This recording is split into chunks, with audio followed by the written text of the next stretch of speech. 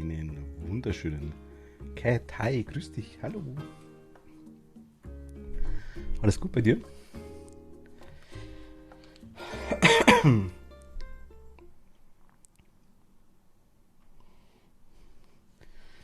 So. Schauen, was wir heute machen. ähm, Weiterbauen, würde ich sagen.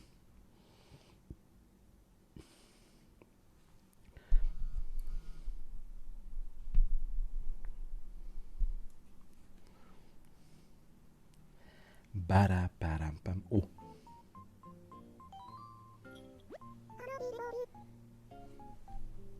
Ein bisschen lauter vielleicht.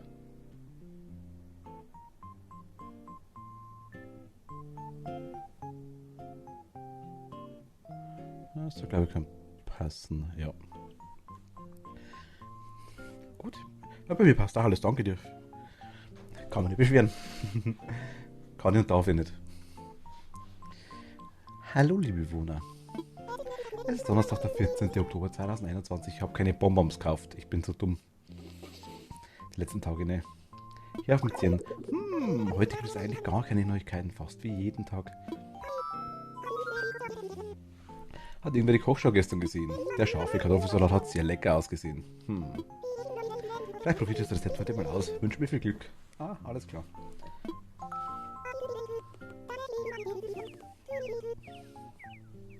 Ach du liebe Zeit, da rede ich wieder mal übers Fernsehen. Tut mir leid. Damit mache ich mich wieder daran, euch das Inselleben so angenehm wie möglich zu gestalten. Wir bräuchten einmal einen Fernseher, ne? Müsst das Haus mal ausbauen, fällt mir gerade ein. Irgendwie. Aber uns fehlt Zeug. Uns fehlt Stuff. Mein Nuck von Hallöchen, hier nicht Ausflugsladen am Apparat. Viel können wir nicht kriegen eigentlich. Ah doch, ja gut, geht. 30.000 ist immer noch viel für mich. Immer noch. Mama, okay. Dies ist das perfekte Saison für lange Spaziergänge und noch längere Mittagsschläfe und danach ein Tässchen Tee und schon weiß man die Reize. Die Reize? Die Reize. Die Reise, ne? Die Reize dieser Übungszeit zu schätzen. Grüße vom Tigerenzchen, Mama. Bella? Gibt es eine Menge Kram, der einem wichtig sein kann, dabei sind die Homies doch alles, was zählt. Wenn du niemanden zum Abhängen hast oder zum Kartenschreiben, dann ist eh alles Kompost, oder? Homies fürs Leben, Bella. Für dich auch?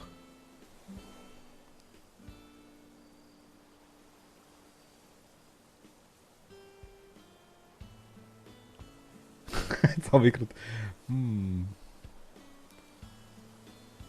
Was haben wir jetzt gerade gehabt?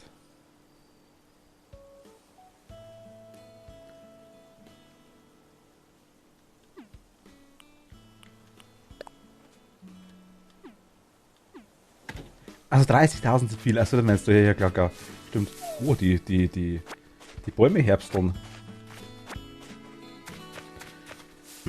Kriegen die Bäume im Winter auch Früchte?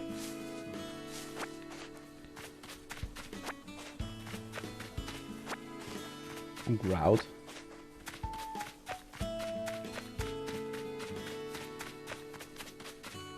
Hey. Sei gerüst, Spatzel. Lass uns plaudern. Das kenne ich schon.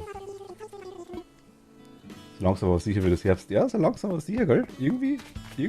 Aber nur hier auf der rechten Seite. Hier sind so grün die Bäume. Tatsächlich ja.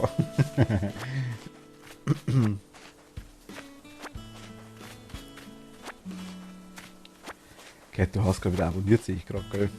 Vielen lieben Dank. Danke dir. Du hast, glaube ich, nicht auf Teilen gedrückt. Ich hab's jetzt trotzdem mitgekriegt.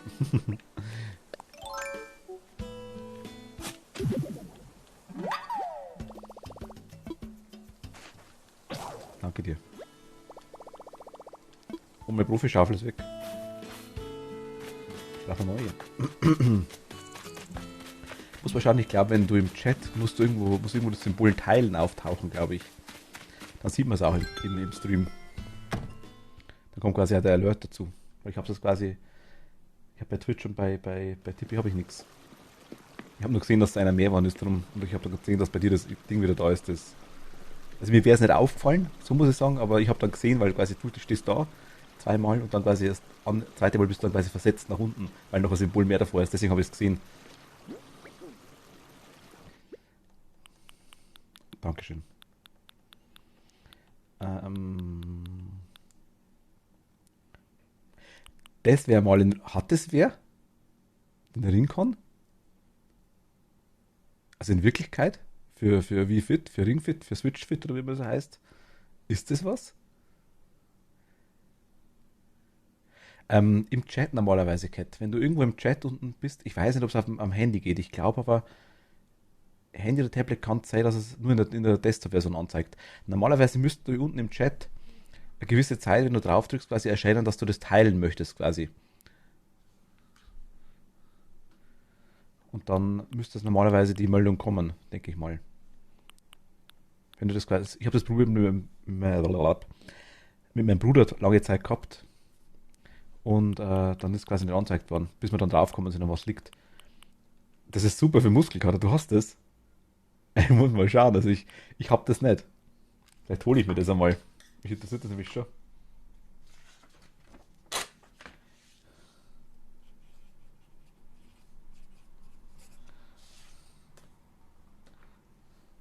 Das glaube ich kommt immer wieder, Cat. Es kann sein, dass es immer wieder dabei ist. Also ich glaube, dass die da immer wieder, also Lukas hat es mal gesagt gehabt, der hat mal nicht drauf gedrückt. Das glaube ich ist fast jeden Tag ist das kommen, die Erinnerung oder alle paar Stunden mal, dass man es teilen konnte. Ich weiß bloß nicht, ob es am Handy der Fall ist. Das kann ich jetzt nicht genau sagen. Das ist super anstrengend, macht aber Spaß. Okay, ich muss mal schauen. Ja, genau, die Bilder haben wir von der Marlene gekriegt. Foto von Tom Nook, Foto von Nedman Schlepp und Foto von Melinda.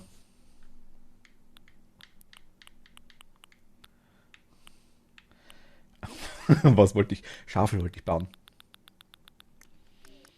Una Schaufel Grande, ne? Für die Schaufel brauchen wir Stöcke. Toni, hi, grüß dich. Tick, tick, hallo.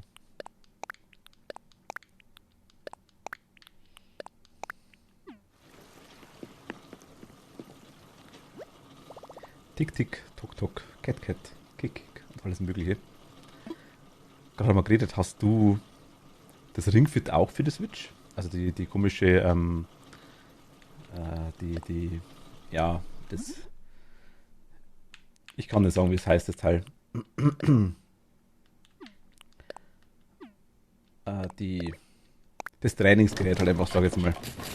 Jeder Licht hat nur Handeln. Handeln für die Switch? Oder richtige Handeln?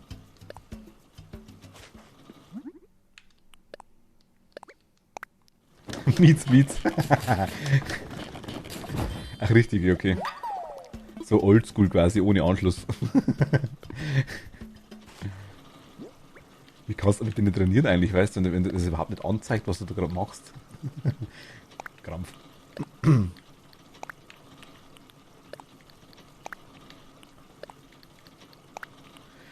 Aber wenn mit Sport zu tun hat, kaufe ich es mir. Wollten wir das zusammenspielen? Du bist da echt dahinter, ne? Also ich denke, ich merke das schon. Du magst, also Toni sucht da was aus.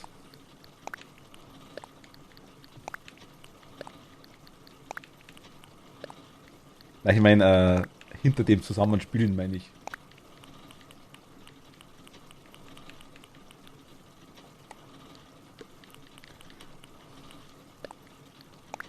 Ich muss ehrlich sagen, ich habe keine Ahnung, was das kostet. Ich habe keine Ahnung, wie. Also Kat sagt, das ist cool.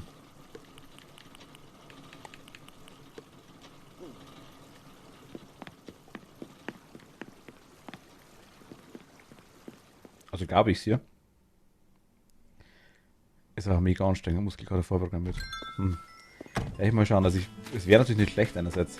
Ich würde gerne was Neues spielen und hätten gerne professionelle Begleitung, weil ich doch immer keinen Plan habe. Professionelle Begleitung. Toni bucht sich als Kartdienst, ne? Fürs Computerspielen. Der Schubert. Ist das jetzt mal bei mir? Lichtleitung hat man dabei.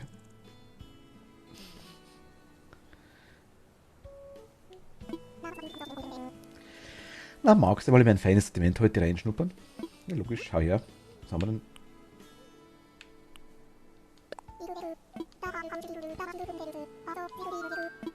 Gekauft. Nintendo ist gerade drin kann.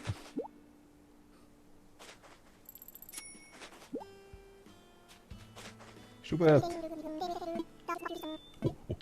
Ich hab gerade was gesehen. Wir brauchen natürlich die komischen Schuhe. Ich werde die nie anziehen, aber ich brauche die. Das ist wichtig.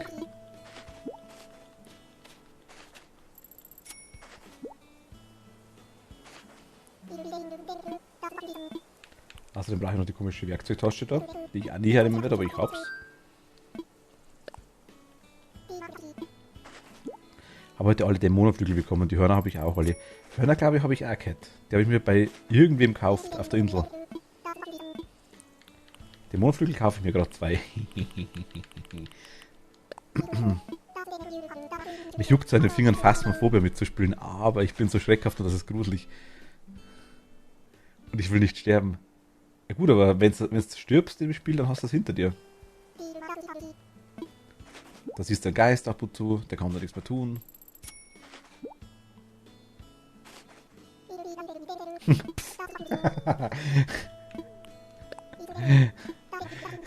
Kannst du im Van mitmachen dann, dass du im Van bleibst und schaust. Also ich würde lieben gern mit euch Phasma spielen. Lieben gern.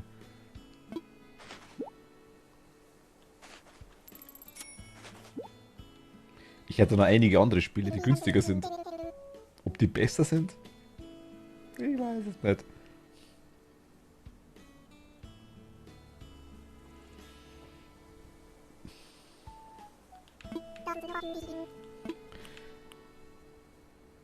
Also wenn ihr zu zweit mitspielt, dann müsst ihr euch schon... Muss eine mit. Na, ihr seht im Hintergrund die 5000 letzten Loch.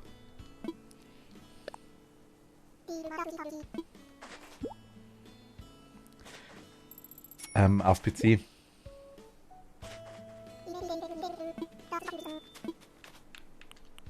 Ich kaufe den nicht leer.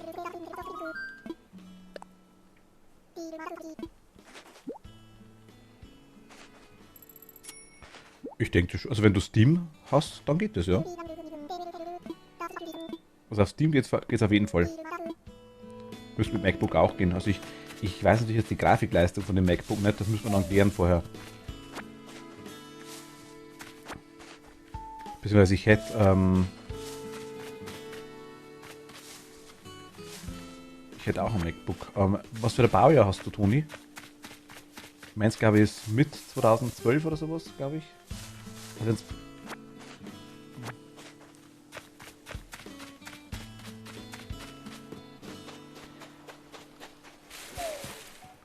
weißt du?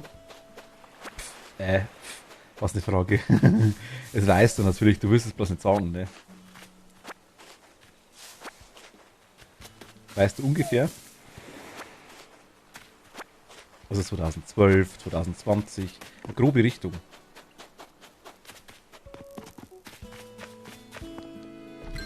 Das war 18? Na gut, dann... Ich frage das ja halt so dumm, weil ich hab's ja für 2019 gekauft. Ich habe es 2013 gekauft, ich habe 2012er. Wenn du... Geht immer nur gut, muss ich ehrlich sagen. Ich muss mal schauen, wenn ich mal dazu komme. Ich muss mal Steam bei mir draufhauen und mal Phasmo testen. Wenn bei meinem Phasmo läuft, dann geht's bei dir auch. Das wollte ich sagen damit.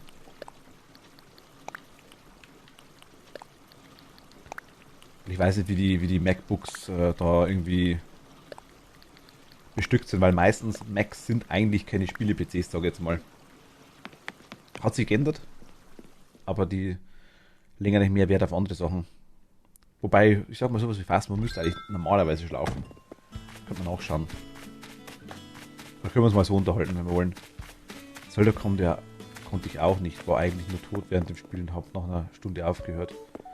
Welches Zelda? Breath of the Wild, wo die Werkzeuge, wo die Waffen kaputt gehen. Dieses Zelda. Da bin ich für am Anfang auch nicht schlecht oft gestorben. Also da hat es mich auch mehrfach. Breath Breath of the Wild, der Mundgeruch der Wildnis. Breath of the Wild.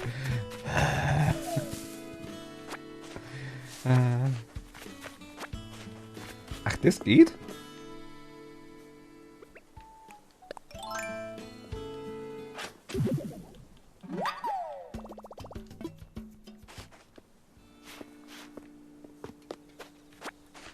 Also Breath of the Wild hat mich anfangs auch mehrfach dabei, sag ich jetzt mal. Da bin ich oft einfach gestorben oder oft einfach mal wieder durchdreht. Breath kann ich gar nicht, diese Roboter. Die gehen nach einer Zeit. Wenn die einmal raus hast, einmal, dann geht's. Aber es dauert ein bisschen, das stimmt ja, bis man die könnt. Taki, hi, servus. Hello und hallo und servus und darf sich alles.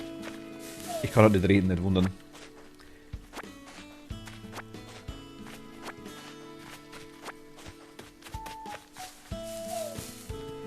Bada.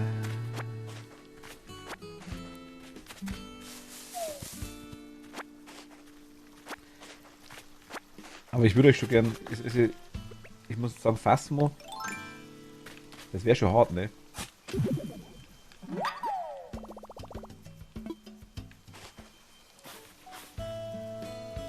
Das war dezent dumm von mir, aber okay.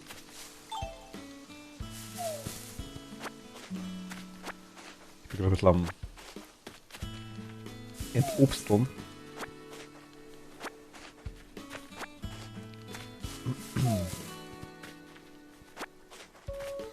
Ich glaube, es war 81 laut der Anzeige.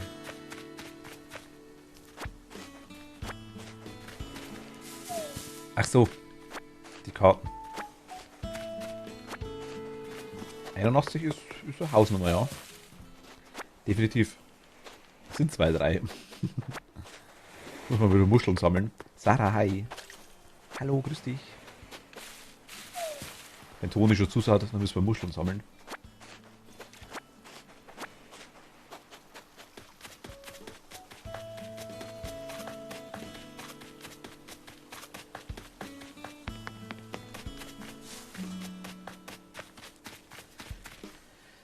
Die Shooter geht kaputt, oder? Ja, geht. Haben die 300 Karten.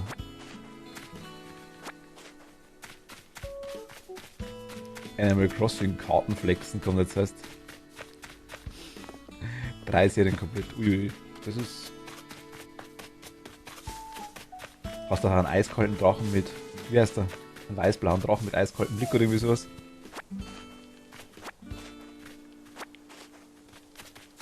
Auch will.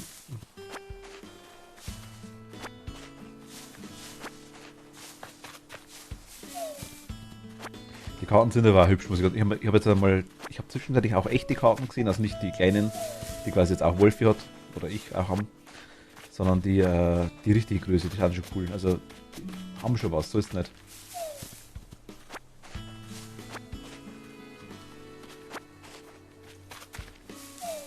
Ich mag so Zeug auch.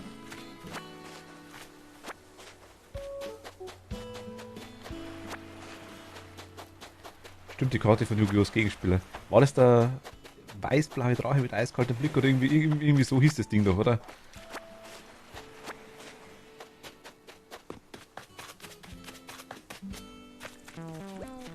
Ich habe keine Karten, ich habe noch nicht. Was? Ich habe noch nicht, wo die verkaufen. Achso, Amazon zum Beispiel. Ist schon nicht zu sehen, Flüster. Lass uns quatschen. Ich muss mir unbedingt noch etwas für das Abendessen einfallen lassen, Flüster. Ess den Donut. Wie kann ich dir helfen? Ich glaube, manchmal mache ich mir einfach zu viele Sorgen. Manchmal beunruhigt mich allein Stapel Bücher zu Hause. Manchmal beunruhigt mich allein ein Stapel Bücher zu Hause, weil ich meist alle dringend lesen möchte. Okay.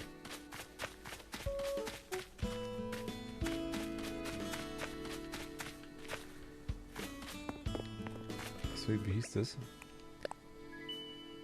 Die reagieren nicht. Oh, schade. Ja? Ah, nicht. Die reden. Hör mal, Neuset.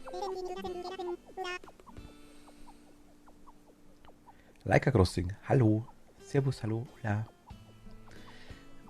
Letztens bin ich draußen rumgelaufen und da hat sich ein böser Baum mit seinem Ast meine Lieblingsmütze geschnappt. Es ist ein großes Loch drin, blöder Baum. Nicht traurig sein. Das bringt den Neusekt gleich wieder in beste Ordnung. Man nennt mich nicht umsonst die Ritterin der Nadel. Aber so ist es so riskant, wieso das?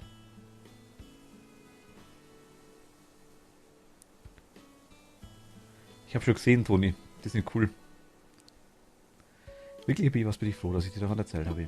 Aber Moment mal, wer nennt dich denn die Ritterin der Nähnadel? Hast du das nicht ausgedacht? Jetzt hören wir mal zu, Morpheus. Manchmal bist du wirklich ein ungehobelter Flegel. Wie findest du wirklich? Vielleicht nennt man mich bald den König der Flegel oder so. Wie bitte? Das ist nichts, woran man stolz sein sollte.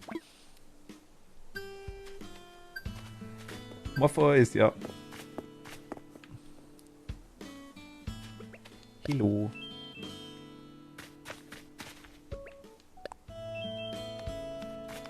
Du auch? Nee. Der leider nicht.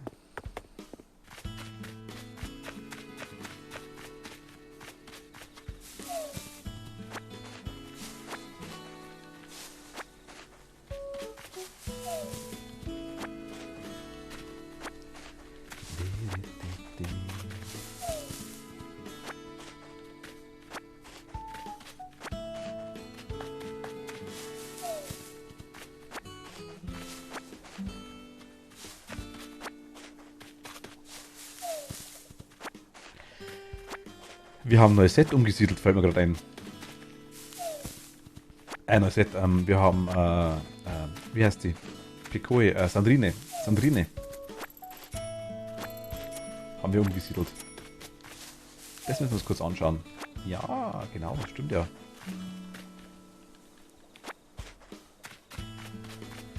Schick mal eine weinende Katze. Wieso eine weinende?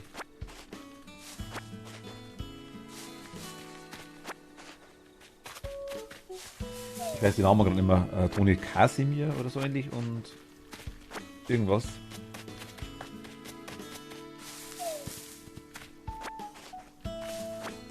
Britisch Kurzhaargeil war das von dir, ne? Dachte ich.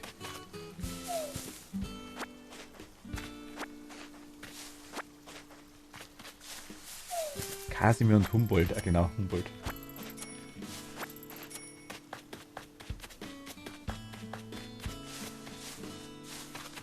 Ja. Katzennamen sind leichter zu merken irgendwie. Ich hätte übrigens ein paar Bäume zu verschenken. Wie schaut's aus? So 2, 3. 100.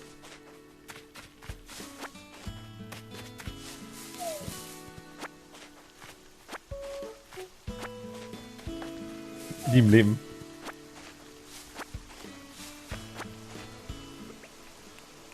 Die sind formschön. Formschöne Bäume. Leicht angeherbstelt. Conny, hi. Hallo. Ah, genau, das Ding ist neu. Hui. Da haben wir gleich einen Torbogen. Yay. Mietz will uns Bäume schenken. Ja. Schenken.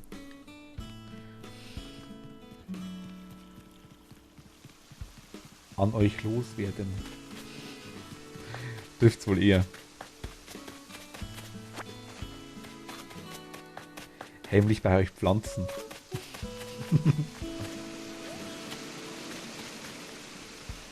Aber dass die meisten Blumen verkauft haben, ja, verstehe ich, Sarah. Also ich bin auch schon dabei, dass ich die Bäume verkaufe. Weil ich einfach nicht mehr klarkomme damit.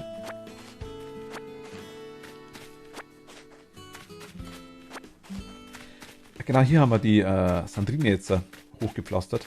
Hier ist der Aufgang. Hier haben wir einen kleinen... Ich habe genug, wenn ich nicht kaufe. Ich mir welche... schaut. Kleinen Ofen. Hier ist die scharfe Statue. Es ist nichts fertig noch. Hier kleines Licht. So schaut es fertig aus. Vorerst mal. Hier haben wir noch den komischen irgendwas Stein da. Du musst bei mir... Was? Du musst bei mir Erstmal einen Platz für einen Baum finden, Witz. Ich habe einen Platz, wo du die Sachen immer auslegst. Da hätten so viele Bäume Platz gehabt. So viele. Mindestens 15.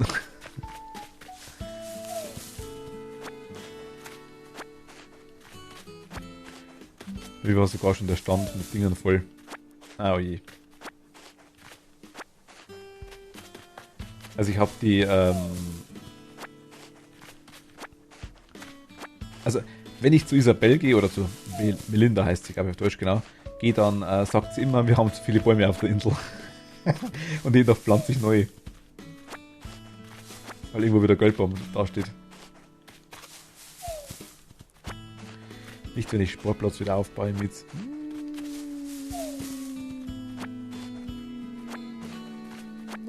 Ich weiß ja nicht. Ich glaube, dass du den gar nicht mehr aufbaust. Kannst der Papa mir hinpassen. So 18 oder sowas. Vielleicht gleich 24.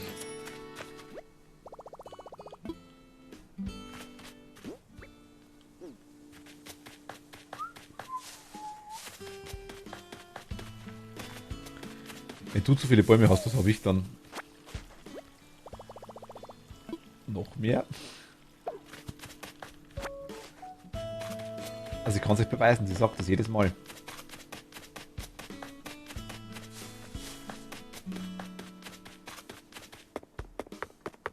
Hi.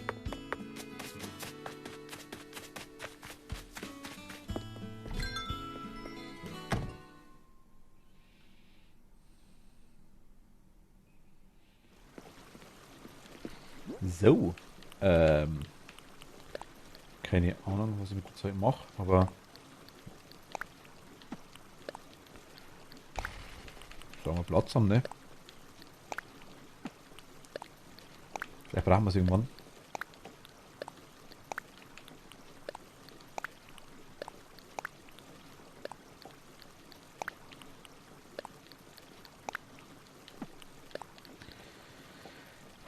Habt ihr eine Bank auf dem Marktplatz stehen? Eine Bank?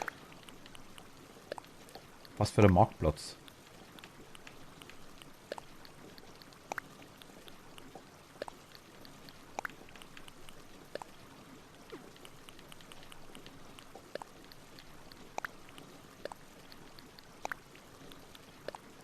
Ich sammle das Zeug jetzt aktuell mal, dann haben wir mal, wenn wir irgendwas verkaufen müssen, haben wir ein paar schimmlige Äpfel im Lager.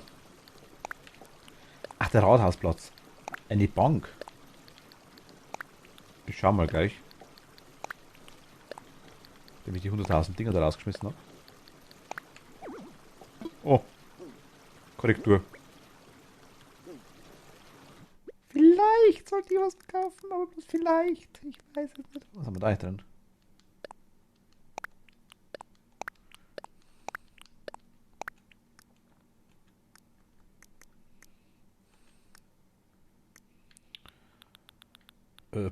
Ich verkaufe, glaube ich, ein paar Orangen, ne?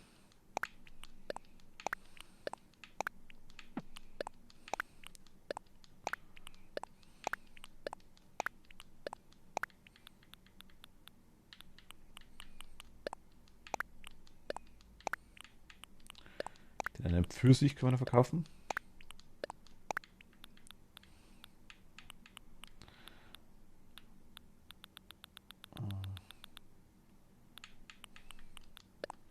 Die Birnen behalten wir mal, Äpfel auch. Das ist genau.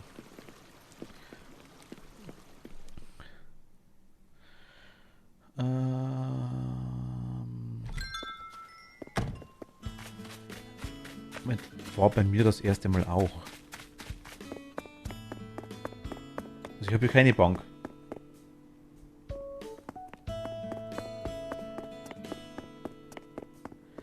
Ach, die bauen die Bewohner auf und ab. Ach, stimmt hier. Stimmt, hier steht ab und zu ein. Ihr habt recht, ja. Stimmt. Hier sitzen sie ab und zu drauf. Stimmt. Ein Grill kann da auch stehen, das stimmt genau. Ich habe, glaube ich, Orange, Rot, Schwarz, also alle außer die. Also alle außer die brauche ich. Ach, was krass. Stühle nicht, wenn KK da ist. Da stehen nur 3 rum. Okay. Okay, habe weiß, lila und grün. Ich habe ein Grill. Nice.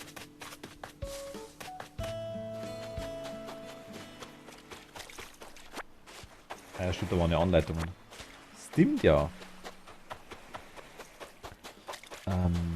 Zack. Zack.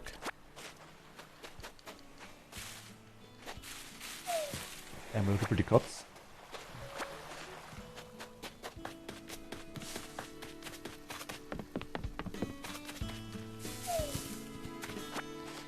Wie lange verbringt ihr circa pro Woche auf eurer Insel? Stunden?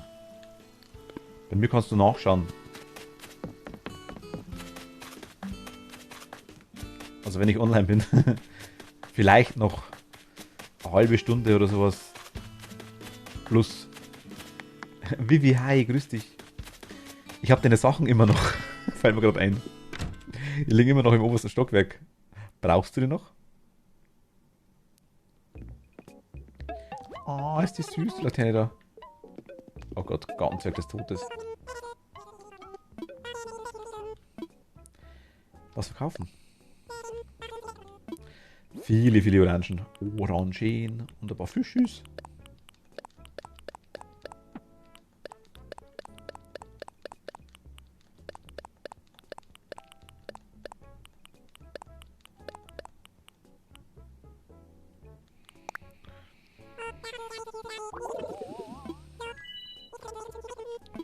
Nehmen wir.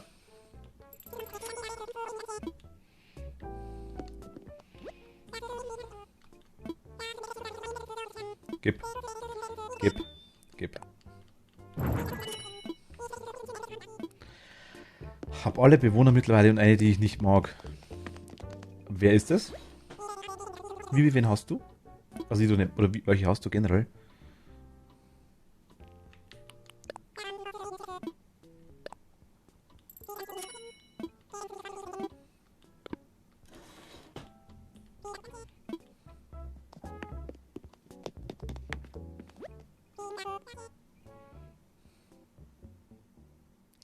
Zu viel. Nee, braucht die nicht.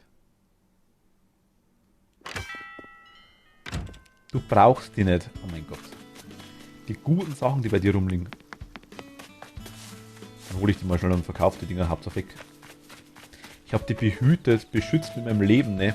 Hab extra Wache abgestellt vor das Zimmer, dass er ja keine Dinger klaut. Und dann will sie es nicht mehr.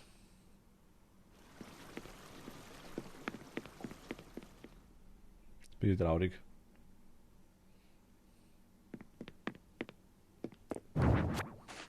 Tut mir leid.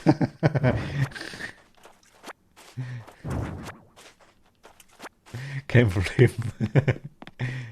Royal22, hi. Grüß dich, hallo. Willkommen.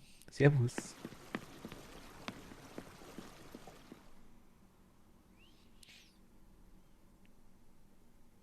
Die sind nur rum gegen Vivi.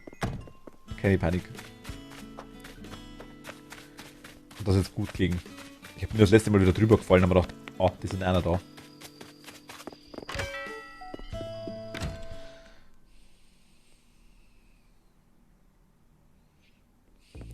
Servus.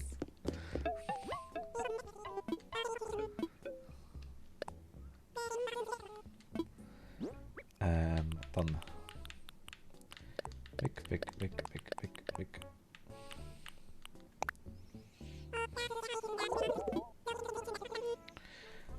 Habe ich Cantana?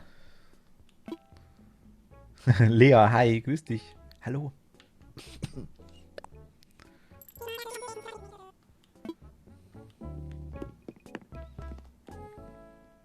Hello.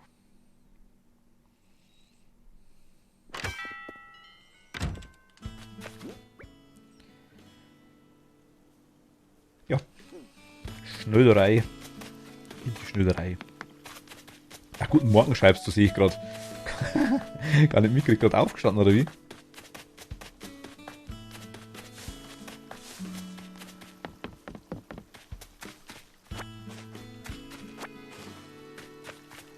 Mein Mausel.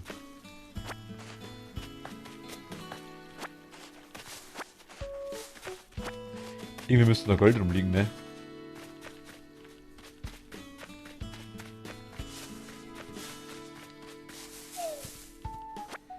So ein Sackerl mit 10.000, glaube ich.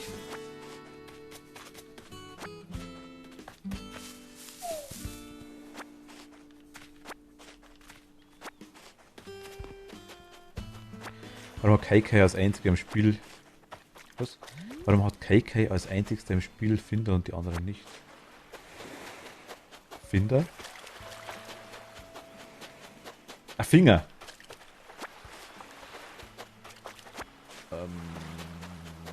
Weil... Aus Gründen. Der muss Gitarre spielen. Deswegen braucht der Finger. So irgendwie, ja, habe mich vor 2 Stunden hingelegt, weil mich die Müdigkeit voll übernommen hat. Und Kopfschmerzen. Ah, okay, schade. Das ist wahrscheinlich dann leichte Nebenwirkung, denke ich mal. Ich habe Pitt, Jesse, Kerstin, Andrea. Andrea ist selten. Carsten, Manu, Martin, Lupa, Fritz und leider Quacks. Pitt war eine Katze. Andrea ist ein Pferd. Lupa habe ich auch, das ist die Wölfin. Da liegt Monei.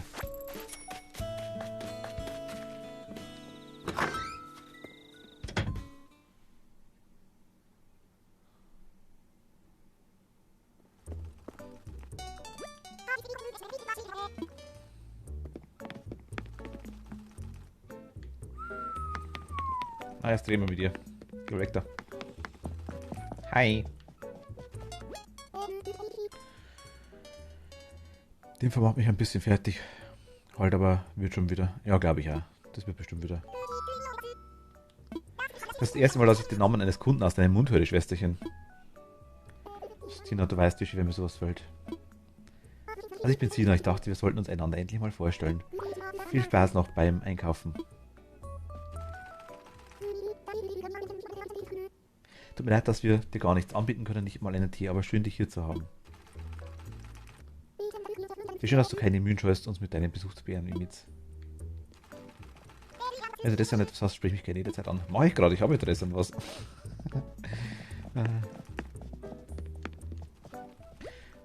Falls du Besseres suchst, bist du mal richtig. Und bei Cat bist du erst richtig. Also bei Cat bist du erst richtig, wenn ich die Karte nicht habe.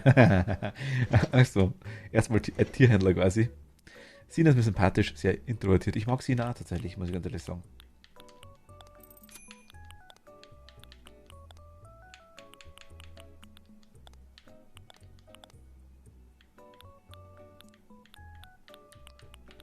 Schmucking. Haru, hi. Servus, hallo. Gut geht's, danke dir. Ich hoffe dir auch. What? Was ist Latex Girl? Oder Spandex Girl? Was das ist?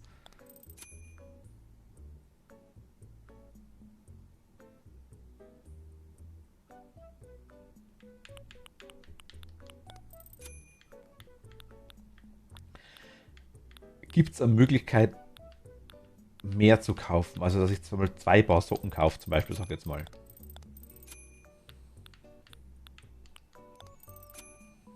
Nicht, oder?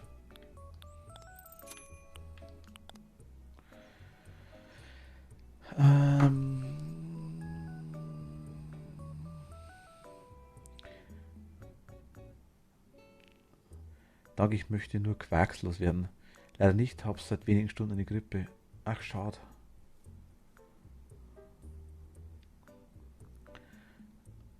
Oder hast du Satz, oder der Satz ist, ich hab ein Einhorn. Das ist Jimmy. Quacks. Lukas, hi. Grüß dich. Servus. Das heißt Lesestärfläche. Ich hätte mit der einzigste tatsächlich kein Problem gehabt, muss ich ehrlich sagen.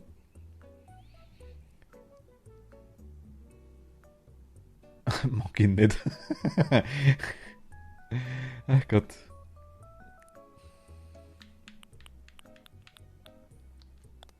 Kaugummiblase.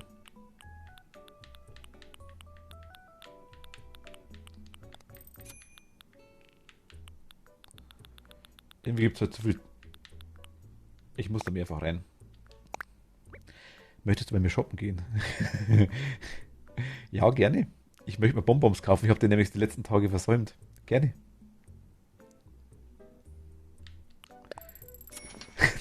Ich muss da noch mehrfach rein. Der Spandex-Anzug. Das Bondage Boy und Spandex Girl oder wie? Ach Gott. Ich hoffe, das gibt's nicht wirklich.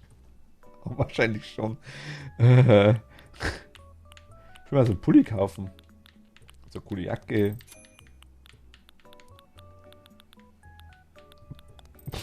Nee.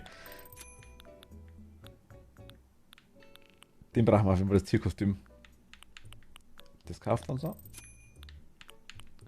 Kaufen wir so die Brille. Die Blase. Und die Schuhe. Quacks macht mir Angst. Ach, ist Quacks, das grüne Schwein. Das Zirkus kaufe ich auf jeden Fall.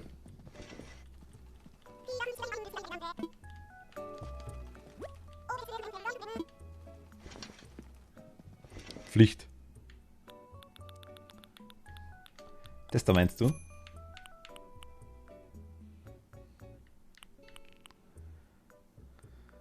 Ach, eine rosa Ente. Gleich anziehen mit in Pink.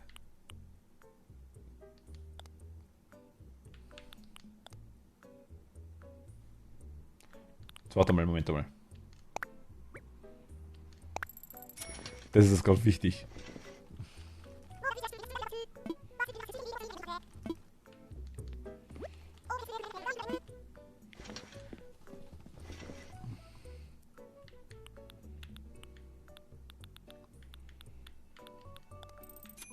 Ich würde halt gleich mehr kaufen. Das geht halt nicht, oder? Man muss jetzt mal wieder reingehen. Kann ich Plus machen? Ja. Lukas taucht in den Nebel und verschwindet im Lurk.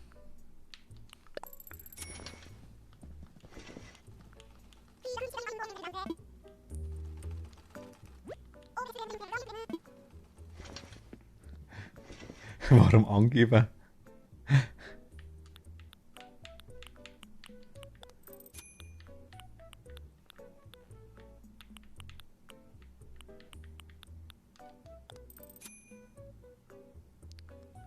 Kauft den ganzen Laden leer.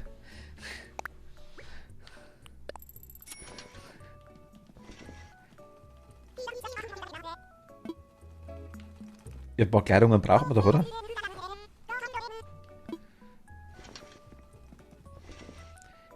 Jetzt welches wolltest du? Du wolltest das da, oder? Oder das da? Schaut alles irgendwie cool aus. Ich kaufe die alle. Man kann die Sachen nicht einzeln kaufen. Man muss die einzeln kaufen, glaube ich, oder? Oder bin ich zu blöd dafür? Gibt es eine andere Möglichkeit? Lila mit Ü? Ja, kannst gerne machen, Hila.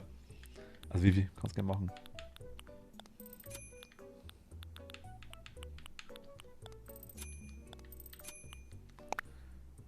Gibt es eine Möglichkeit, hier mehr zu kaufen?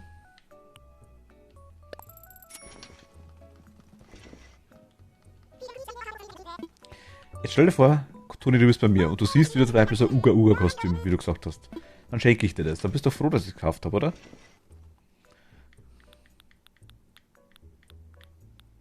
Also in Lila wolltest du das da?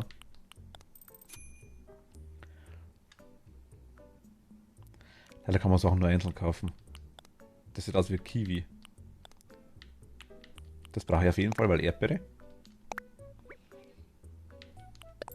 Luna, hi, grüß dich. Hallo. Servus, guten Abend. Toni, möchtest du das lilane Kleid haben? Also das lilane Ding. Ich kauf's da.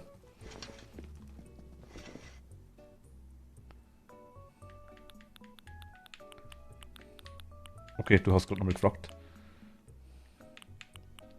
Das hier?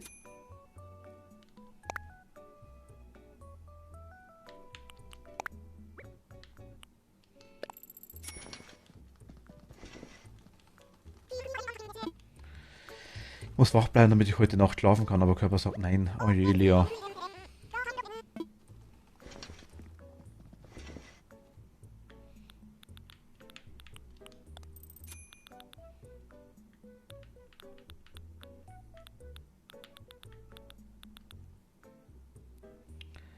Bei mir gibt es Rundohren-Tierhut.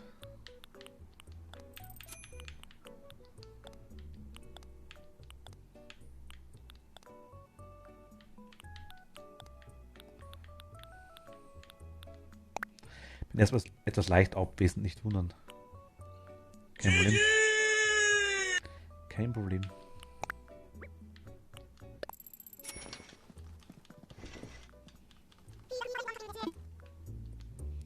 Ich muss das nochmal rein, das wisst ihr, ne? Ich brauche das Lila nämlich auch.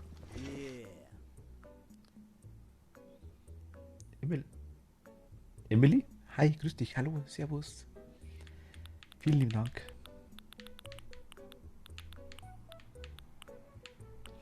Das wolltest du, gell? Genau. Moment, ich brauche das Pharao gleich. Ich schaue so oft da rein. Hi, grüß dich, hallo, danke dir.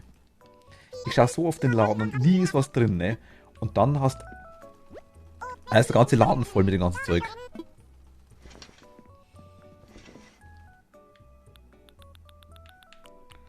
Das brauche ich nämlich auch noch da.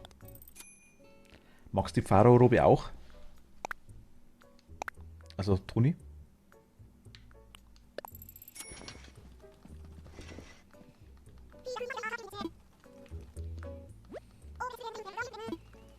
Hast du schon. Ach so. Alles mit Gold, das hast du natürlich, gell? Das ist ja klar. Ja, das dachte ich mir schon. Oder so ein Heldinnen-Kostüm.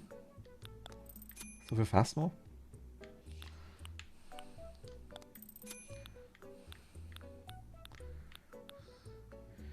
Ich auch bitte. Okay. Kein Problem. Kriegt ihr.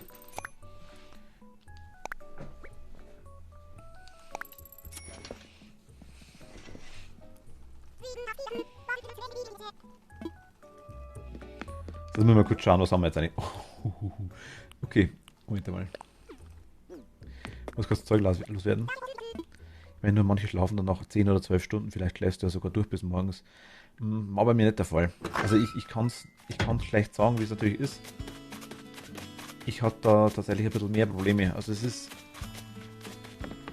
Mir ist ja nicht gut. Mir ist ja nicht gut. Mir ist ja nicht geht. Wenn es dann nicht gut geht, dann leg dich hin, Lea.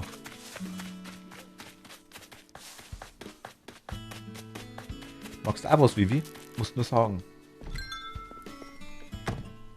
Josi, hi, grüß dich, hallo. Hihi, ich habe jetzt alle. Was denn?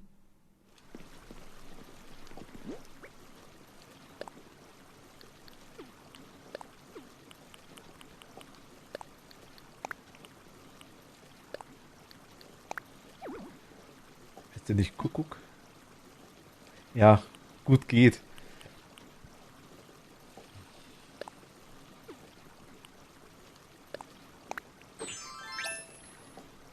Okay, das ist lila.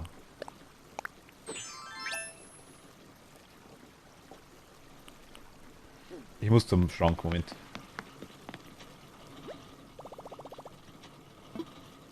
So kann ich leider nicht schlafen. Ah, Katze, also mit.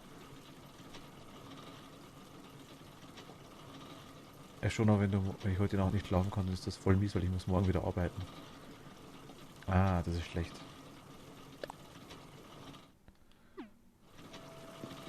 Aber ich meine, aber geh nicht in die Arbeit, wenn es dir nicht so gut geht, gell? Lea. Ja, dass du morgen noch was hast und stehst in der Arbeit drin. Das will ich nicht. Ich schick der Vivi vorbei. Ich sag's dir.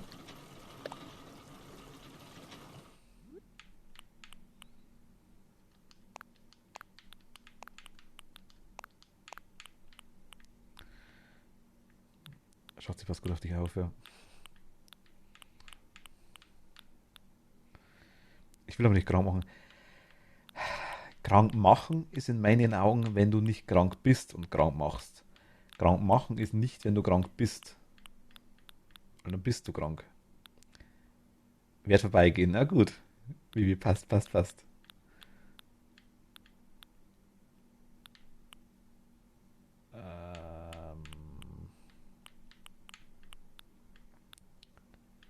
Ich bin gerade überfordert ohne Ende. Ich kann es euch gar nicht sagen momentan, weil so viel Zeug ich habe. Er hat noch nie so viele Sachen zu anziehen.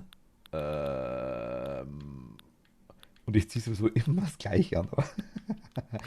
Aber ich hab's halt dann das Zeug, ne? Wo sind meine Flügel? Wer hat meine Flügel? Wo? Shake that booty. Shake that booty. Shake that booty. Ähm, Gott nicht ernst nehmen. Äh, Da sind's. Zack.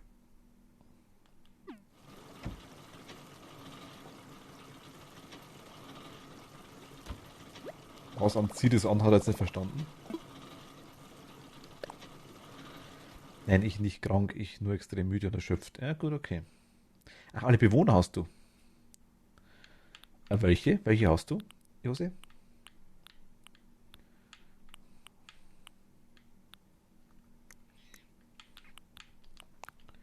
Du und du immer noch Lieblingskleidung. Jetzt fertig, so schaut's aus. Ja, nice. Gut, dann haben wir alles ins Lager rein.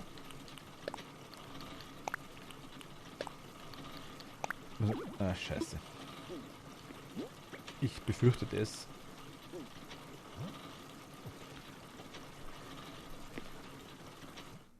Genau, es ist nicht krank machen, es geht dir schlecht. Richtig, genau das meine ich. Das ist was anderes.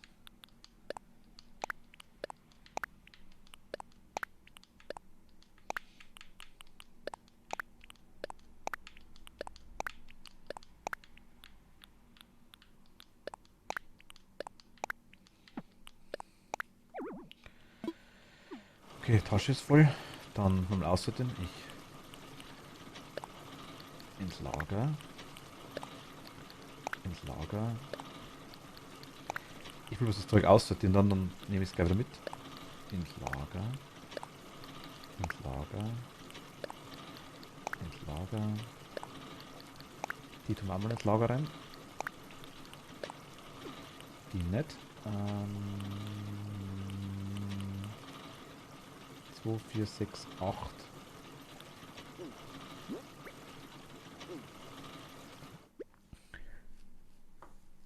Es gab eine Studie von Corona-Geimpften, es gab, glaube ich, mehr als 50%, die einen Tag nach der Impfung zu Hause bleiben mussten, geblieben sind. Also bei mir war es, ich bin ja auch geimpft, bei mir war es quasi so, ich habe damals AstraZeneca sogar noch gekriegt. Bei der zweiten haben wir gar nichts gefehlt, also null, wirklich null kennt. Bei der ersten bin ich einen Tag daheim geblieben, ja. Weil ich wirklich, weil es wirklich nicht gut gegangen hat. Also es ist, ich meine, muss es dann nicht, hat das nichts mit Corona-Impfung zu tun, das kann da auf jede Impfung oder auf jede, auf alles schlecht gehen einmal. Also das ist jetzt eigentlich nicht so unbedingt gerade schlimm, würde ich sagen.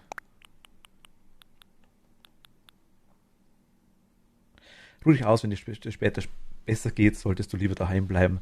Nicht, dass du zusammenbrichst. Ja, genau, das stimmt. Aber kein Aber, ich komme sonst vorbei. Es passt schon.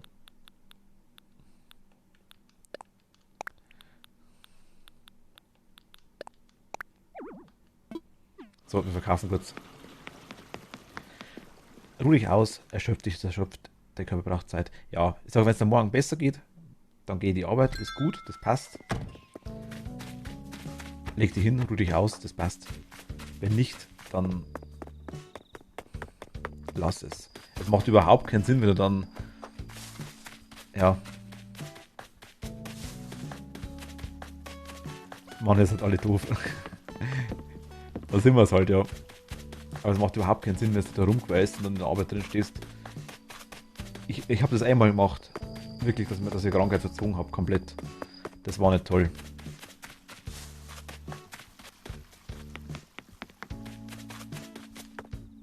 Luna? Was ist los? Wir sind gerne doof, ja, das stimmt.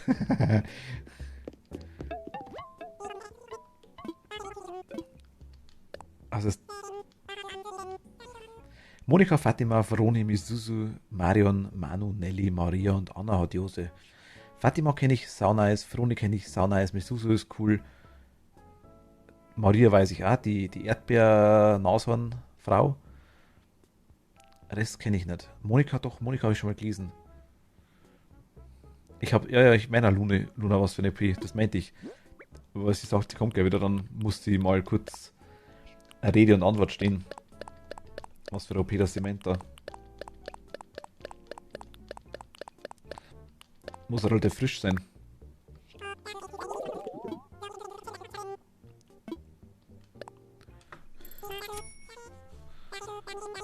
Scheint morgen früh, je nachdem wie es mir geht, habe ich ja Spätschicht morgen. Ah ja, gut, okay. Das ist schon mal was. Das ist schon mal was.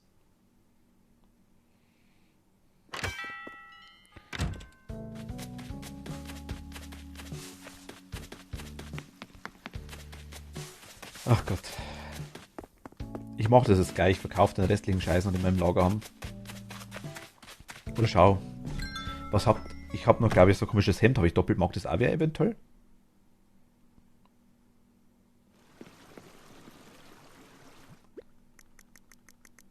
Ich habe vorhin gesehen, das da.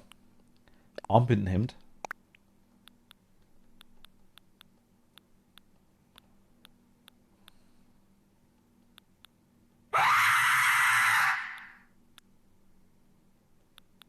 Ah, du hast offen. Ich komme gleich. Ich wollte bloß die Sachen reintun. Das haben wir auch doppelt. Magst du lilane Hörner wer? Dämonenhörner? Kapitänsmütze hätte ich noch zu verschenken, wenn ihr mögt. Eine formschöne Papiertüte hätte ich noch zu verschenken. Formschön. Pilotenbrille, ein Schnabel. Eine Pixelbrille. Musterstrümpfe. Ein paar Knöchelturnschuhe. Ein Traubenlesekorb.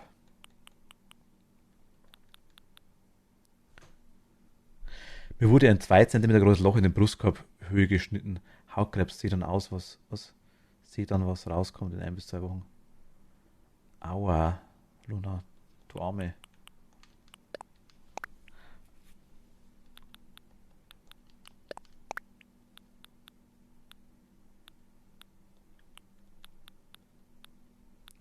Gute Besserung auf jeden Fall. Ja, ich muss sagen, gut, es hört sich jetzt aber böse an, es muss ja nicht so schlimm sein.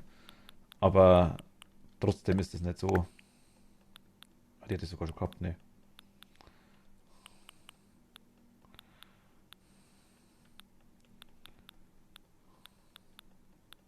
Wie bist du da drauf gekommen? Durch, durch Untersuchung, einfach durch Voruntersuchung oder wie hast du das mitgekriegt? Ich bin da einmal, ich bin eigentlich vor unbesunden voller Leberflecke, deswegen frage ich. Ich war schon öfter beim Hautarzt, aber jetzt halt auch wegen Corona jetzt schon fast 2 Jahre nicht mehr, glaube ich.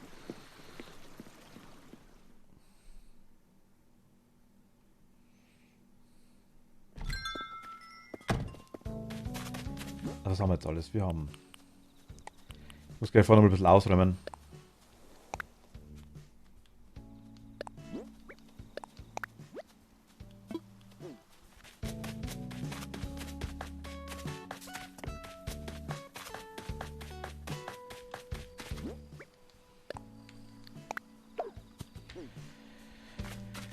So, jetzt Moment, was wollte. Ein Dämonenhandreif wollte Vivi haben. Pharao-Robe war für Cat. Ein Tierkostüm war für Toni. Mag das restliche Zeug wer? Ich hätte ein Armbindenhemd, Shimao-Socken, Stricksocken, Traubenlesekorb, Knöchelturnschuhe, Musterstrümpfe, Pixelbrille, Schnabel, Pilotenbrille, Papiertüte und Kapitänsmütze.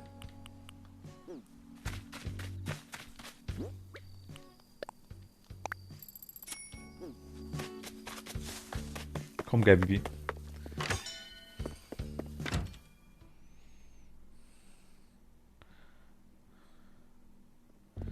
Ja, Katzenfüttern und milde Tablette geben. Katzen taucht in den Nebel und verschwindet im Lurk. Du bist gleich leer.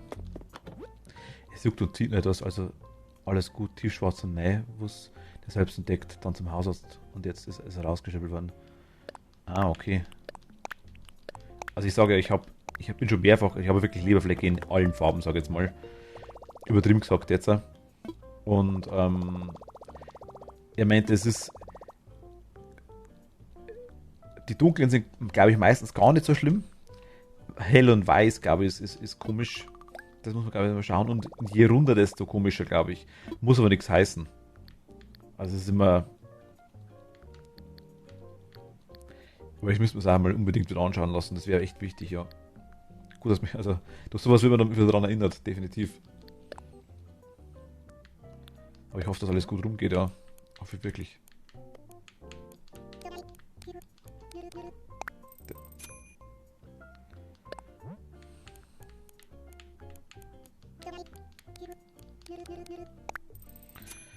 Drück dir fest die Daumen, dass alles gut ausgeht. Ja, ich ja, unbedingt.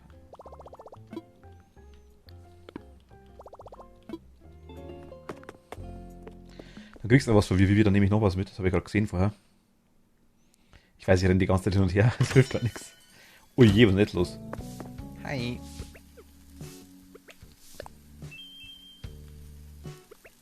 Ja, du auch, schau nicht so geschreckt.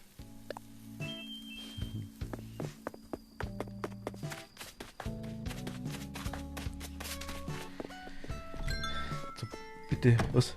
Bitte bei dem Schneider da auf dem Platz da gucken. Hab ich schon, Jose. War ich schon. Habe ich schon was gekauft. Wenn schwarz oder sehr hell ist, dann ist es gefällig sein und nicht rund, sondern zackig und dann solltest du dir die anschauen lassen. Ich habe mir die schon, ich glaube, Victor, ich habe mir die schon öfter anschauen lassen, so war es nicht. Also bin schon mehrfach durchgecheckt worden. Das schon, aber halt jetzt schon 2 Jahre nicht mehr.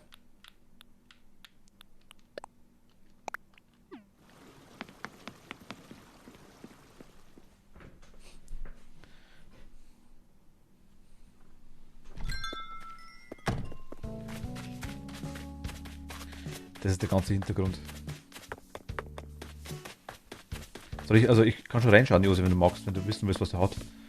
Kann ich gern machen.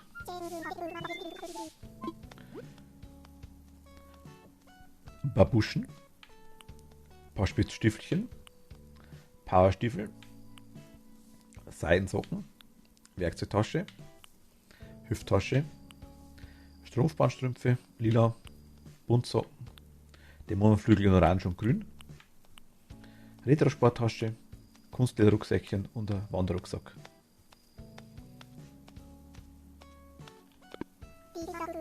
Wir haben vorhin schon einkauft bei ihm.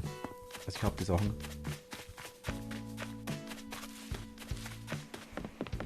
Brauchst nur freies Grundstück. Ah, das ist das Problem, glaube ich.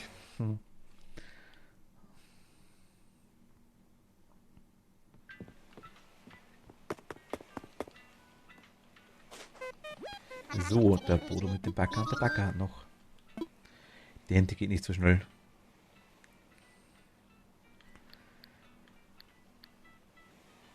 Wird schon gehen, glaube ich. Ich möchte jemanden besuchen.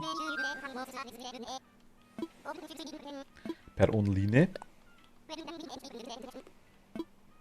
Und Rocher. Telekinese Dodo. Dodo hat zwar keine Finger, aber hat so komische Federn. Oder so Voodoo macht und dann geht das schon. Also geht's auch Bescheid. Ja, genau. Aber man muss halt vor einem Tag dann Bescheid sagen, glaube ich, weil dann am nächsten Tag, glaube ich, zieht wieder mehr Neues ein.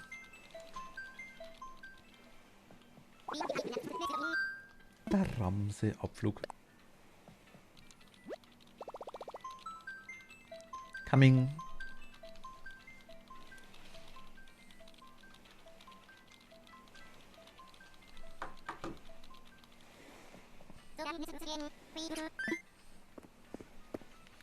Felix, hi. Servus. Grüß dich.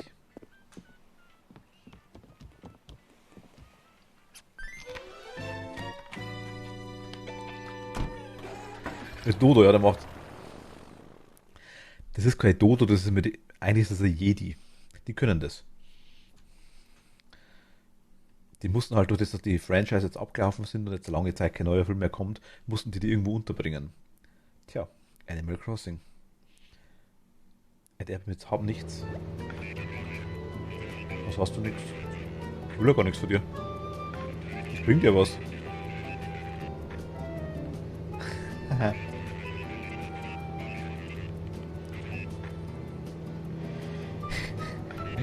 Okay, Atemgeräusche. Hört man mich atmen? Ich hoffe nicht, da muss das Mikrofon umstellen. So.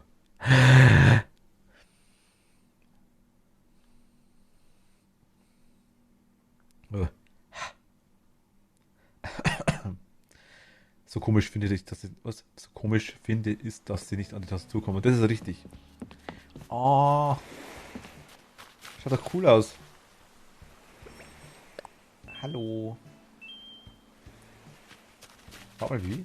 Das ist doch voll schön, ne? Die Trollerin schon wieder, ne? Was ist das? Katana. Moment mal. So, was habe ich jetzt alles für dich? Du wolltest alles, hast du gesagt, gell?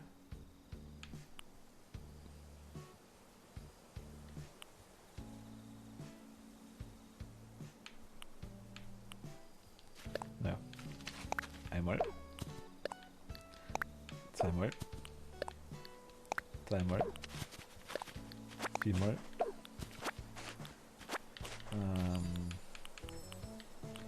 Dann Pharao-Robe kriegst du einmal. Armbindenhemd. Le Sox. Nochmal Le Sox. Trabenlesekorb für dich. Schuhe für dich. Ich bin bei Vivi gerade auf der Insel. Ich bringe gerade ein paar Sachen. Also ich wollte vorbeischauen zum Einkaufen, sage ich mal. Das Wichtigste.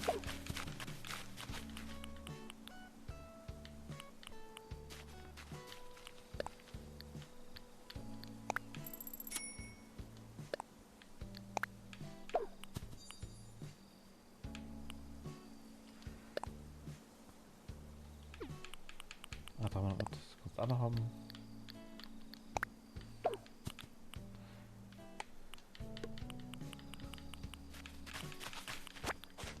Dann haben wir das. Kappe durch. Würde mir auch so ein Kostüm bringen. Was denn für ein Kostüm? Was magst du denn für eins, Emily?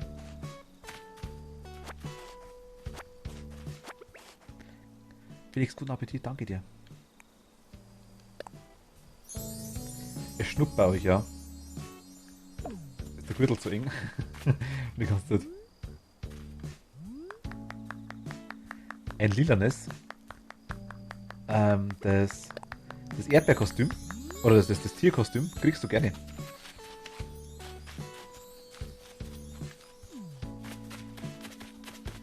Sag mal das bitte nochmal, wenn ich auf meiner Insel bin.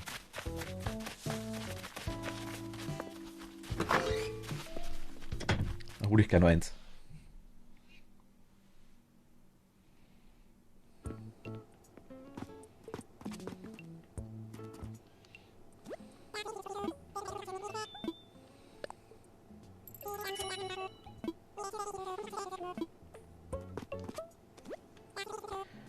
Da möchte ich wohl ins Laufen.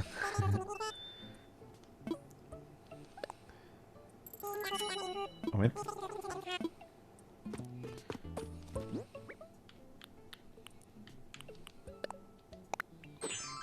Das hier.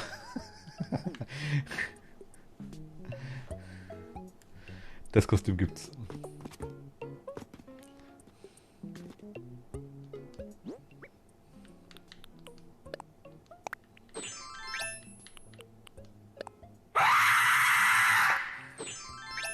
Ronja, hi. Servus, hallo, grüß dich.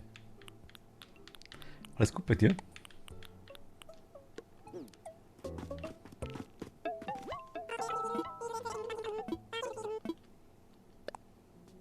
Also nein, ich will gar nichts verkaufen. Nee, geh weg von mir. Ich will was kaufen. Ronja, hi. Le Bonbon. Das alleine war schon wert, dass ich gekommen bin.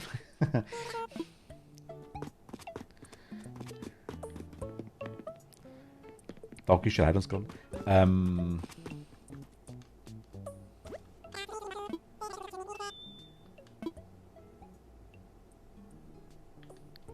Brauche ich eine Zwischenwand? Ich glaube nicht, oder? Bei mir ist alles cool, bei dir auch. Einwandfrei, danke dir. Mir geht's auch gut. Vielen lieben Dank.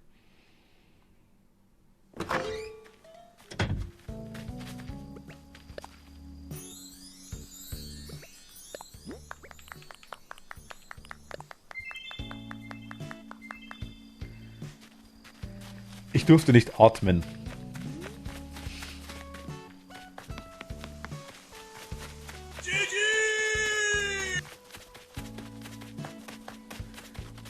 Also Atemgeräusche wird mir verboten.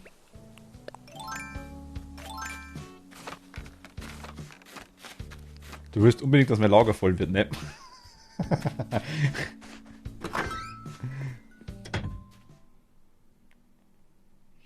Ich schaue, vielleicht kriegen wir die Kostüme hier auch, dann nehme ich Sky mit.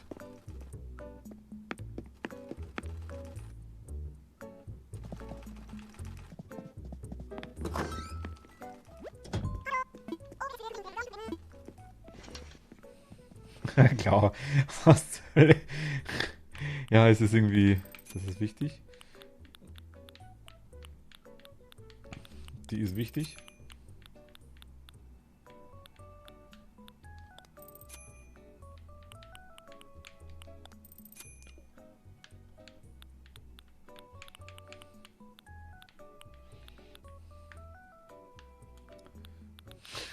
Voll der K-Pop-Boy, ne?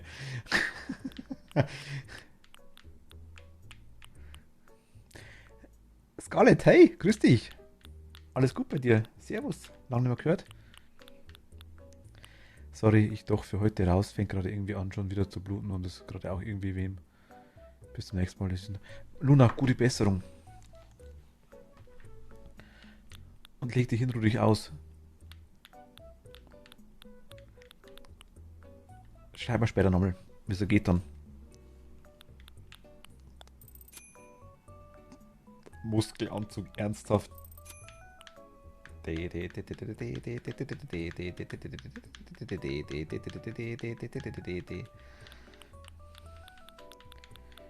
ist wichtig, haben wir gesagt, und das war wichtig. Machen wir. Ja gut, Luna passt. Gute Besserung. Lea, hi, willkommen zurück.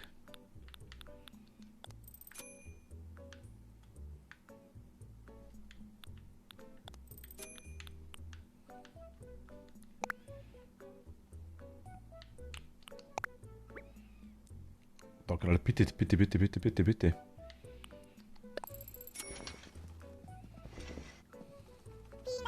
Ja, und selbst, ja, viel Arbeit, Kinder, weißt du, macht sich alles nicht von alleine. Das ist richtig, ja. Na, freue mich, schön. Ich bin gerade bei Vivi auf der Insel. Warte mal kurz. Traumlisokopf. Warte mal kurz.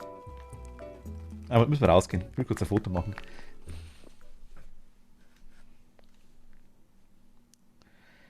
Ob ich für ein Sternzeichen bin, darfst du schon fragen, ja. Ich könnte es fragen, was du glaubst. Wenn du schon so fragst.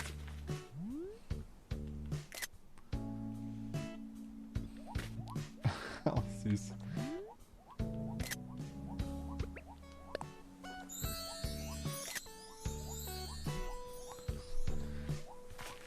Scarlett weiß es, ja. Ich sag's auch. Also, ich will es bloß haben, was die Emily kurz rät. Wenn sie schon fragt. Wird sie irgendeinen Hintergrund haben. Raten will ich ganz schlecht. Achso, okay, na gut. Ich dachte, du hast einen Verdacht.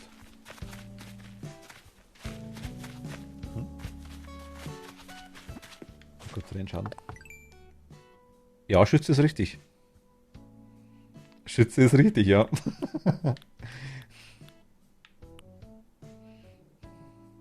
Muss gleich schon wieder raus. Scarlett. Kein Problem, danke dir, danke fürs Vorbeischauen. Schütze ist richtig, ja, Emily.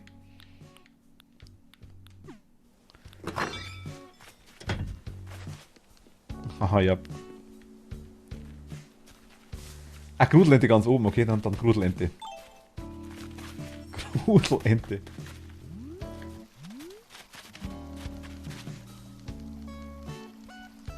Bis bald, Scarlett.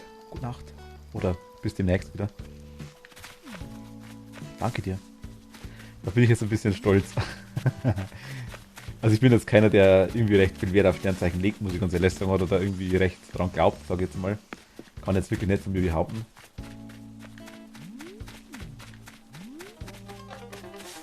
Alter, ne? Ich muss einmal ein Radio aufstellen. Und das ist cool. Die dekoriert halt da schon voll rum, ne? Ich komme mit meiner Insel überhaupt nicht weiter. So ein... Oh mein Gott, Grusel. Ist das die Gruselente? Oder hast du die gegessen? Hm? Du musst der Besuch einer anderen Insel sein. Ich bin Jesse. Ich heiße dich als zukünftiger Popstar und zukünftiger Celebrity von Ramsey willkommen. Toll, dich hier zu treffen. Hier. Oh mein Gott, ja. Es gab mal die einzige Ente, die ich wirklich süß fand. Oh mein Gott, die ich wirklich süß fand in Animal Crossing war Ketchup. Wenn die wer kennt. War so eine ganz rote Ente mit so einem grünen Ding um drauf. Die war süß. Das gleich bei New Leaf hatte ich die, glaube ich. Ich bin Quax und die Trendsetterin von Ramsey. Das ist schon die zweite, ne?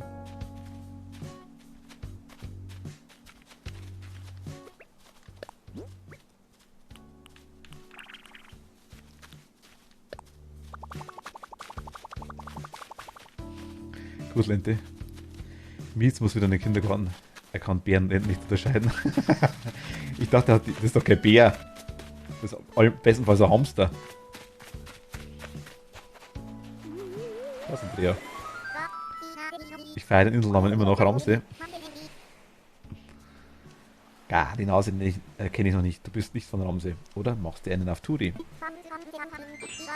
Jess ist ein Hamster, doch, sag ich doch. Genau. Bei uns kann man es echt aushalten. Will gar nichts anderes aus deinem zarten München hören.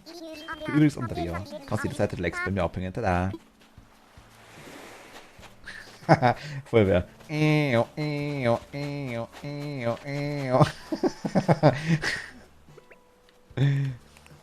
Es brennt.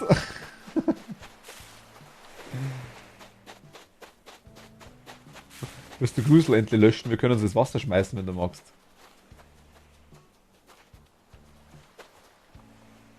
Die kommt schon wieder. Die geht freiwillig ins Wasser. Müssen wir das Ganze, die kann versehentlich stolpern. Das geht schon.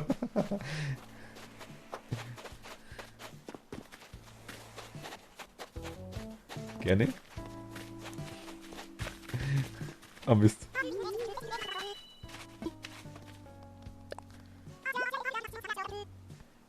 Hast du das fruchtastische Obst auf Ramsey schon probiert? Logisch. Alles Gute, das darf man nicht verpassen. Unsere Kirschen sind fast so süß wie ich. Naja, dann mag ich es nicht. Was denn?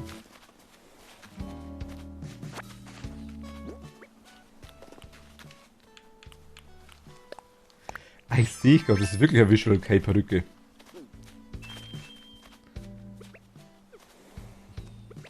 Wo brennt's? Wenn du willst, kannst du mich besuchen. Kann ich gern machen, ja. Ich fliege jetzt heim. Dann hole ich aber für Emily vorher noch das, also ich fliege jetzt dann heim. Dann hole ich vorher für Emily noch die Kleidung. Darf ich nicht vergessen. Dann muss ich kurz zu Emily schauen. Dann komme ich ja gern zu dir. Aha, was bauen wir denn da wieder an?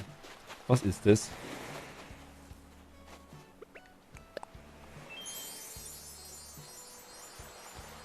Dann wächst schneller.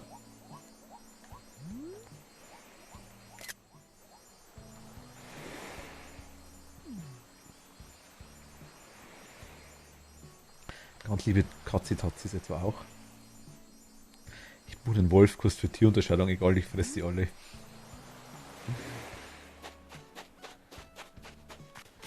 Aber du kriegst, ja, du hast. Das Haus ist cool.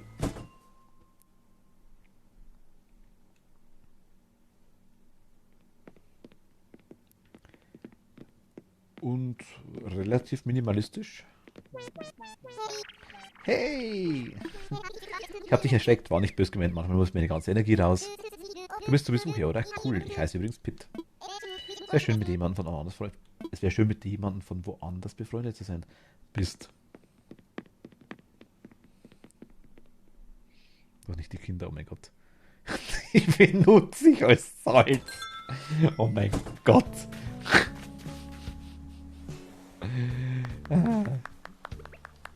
schön.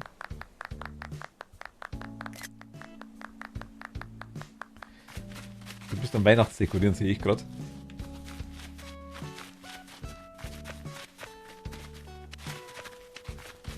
Soll ich nach Hause anschauen?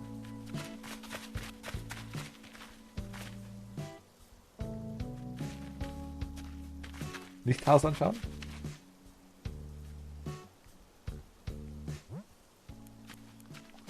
Nee. Okay, ciao.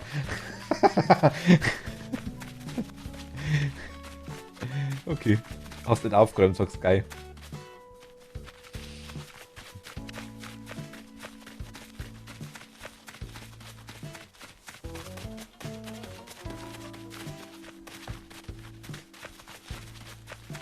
Ah, da geht, okay. Moment. Ja.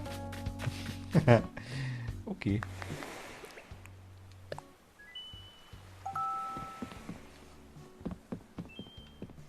Ciao, danke dir. Was? Noch kurz da, weil ich noch meine. Also noch kurz da, weil ich noch meine Kinderlaufräume. Ah, passt, okay, kein Problem. Ah, Moment, den Hut habe ich. Habe den Feuerwehrhut noch.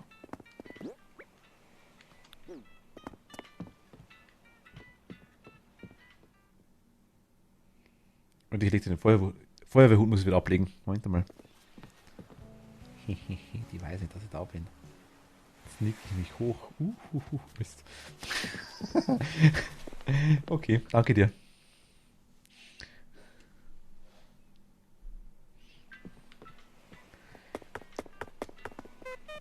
Schick den Dodo-Code. Ja, passt. Bin unterwegs. Habe ich schon gesagt, dass ich meine Gehirnzellen an Wänden ausgeschlagen habe? Oh mein Gott. Aber da gebraucht der Kühlpack. Ah, Dagi hat Aua am Kopf.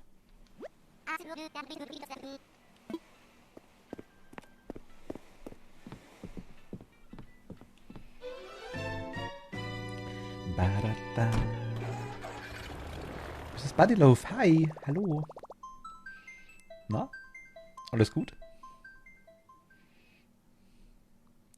Feuerwehrmann Mizi kommt zurück.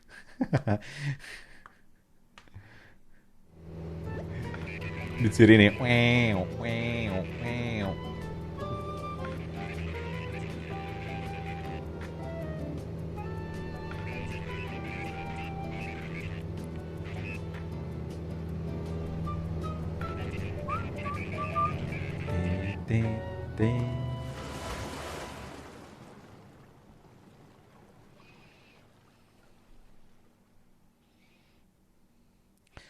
Dark empfindet keine Schmerzen, das ist schwierig.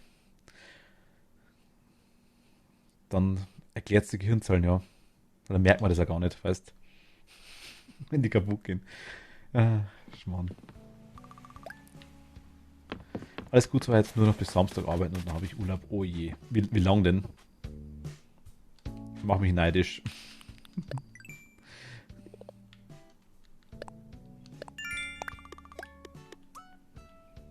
Ich habe keinen Urlaub. Ich weiß gar nicht, was das ist. Wie schreibt man das? Mit H, oder?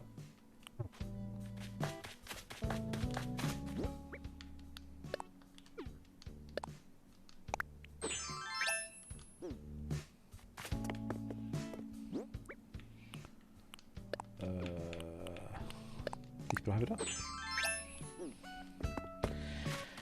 Ungefähr 10 Tage. Ich weiß noch nicht ganz, wie meine Chefin das mit der Schule verrechnet. Ungefähr 10 Tage mit der Schule. Also, wenn es Berufsschule ist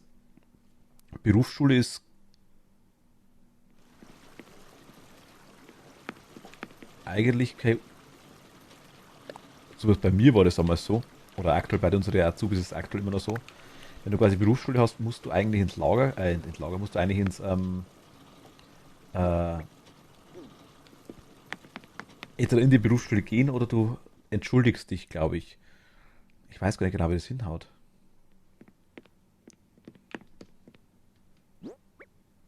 Kann ich da das aufstellen? Geht nicht, oder?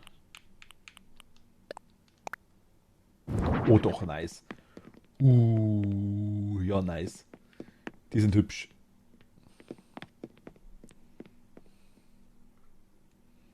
Weil die schwarzen, die ich da im anderen Raum habe, die Die habe ich schon für einen anderen Platz auserkoren.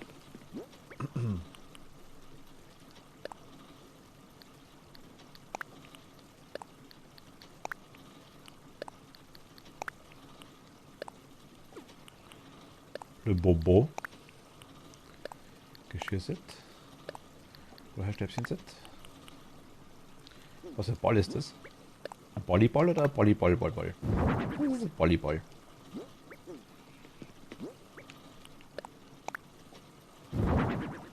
Oh, das ist so. Okay, nice. Ach, Felix. Stimmt. Der wollte das Tischchen da. Jetzt fällt es mir gerade wieder ein.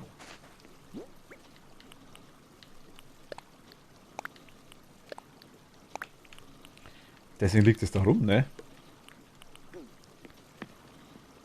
Hat sich gelohnt, es zu geben? Ja, schon. Hat einen Platz. Bleibt da auch. Das wohnt jetzt da.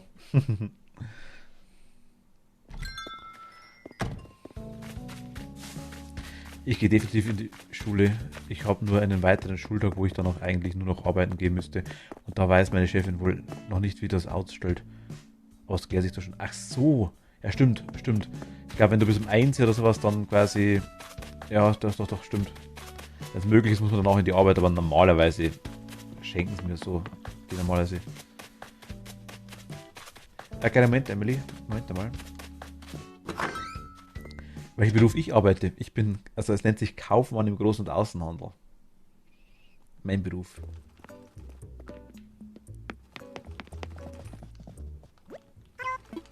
Also mein gelernter Beruf, sage ich jetzt mal.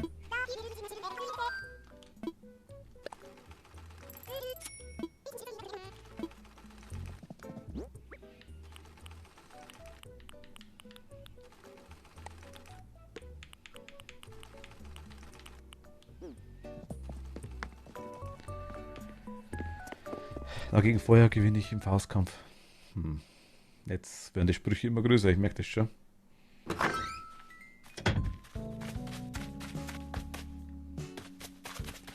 Du kannst mir den Dodo-Code in den Chat schreiben, wenn du magst. Du kannst mir per Flüsternachricht schicken, wenn du magst, wie du willst. Wenn du in den Chat schreiben möchtest, dann schreib mir in den Chat. Wenn du nicht willst, dass er wer sieht, dann schick mir per Flüstern, dann schalte ich ja kurz weg, wenn ich ihn eingebe. Wie du magst. Musst du sagen. Auf meinen Namen draufklicken. Am besten. Oder Moment mal, ich schreibe mal kurz was.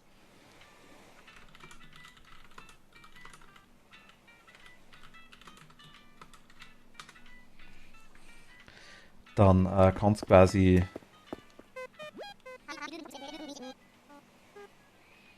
Ja. Auf meinen Namen draufklicken und Flüsternachricht machen.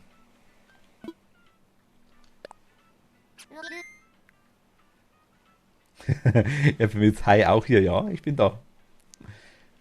Gerüchte verbreiten sich schnell, dass ich da bin.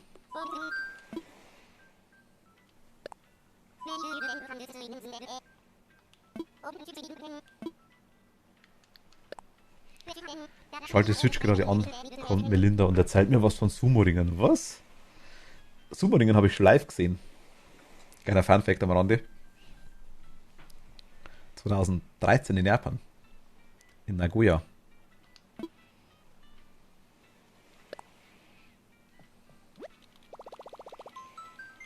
Hat 6 Stunden dauert. Aber cool mit Essen und allem. Also einen eigenen Viererbereich, wo quasi waren.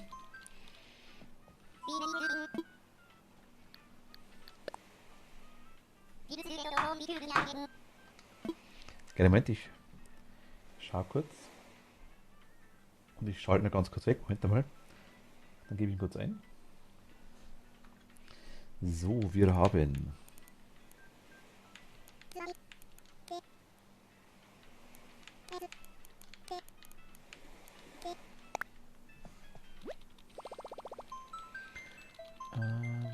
So, sind wir wieder da.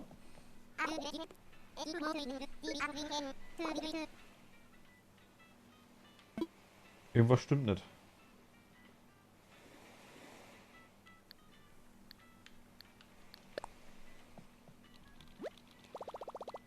Warte mal, ich schau mal kurz.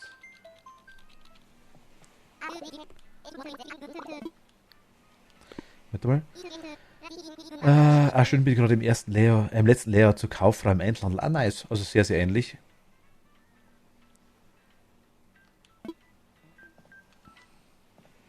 Wenn du das doch gegen gewollt, allein ihre Einladung zu Smash hat sie mit Freude sofort angenommen, das stimmt, ja. 6 Stunden, ja, wobei es war ganz lustig, wir waren zu viert, muss ich ganz ehrlich sagen. Also Sumo. Wir haben dann, ich schau noch mal, Moment. Wir haben dann quasi, es ist also Vorgeplänkel, das dabei ist, dann redest du mit den Leuten ein bisschen, dann kaufst du was zu essen, dann isst du dort. Also, das ist schon längere Zeit. Es war nicht nur Sumo-Dinge, es war auch dementsprechend viel so Show dabei und so Zeug. Das war schon ganz cool. Macht ein Problem mit der Oli Dodo. Geh mit dem Hammer auf in YOLO. Ja, so gewaltfrei ist sie dann wohl auch doch nicht. Vor allem fand die Sumo-Ringen so langweilig, dass sie eingepennt ist, was tief blicken lässt. Also ich muss ganz ehrlich sagen, wir haben das früher gerne mal angeschaut. Aber ich wollte es halt mal live sehen, das war das Einzige. Ich will mir das, glaube ich, auch nicht nochmal anschauen. So, Moment, ich bin nochmal kurz weg.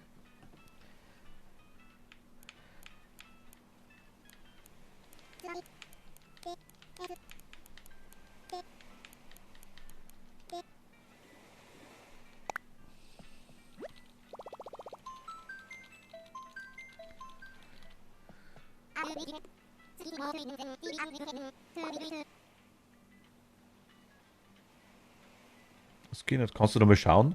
Oder vielleicht nochmal einen vergeben, Emily? Hast du Switch Online? Hast du Online-Mitgliedschaft? Ja, normal schon, weil sonst würde es ja nicht gehen, ne?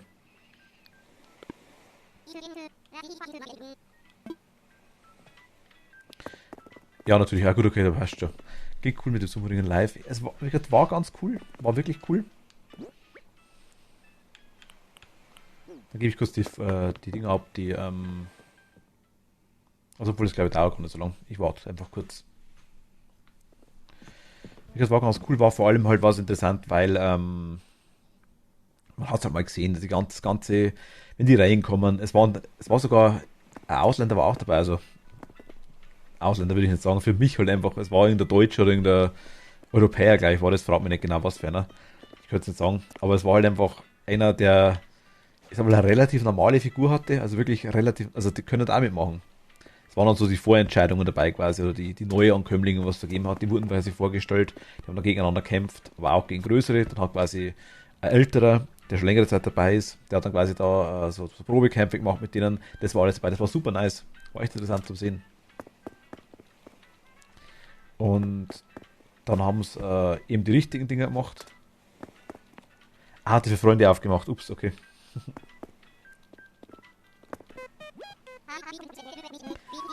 Aber warte, wieso hast du dann einen Dodo-Cook gekriegt?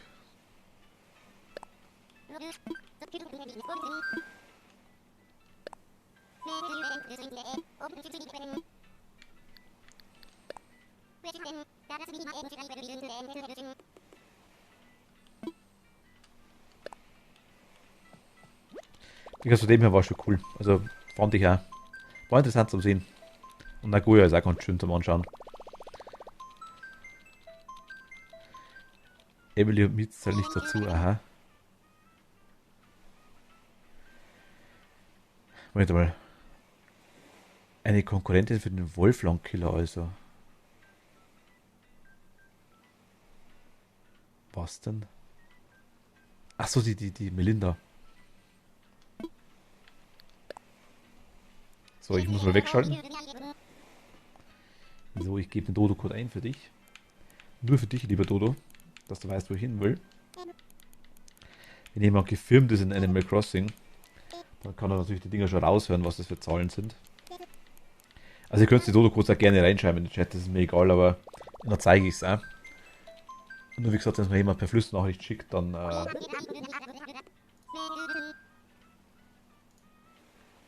natürlich nicht.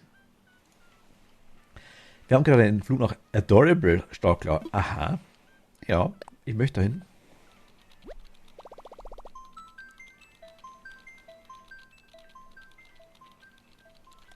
Und für was?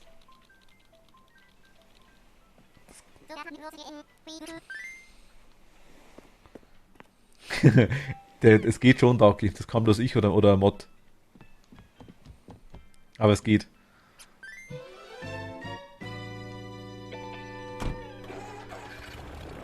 Wenn er wer haben will, kriegt er natürlich eigentlich immer. Oder wenn ich jetzt auf einer Insel bin, können sie mich auch hinzufügen, dann sehen sie mich auch.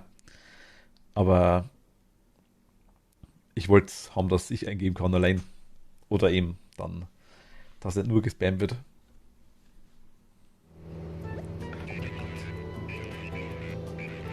Das ist schon. Du hast das gleiche Ding wie ich. Du hast das gleiche Grasdesign wie ich auf der Insel. Zeige ich dir später. Das gleiche Bodendesign wie ich.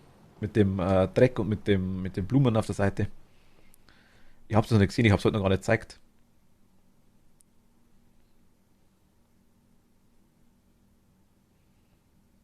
Ich mag dich jetzt schon. Nur wegen dem gleichen Bodendesign.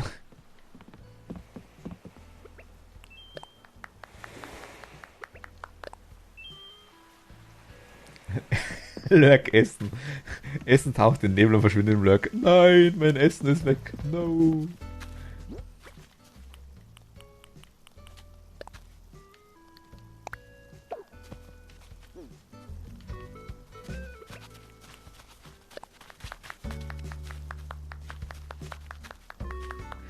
Der Hülse ist übrigens sehr schick. Mit der Edelweißblume. Die da. Dankeschön.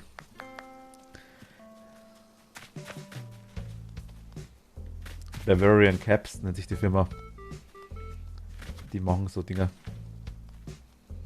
Deswegen auch das. Ich glaube, sieht man es auch. Dankeschön.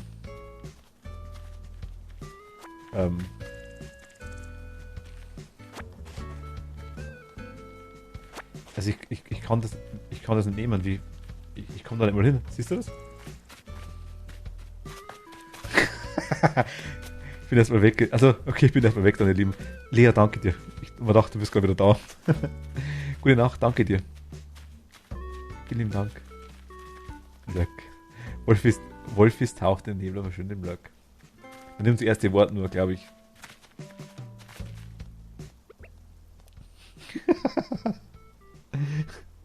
Ja, Wolfi, das musst du üben, das merke ich schon.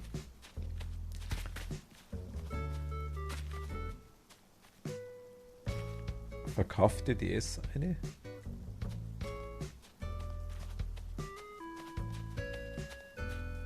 Das habe ich jetzt nicht verstanden, Emily, leider.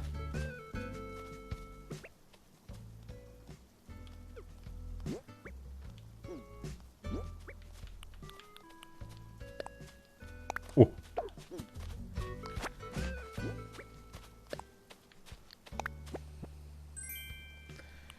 Ach, Schützesplitter. Goldherz habe ich. Danke dir. Magst du das wieder nehmen, das Goldherz?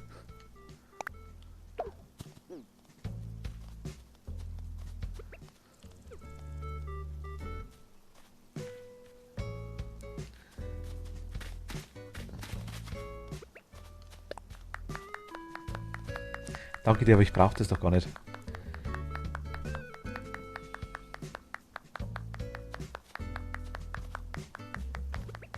Die Splitter nehme ich gern. Ah, geht dir auch lurken? Oh mein Gott. Kauf das Gold.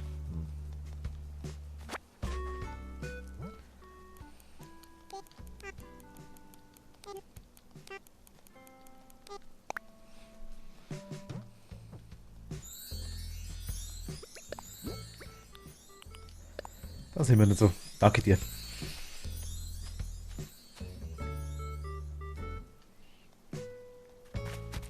Schützesplitter. Wie kriegt man die Dinger dann eigentlich? Die speziellen Sternzeichen-Splitter. Die habe ich noch gar nicht, glaube ich. Wie kriegt man solche?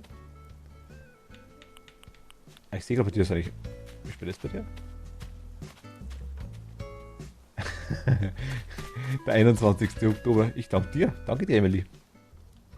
Fühl mich mal ein bisschen rum an deine Insel. Zeig mal ein bisschen was.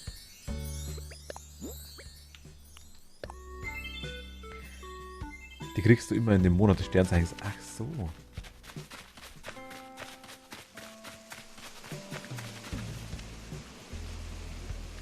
Oh, Moment. Ich muss da kurz rein, ich komme gleich wieder. Ich muss nur kurz eine Bonbon kaufen.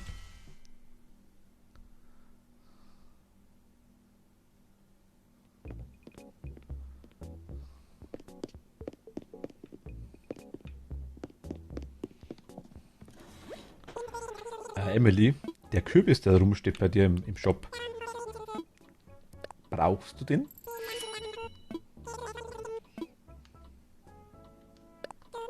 Nee, schade. Oder darf ich mir den kaufen? Oder brauchst du den selber? Das kennt jemand nicht. Ich lösche schon die ganze Zeit. Macht Hi, servus, grüß dich. Sie ist leider noch nicht komplett fertig, aber was fertig ist, kann ich dir zeigen. Und das ist auch leider sehr schwer auf der Tastatur, auf der Switch zu schreiben. Glaube ich dir, glaube ich dir. Ja, natürlich, Dankeschön.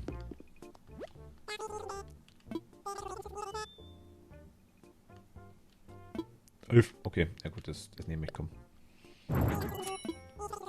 Nimm, was du findest in den Läden. Dankeschön. Nehme ich Nepp und Schlepp auch mit. Habe ich Ersatz.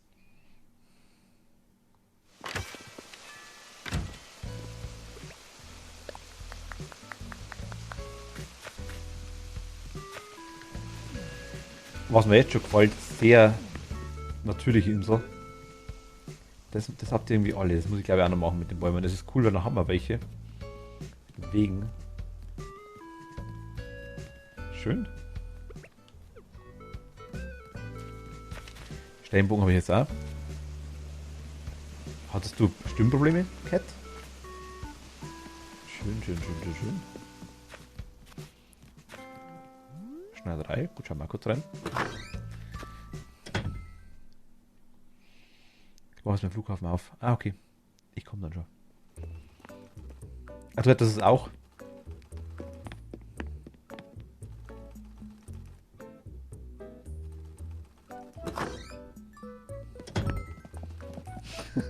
Du hättest es sogar gehabt, Emily, schon her. Da ist es. Ja, das heißt, ach, oh mein Gott, gute Besserung.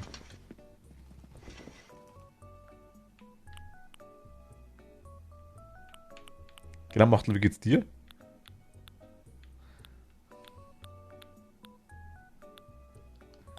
Jeanskleid. Oh, Iron Man.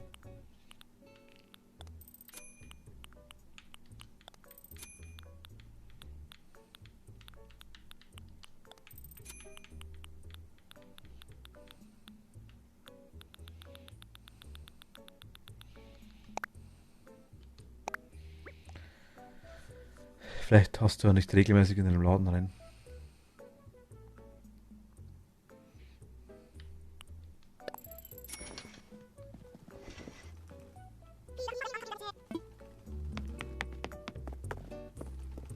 So. Nein, ist auch nicht schlimm, dass ich es mitgebracht habe, muss ich ganz ehrlich sagen. Ist auch kein Thema nicht.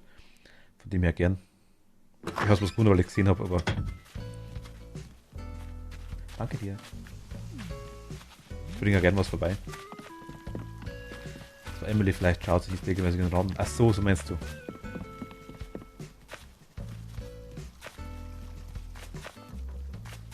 Schön. Das ist auch cool, links und rechts. Hatte ich tatsächlich auch vor mit den Dingen, mit den Statuen, mit den Engelstatuen. Muss man sich irgendwie rum was zu machen. Aber ich habe die bis jetzt noch nicht einmal original gekriegt, drum muss ich schauen. Schön. Ach, mit Mond in der Mitte auch, ich sehe es gerade.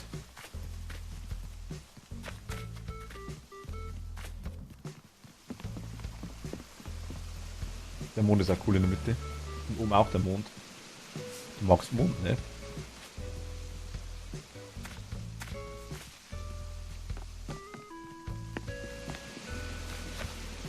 Schön, schön, schön. Ach, komm, du hast Tangi.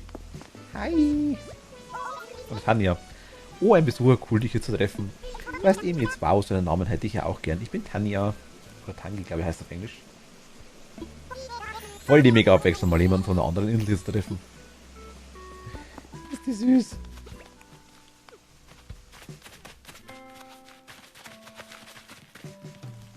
Das meinte ich, die hier da. Die habe ich auch. Ich zeig's dir später, wenn ich auf meiner Insel bin. Den Weg habe ich quasi auch mit, den muss ich heute noch ein bisschen weiterbauen. Tanja ist mega süß, ja. Ich weiß, wer auch Monde mag. Wer? Daki? Wen meinst du? Ach, cool. Also ich zeig dir jetzt mal kurz meine Insel, Emily. Ich zeig dir kurz meine Insel.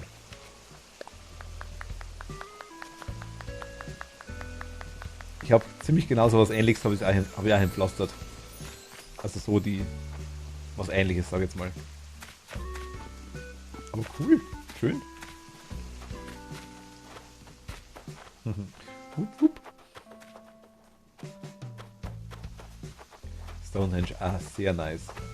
Natürlich gleich zweimal, also klar, was will man mit einem? Macht doch keinen Sinn, ich brauche mehr. Schön.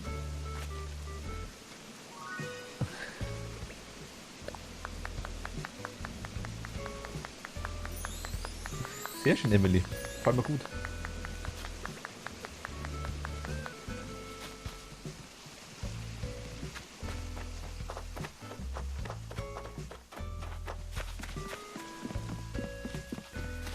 Die Mondgeierweiß mag ich auch.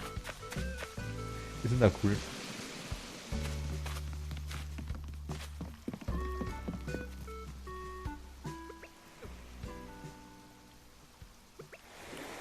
Danke dir.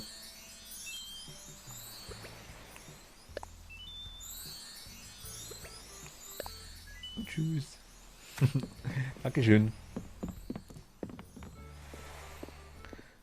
Meine Brille ist letztens kaputt gegangen. Das ist mir echt zu viel, Mann.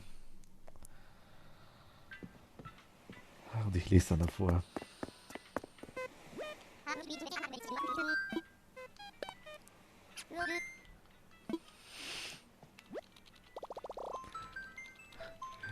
Der war sehr flach. Ich hab's nicht mal gleich gemerkt, ja. Ah, der hat weh dran. Ich mag Flachwitze. Das passt schon. Verkauf das Gold gleich, wenn du daheim bist, dann brauchst du erstmal nicht mehr auf den Preis schauen. Okay.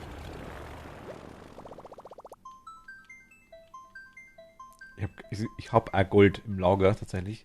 Ich weiß aber ehrlich gesagt gar nicht, wie viel das wert ist.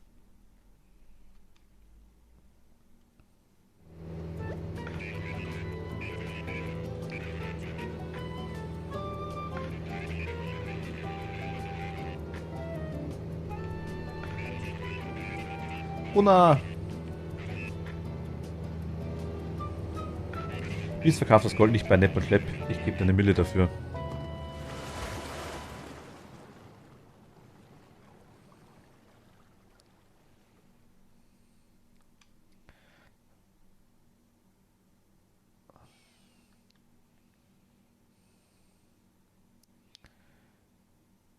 Gern? Wenn du magst. Ich würde nur... Ich will bloß trotzdem kurz schauen, was es überhaupt wert ist. Ich weiß es nämlich gar nicht.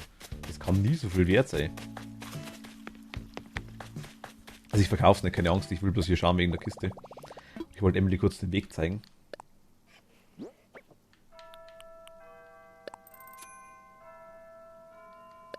Okay, es sind irgendwo so 400.000 rum, die man dann gleich kriegt bei Nepp und Schlepp. Genau, Emily, schau her. Hier quasi auf den Weg auch, den du hast. Mit den Gräsern hier auch quasi komplett. Ich habe noch ein bisschen erweitert mit so Pflastersteinen. Hier quasi ist bei mir aus. Es geht hier noch weiter. Muss aber die Häuser noch umsetzen. Gehen quasi hier hoch. Hier ist so gleich der Stonehenge-Ding-Bereich auch drin, wo man dann zum Strand quasi kommt. Hier ein bisschen. Hier quasi kommt man noch hoch. Das ist dann auch noch was mit einer Bank zum Hinsetzen. Ich habe noch nicht viel gemacht, aber das habe ich quasi. Das muss Schicksal sein. Ich habe den auch gesehen, das ist sau cool, ja. Mir gefällt der auch sehr gut. Genau, hier haben wir quasi die Steine. Ich habe es ein bisschen kombiniert mit den Steinen. Ich gehe den Weg da quasi weiter und hier oben habe ich meinen Hexenzirkel.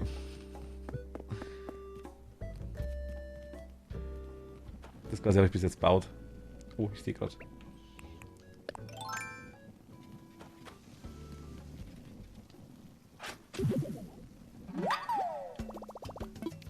Sieht schon richtig gut aus. Geht auch in die Naturrichtung. Ja, ja, meinte ich ja. Auch eher natürlich. Richtig.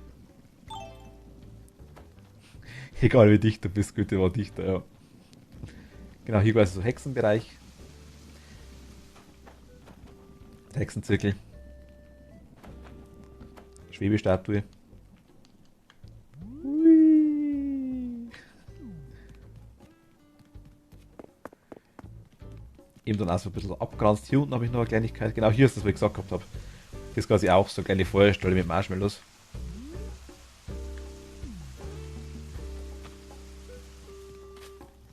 Genau, und hier geht, also hier habe ich noch nichts gemacht, hier gehört noch ausgebaut. Das ist aber vielleicht der Teil noch ersetzt davon. Das weiß ich noch nicht. Also weiter bin ich noch nicht. Was wir das letzte Mal gemacht haben, war dann das hier noch. Also hier haben wir quasi den Wasserfall gegraben. Von oben runter.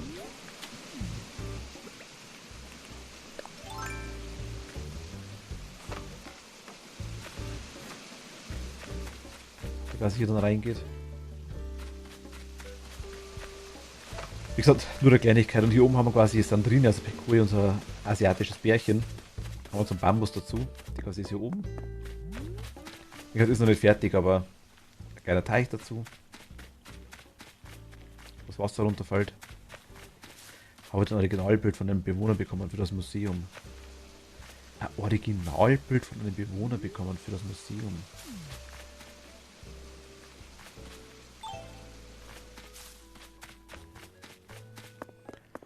Die Bilder kommen ins Museum? Oder was meinst du mit Originalbild?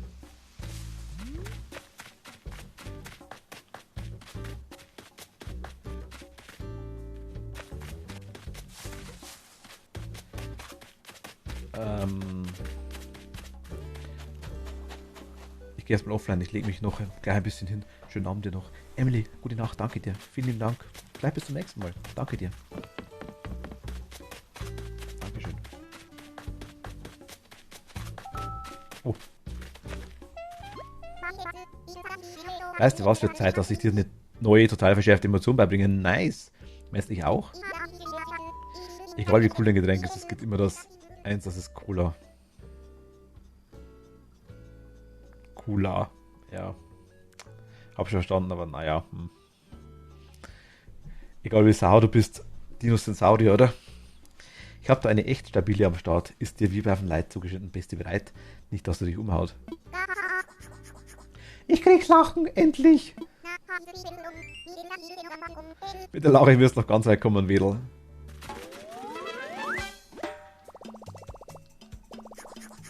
Endlich! Ja, danke schön. Die haben mir noch gefehlt. Ich bin ganz so begeistert, dass ich gar nicht kann.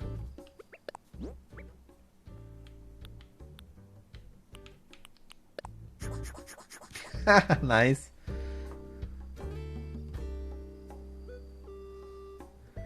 Moment. Ja. Die Bilder, die man sonst von der Leiter bekommt, habe ich von einem Bewohner per Post bekommen. Ach so, das meinst du.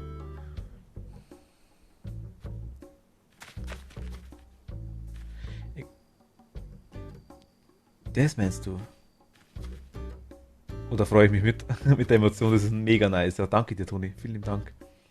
Also uns kurz zu fassen, du hast den Typen mit deinem Boot immer an deiner Insel nicht jeden Tag, sondern an bestimmten Tagen, der verkauft der Bilder dieser, aber meistens, fuck, dann gibt es die anderen Bilder, aber original sind, dann abgeben musst. Ah, das weiß ich schon. Das wusste ich tatsächlich. Ich meinte nur, zwecks,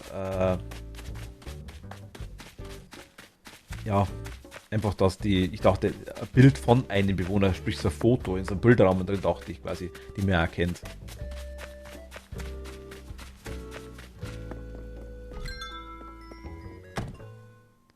Endlich kannst du lachen. Ja, Mietz kann lachen. Ach, toll, endlich. Ich weiß, wie es geht. So bekommt man von den. Also normalerweise bekommt man nur Fakes. Ach so, das weiß ich ja nicht.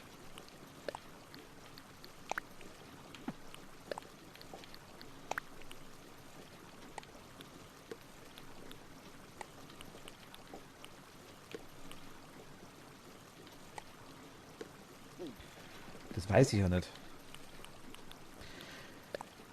Also, ich muss mich jetzt mit Dagi treffen fürs Golderz.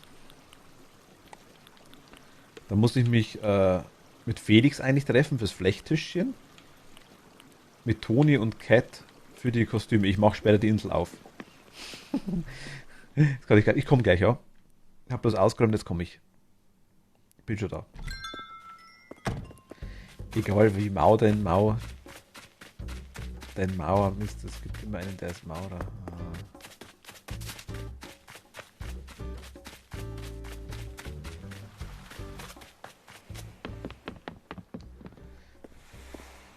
Bekam dreimal Fakes und jetzt ein Original. Ach so, okay. Das ist cool. Ich kann, egal wie neu du bist, Manuel ist neuer. Ich will nicht, dass du dir meine Insel anschauen kannst, mir vielleicht Tipps für mein Leben als bunter wird sich. Was? Ich will nicht, dass du dir meine Insel anschauen kannst. Ich will nicht, dass du mir meine Insel anschauen kannst. Vielleicht Tipps für mein Leben als bunt, da wird sich der benutzen kann. Ich verstehe das ehrlich gesagt nicht, Jose.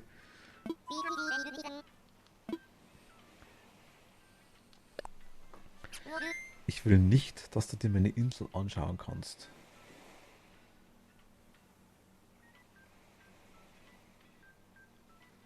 Kannst du mir vielleicht Tipps für meine Läden?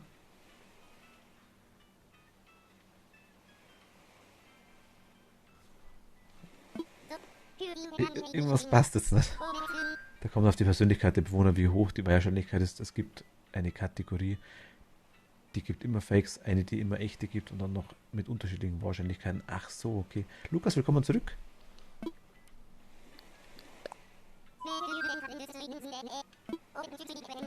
Josi, das musst du nochmal schreiben. Ich hab's wirklich nicht verstanden. Ich will, dass du mir Tipps für Boden, also für Boden. Ach, bunt soll Boden sein. Nein, ich bin im Nebel. Ich tauche wieder auf.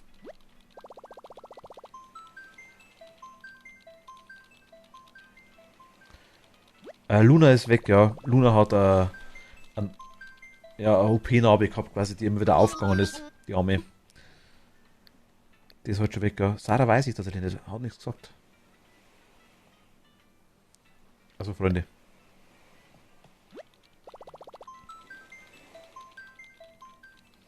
Das einzige Problem, was ich habe, wenn ich zu dir komme, dann kannst du... Was?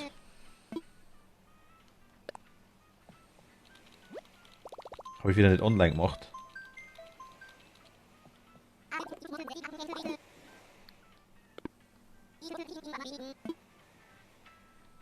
Ich schau nochmal.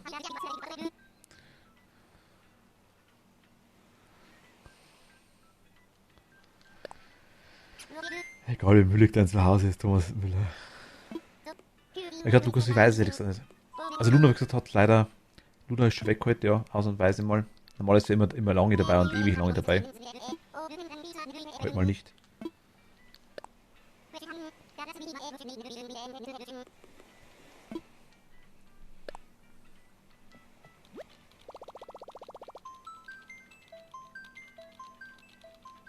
Also nee, wegen Jose. Jose hat aufgemacht eigentlich. Dagi. Muss ja noch zu Jose hin.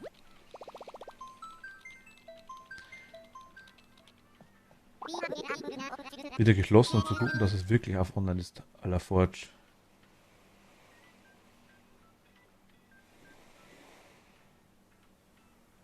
Ich hab's zugemacht, ja, aber es ist... Also ich kann zur Wolfe fliegen. War ich bei dir schon mal, Jose?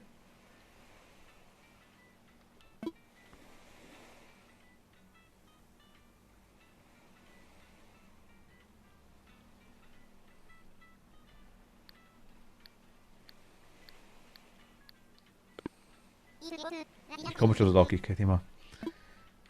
Oder ich mache Inselauf, kann man auch machen, je nachdem. Cat, ganz kurz, ich glaube, du kennst Felix, oder? Oder ist Felix noch da? Ich habe das Flechttischchen noch von ihm, das er mal bestellt hat, wenn er es noch weiß. Ich schaue mal kurz in die App rein.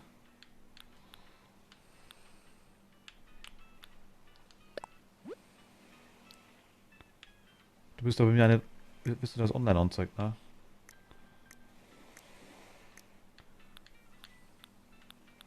Ich glaube, ich habe die gar nicht drin, Jose. Ich glaube, ich war bei dir noch nicht. Mir geht's gut, Lukas, danke dir.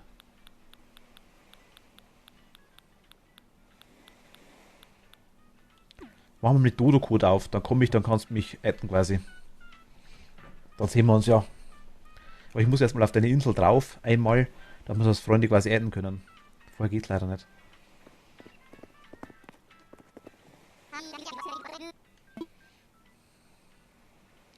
Du warst mir tatsächlich nicht, weil mir das nicht, weil meine Verstande habe ich jetzt nochmal geschlossen, um zu überprüfen, was wirklich auf online ist. Ach so, okay. Felix ist Essen noch, es kann sein. Möglich. Ist er noch da? Jose, dann machen wir mit Dodo-Code auf. Dann haben wir uns ja in Zukunft.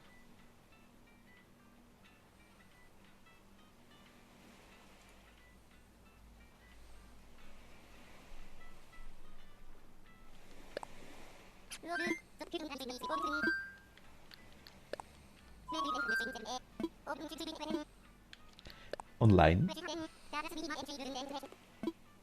Roger. Befreundet, deswegen kannst du auf Befreundetliste kommen. Ja, aber sind wir befreundet? Also diese Liste. Also es hat nichts mit Switch-Freundschaft zu tun. Wenn ich auf der Switch quasi mit dir befreundet bin, das hat nichts mit Animal Crossing Freundschaft, mit Animal Crossing befreundet zu tun, was ich weiß. Das sind zwei Paar Stiefel. In Animal Crossing müssen wir uns deswegen auch vorher einmal treffen. Dass es geht, was ich weiß. Oder nicht.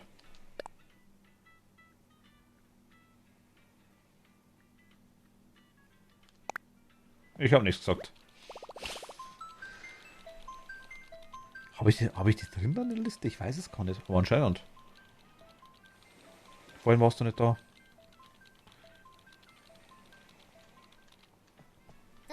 Okay, egal, ich komm. Aber war ich bei dir schon mal? Oder warst du bei mir? Doch hat es?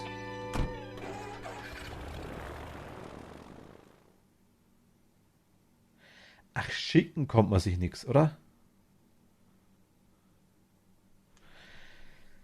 Wir sind auf der Switch befreundet, du kannst trotzdem in die Freundesliste kommen. Er war, um die Sachen zu schicken per Postmuster. Ah, so das war's, okay. Ich verzeihe keinen Inländer, Lukas, nee. Bei dem Wetter aktuell tatsächlich weniger, ne? Oh, nice.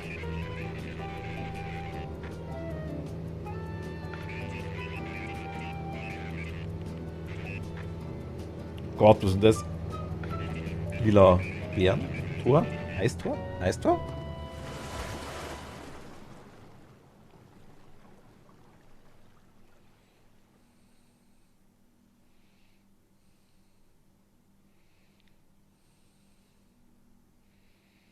Wegen Boden, sagst du. Ach, Gletschereistor. Ah. Stimmt. Aber in Animal Crossing haben wir es noch nicht gesehen.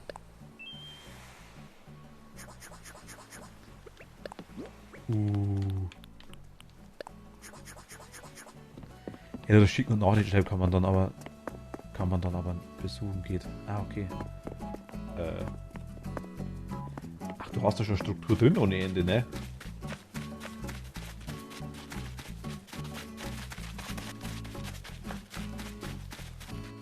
Schön.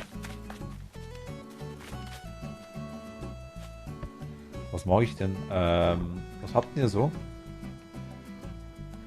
Ach, sogar mit Bedienungen. Ist ja nice.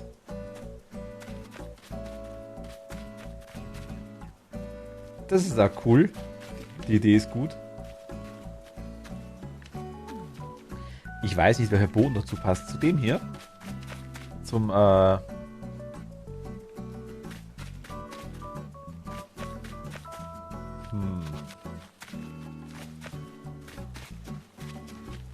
Das könnten hier reinpassen.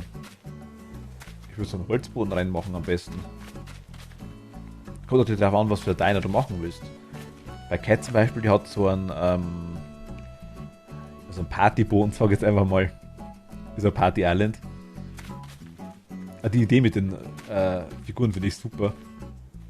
Ich habe zwar keinen Kopf, aber trotzdem ist die Idee cool. Fliesenboden, mein Doggy. Würde auch für den Diner passen, ja. Stimmt eigentlich. Fliesenboden. Wenn ihr was habt am Boden, mit einem Code vielleicht für Jose, könnt ihr gern schreiben.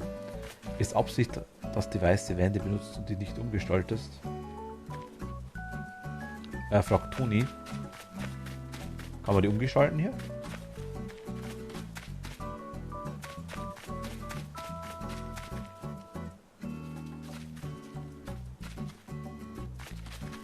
Ach, das sind auch mehr. Ich habe mir die vorher nicht gekauft bei Emily auf der Insel, weil ich gedacht habe, komm, ist ja nur eine Wand, aber dass man die so kombinieren kann, wusste ich natürlich nicht.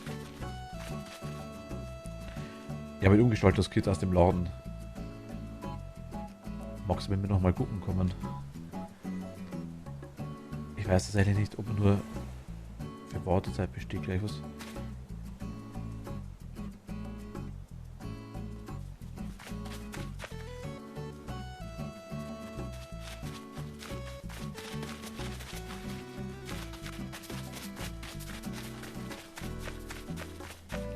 Wartezeit besteht gleich.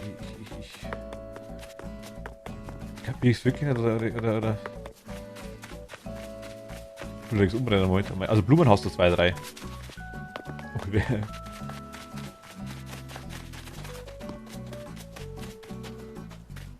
Ach hier, okay, nice. Schön. Verstehen auch nicht. Der Ton ist immer so. Ach, Toni, wir verstehen uns. Schön, schön, schön. Jose, Cat sagt quasi, ob du... Hey, ich war noch duschen, deswegen habe ich noch so lange gebraucht. Felix, weil du gerade da bist. Ich habe von dir den Flechtsessel noch, das Flechttischchen, das du haben wolltest. Das kann ich dir bringen, wenn du magst. Oder du kannst es holen, je nachdem. Das habe ich noch von dir. Das dunkelbraune, was du wolltest.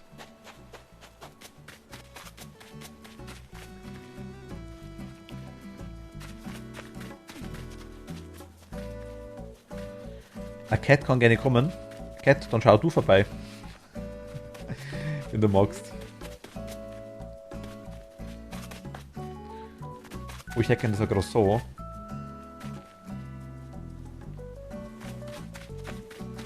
Ein Croissant.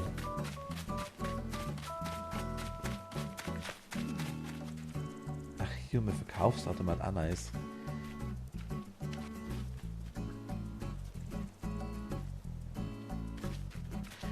Ich meine damit, dass ich auch kommen können zu ihm. Okay.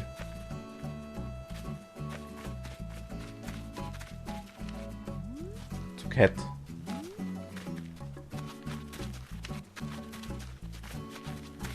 Sorry wegen den doppelten Schicken, da hat irgendwas nicht geklappt, sorry. Was für der doppelte Schicken, Felix?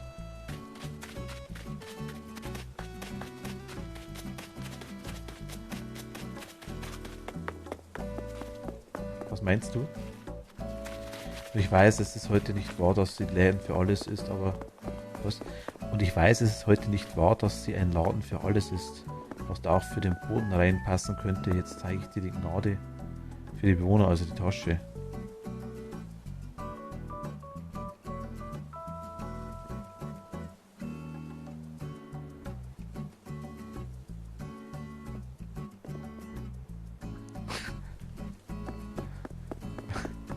Ich verstehe gar nichts. Es tut mir so leid.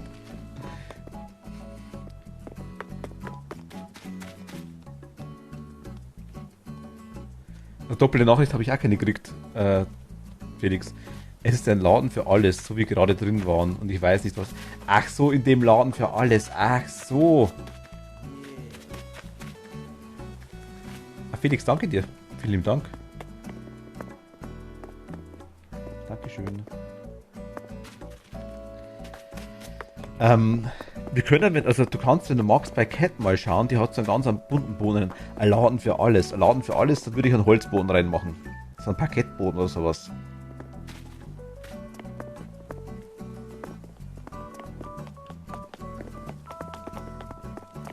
Ich schau mal zu den Laden nochmal hin. Moment. In dem da meinst du? Ein Laden für alles. Also Laden für alles, entweder Teppich oder ich meine, Teppich oder Parkettboden würde ich machen. Also so Holzboden oder Teppichboden. Beim Laden für alles. Im Diner würde ich eher auf so Fliesen gehen. Würde ich ehrlich sagen.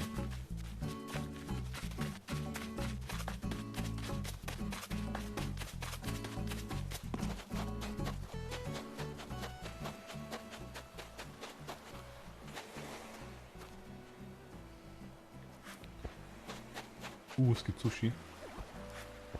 Und Dango.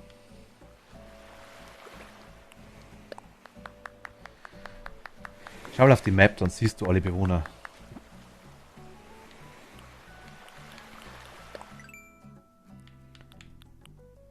Ach, Monika ist die Ente. Ah, das Ding habe ich schon mal gesehen, ja.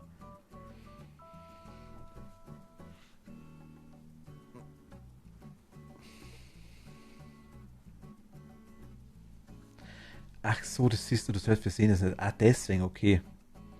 Das habe ich gar nicht gesehen mit den Doppeln. Okay, deswegen habe ich es nicht kapiert. Ich habe die Nachricht auch nicht gekriegt. Also ich habe ja quasi keine Moderation nicht gekriegt. Ist gar nicht angekommen. Deswegen habe ich es nicht verstanden. Ah, okay. Felix, ich bin nicht auf meiner Insel. Ich mache da dann gleich auf. Fatima habe ich Misuso, ist mega cool. Ja. Ach, Dietmar. Da habe ich auch schon mal gesehen. Ja, klar, Anne. Doch, die kenne ich ja. Nelly die Kuh habe ich schon mal gesehen. Die fand ich auch cool, Marion. Irgendwie hat die was. Das komische Gothic-Schaf. Irgendwie hat die was. Und Froni ist sowieso mega nice.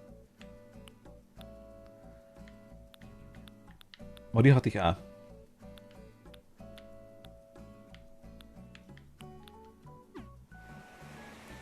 Von wo du Misuso wohl ist. Bestimmt ein richtig cooler Händler. Ich weiß es gar nicht. Ach, stimmt. Wie viele, Josef, wie viele, wenn jetzt Cat kommen würde zu dir, wie viele von den Bewohnern würden sie denn wieder kennen?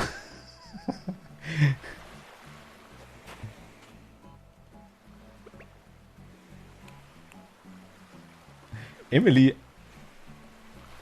ahoi.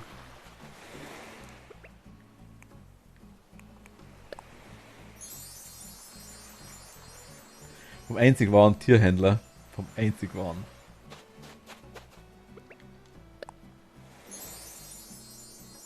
Zwei.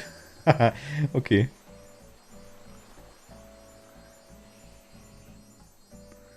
Wieso ist es von dir? Ah, nice, okay. Dachte ich mir schon. Das hättest du nicht so geschrieben. Schön, schön. Emily. Ich kann lachen. Konnte ich bis jetzt nicht. Glaube ich gerade vorher gekriegt. Dass ich auf so blöde Emotionen so freuen kann, ne?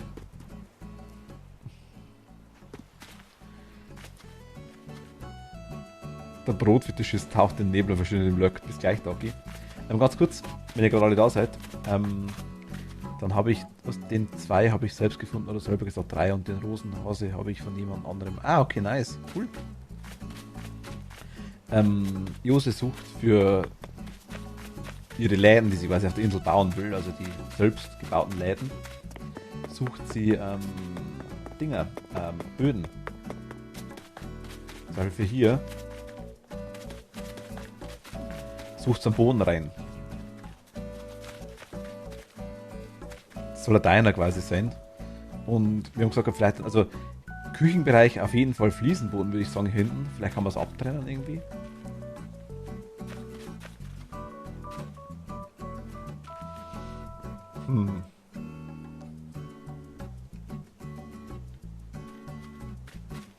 Alternativ. Hier würde ich wirklich so einen Fliesenboden reinmachen. Oder wie so einen richtigen amerikanischen Diner, sage ich jetzt mal, gibt es ja auch oft so ganz, ganz bunte Böden. Eben wie bei Cat. So Partyboden, sage ich jetzt mal. Linoleum ist es dann meistens, glaube ich.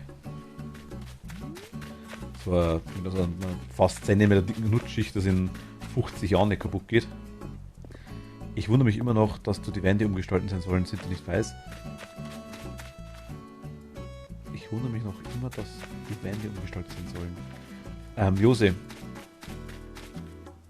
Ferilana, hi, grüß dich, hallo, willkommen. Willkommen.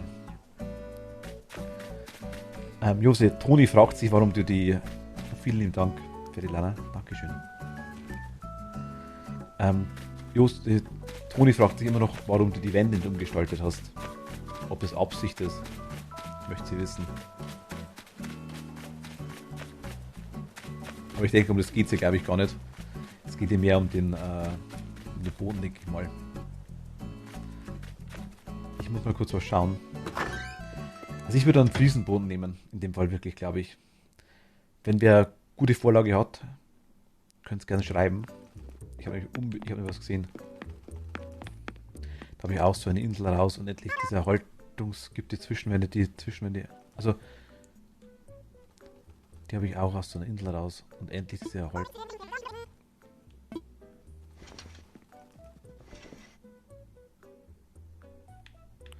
Für den Strand brauche ich selbst zu sein.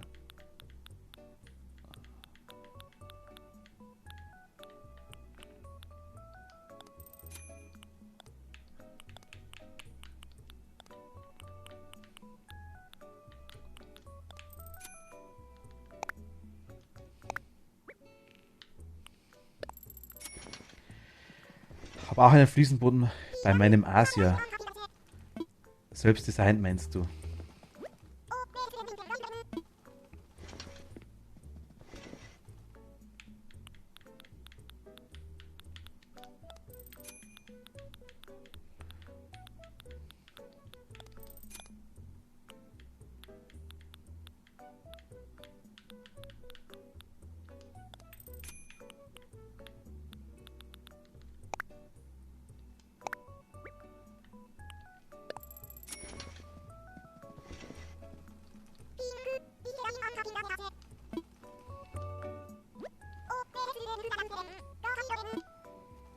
Bin gleich wieder da. Cat, hast du die Nummer von dem Fliesenboden? Kannst du die raussuchen? Das wäre lieb.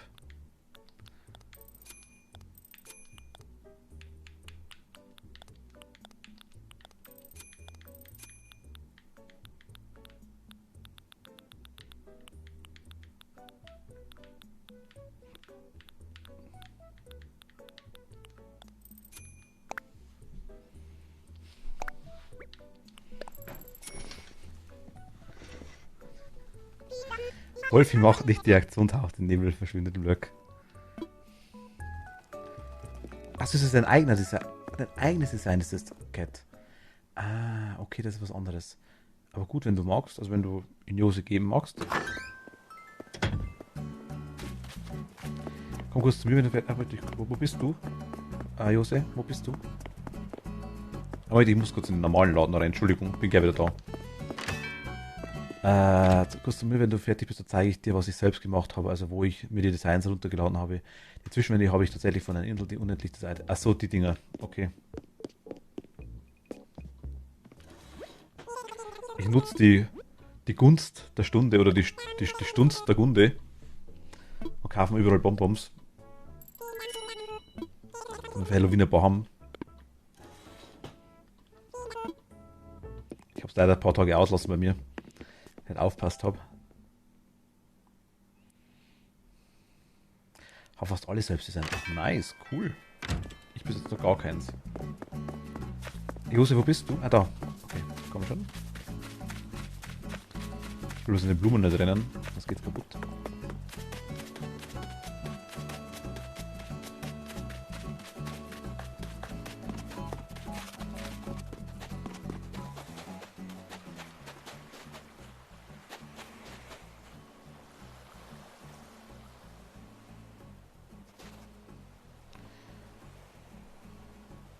Du kannst, wenn ich da bin, kannst du nicht malen, Jose. Das geht leider nicht. Kätzchen Pro, sage ich doch. Ja. ganz gut sein, dann hätte ich einen Job für dich, falls dir langweilig ist. Zwischenwände habe ich einfach nur in die Seiten runtergeladen. Hat er während der Umgestaltung nicht gesehen, ob man die Ränder auch einfach so ändern kann, ohne sich sein drauf. Doch gesagt, dass ich mir runtergeladen habe. Doch gesagt, dass ich mir runtergeladen habe. Wo?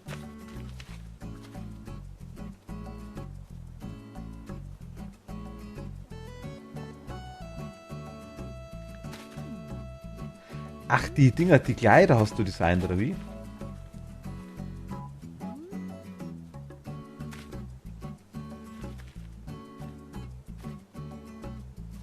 Dann zeige ich dir, was ich selbst gemacht habe und wo ich mir nur die Designs runtergeladen habe. Das sind deine Kleider.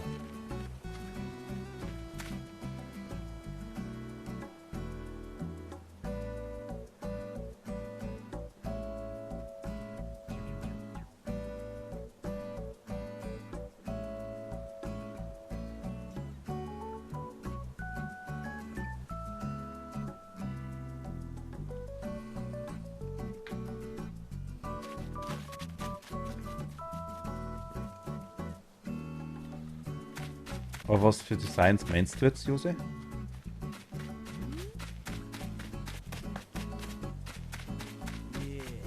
Weiteres.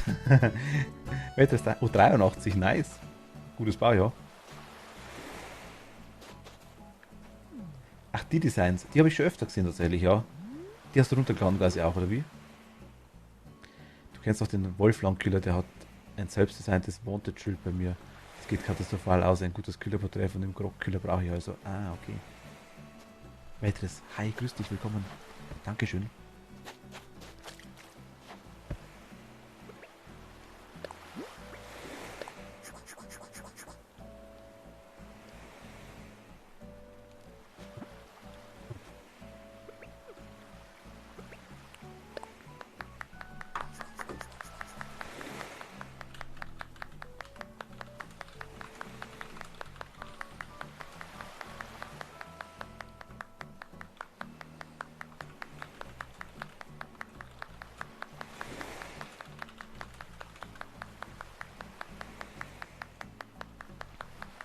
Weiteres Hallo, Hallihallo, Servus.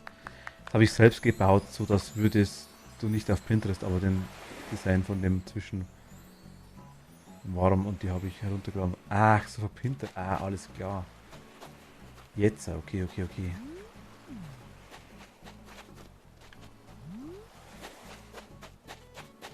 Aber Boden brauchst du quasi noch, okay.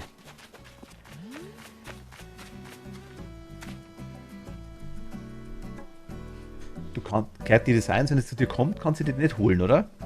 Also, wenn die nicht hochgeladen sind, die Designs von dir? Das glaube ich geht nicht, oder?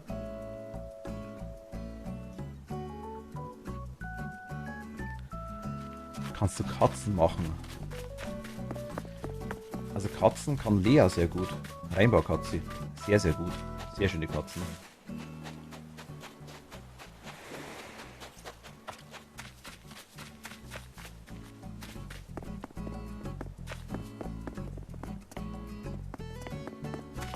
Aber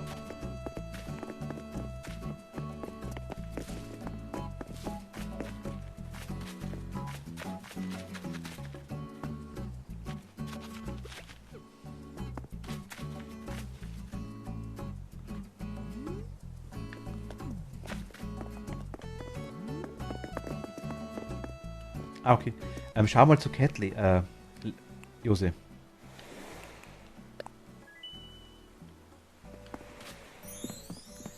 Aber wird schön, definitiv. Wenn du musst die hochladen, dann gibt es den Code. Ah, okay. Also du kriegst von Cat den Code. Okay. Jetzt wurde ich hintergeschoben. Danke dir, Jose. Zum Thema Zwischenwände. Die Ränder kann man nicht umgestalten, nur die Wandfläche. Ah, okay, gut zu wissen. Wusste ich auch nicht. Ich habe die Zwischenwände vorhin gesehen bei Emily auf der Insel. Also bei einer anderen Emily, nicht bei Emily. Und da dachte mir, ach komm, Zwischenwand ein, so ein Teil, bringt mir ja nichts. Natürlich, dass man die aneinander stellen kann, an das habe ich nicht gedacht. Also, ja. Ich hätte es mal kaufen sollen, hätte ich es mir nachbestellen können. Kann aber derzeit nicht, da ich wieder mal Bewohner vermittelt mit dem Flughafen auf ist. Kein Problem, Kat, kein Problem. Ich habe versucht, das habe ich versucht, habe zu erklären, dass ich das nicht weiß, aber als ich das gemacht habe, es nicht gesehen habe, genau. Das habe ich versucht, es zu erklären, dass ich das nicht weiß. Ach so. Weil es macht, hast du nicht sagen. Ach so, jetzt. Okay. Sobald wieder Bewohnerin abgeholt wurde, lade ich es hoch. Ah, okay. Also die Hose kriegst du heute noch wahrscheinlich, so wie es ausschaut. Du kriegst ein schönes Design für den Boden. Sagen, dass ich nicht so richtig gesehen habe. Genau, die Ränder sieht man auch ändern können. Ja, genau, stimmt. Genau.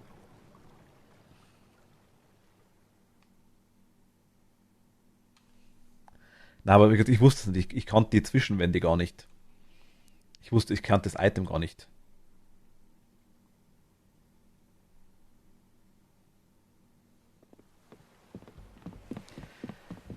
Ähm,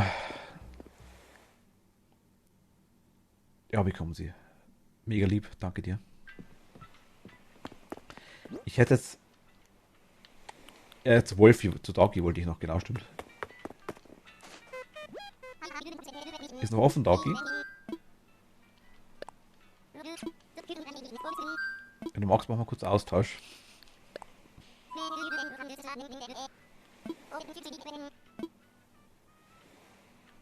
Ich schau mal, ob er offen hat. Kannst du trotzdem nochmal zu mir kommen und mir sagen, welche Designs du möchtest? Wäre Option. Offen wäre ja eh, oder?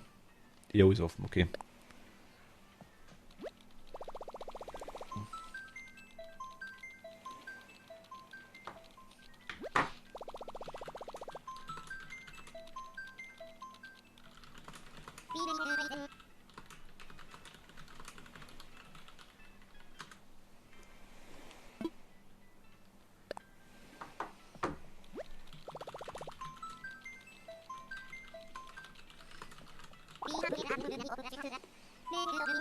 Möchte ich ja.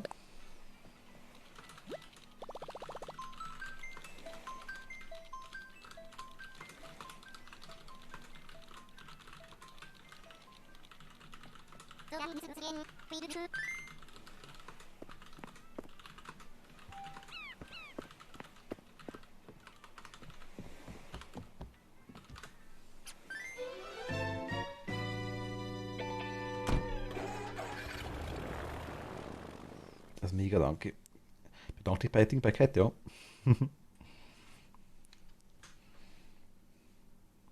Aber Cat hat schöne Böden. Also auch schöne Designs.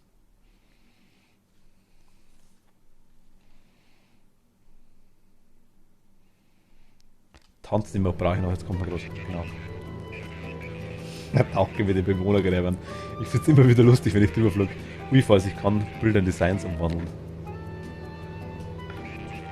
Ui, falls ich kann, Bilder in Designs umwandeln. Bilder kann man in Designs umwandeln, ja. Habe ich mir ein Ding, habe ich mir. Danke, Mietz. Ich sag danke, Cat. Falls ich so wieder da fertig mit Essen. Guten nochmal, Aronia. Und willkommen zurück. Hi.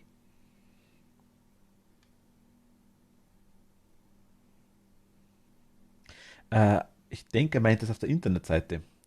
So habe ich mein Ding gemacht. So habe ich mein.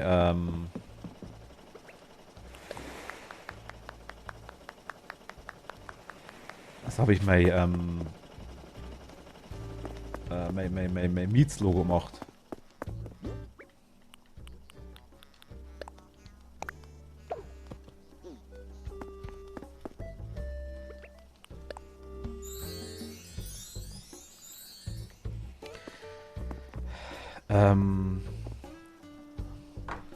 Ich glaube Animal Crossing Pattern oder so ähnlich. Moment, ich schau mal, ob ich es finde.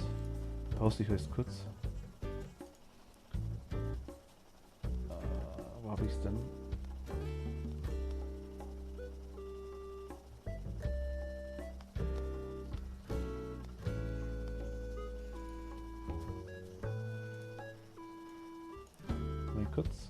gleich soweit. Animal Crossing Pet. Ich glaube Pet, dann irgendwie so hat es geheißen, glaube ich. Ach da. Die Seite ist es. Wenn du unter Editor gehst, dann kannst du unten rechts auf Import gehen, Toni.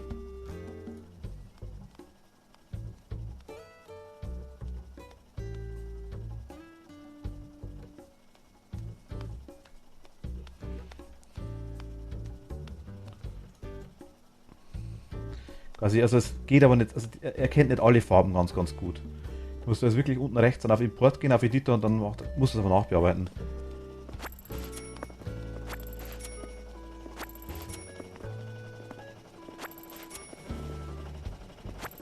Ist es wirklich okay, Dauki? Ich meine, für das Gold. Ich habe vorhin einen Honigtopf gepixelt. Ach, cool.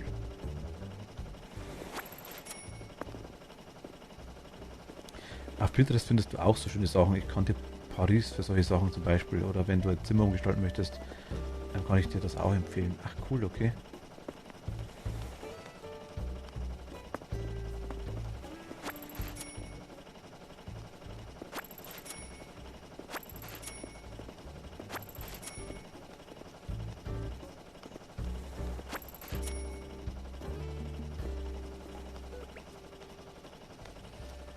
Luna, hi, grüß dich.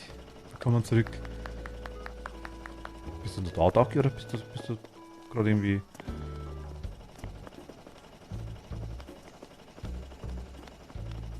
Ich schieb dich mal zum Gold hin. Hinten ist Gold. Ih, der mich angenießt. Pfui.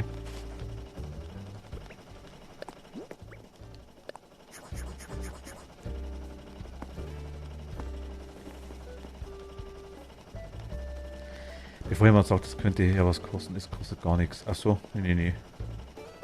Auf der Seite. Ach so, war auf der Seite, alles klar. Ronja, gern mal. Darfst gern wenn du magst, also danke dir, Daki, vielen lieben Dank. Darfst gern in Discord auch reinschreiben, wenn du es teilen magst, natürlich die Dinger. Also wenn wer Designs teilen möchte, gerne im Discord. Und Luna, mich hat mega lieb von dir. Wie geht's dir? Wenn du das da vorne hast, ich stelle mir das wirklich schwierig vor. Also ich hatte sowas auch schon mal. Also sowas jetzt speziell nicht, aber ich hatte schon mal. Ich weiß nicht, wie man das schön erzählt und ich will es eigentlich gar nicht erzählen, aber es haben relativ viele tatsächlich. Es war eine Entzündung, sag ich jetzt einfach mal. Die musste rausgeschnitten werden. Und das war am Steißbein. Ich konnte mir da ungefähr die Verbandsrollen so lang, ungefähr so dick, die kennt ihr ja, der komplett reinpasst. So ein Loch war das Scheißding. Das hat gut getan. Und das ist auch bei jeder Gelegenheit wieder aufgerissen. Damit kann man vorstellen, wie das ist. Ich komme mir vor wie ein Jammerlappen gerade. Ja, Luna. Ich wollte es nicht sagen, aber ja. Das war es genau richtig.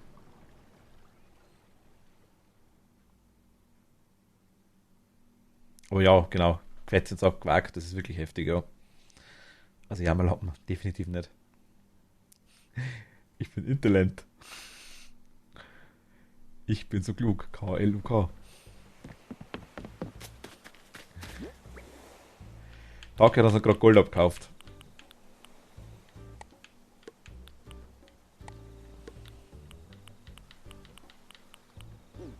Klug.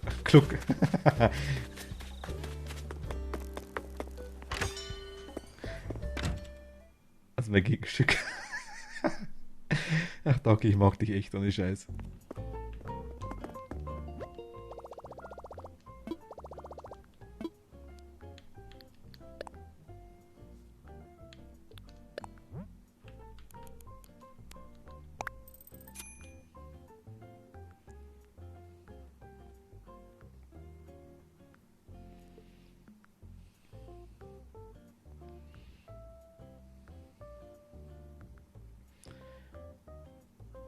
Hat bei Animal Crossing Stuff gepostet. Ah, ich schau mal kurz gleich.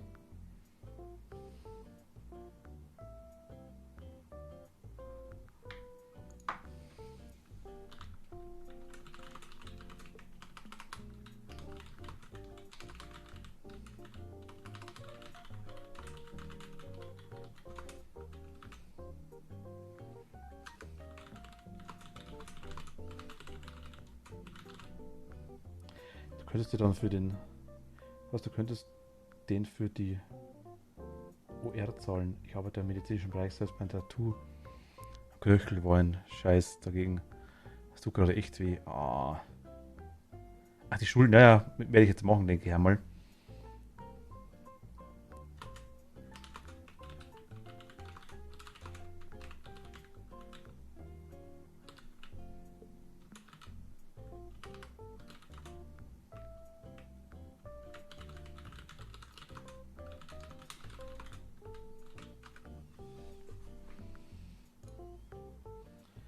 Mietshaus, warum hast du denn? Animal Crossing Stuff. Oh. Mega hübsch, ohne Scheiß. Schön, vielen Dank. Ist echt schön. Also super, das könnt ihr mal anschauen von Ronja. Mega geil.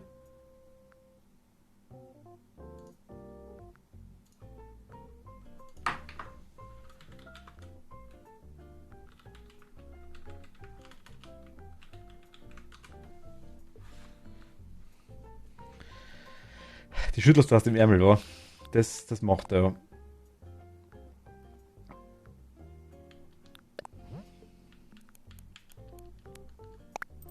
Aber machen wir jetzt auch. Luna knuddelt den Chat.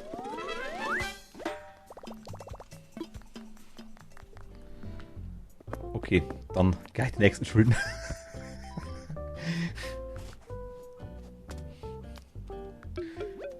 KLUK. Echt super schön, ja.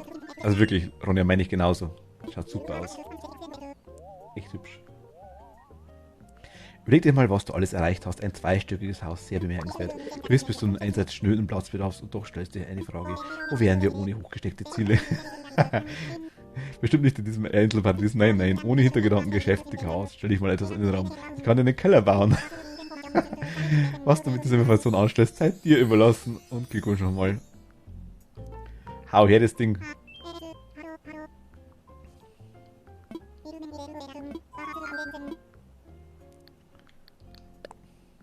Ich bin auch klug. Der Keller ist das Letzte, was du in einem Haus machen kannst. Und dann kommt noch die Lagererweiterung. Ja, Lagererweiterung weiß ich. Habe ich schon mitgekriegt, dass die geben soll. Du hast schon den ein oder anderen Preisstopp mitgemacht, aber sei gewarnt, das wird kosten. Oh mein Gott. What the fuck? Ich muss alle zurückzahlen.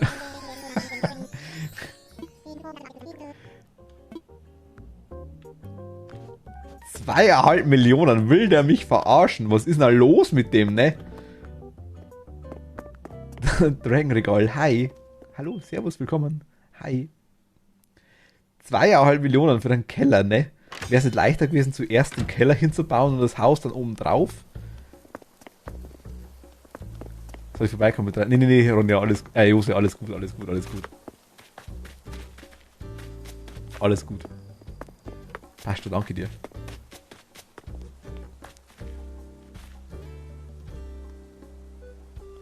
Ich zahle es dir, ist nur ein bisschen. Sollte man, Kako, servus, sollte man nicht den Keller zuerst bauen. Deswegen ist es auch so teuer. Das Haus hat, glaube ich, wie viel hat das Haus gekostet? 50.000 oder irgendwie sowas? Oder 150.000? Geh am Ende, könntest du den Keller abbezahlen und dein Lager erweitern. Kein Problem. Josef, kriegen wir schon nach und nach. Eilt nichts. Danke dir. Da eilt nichts.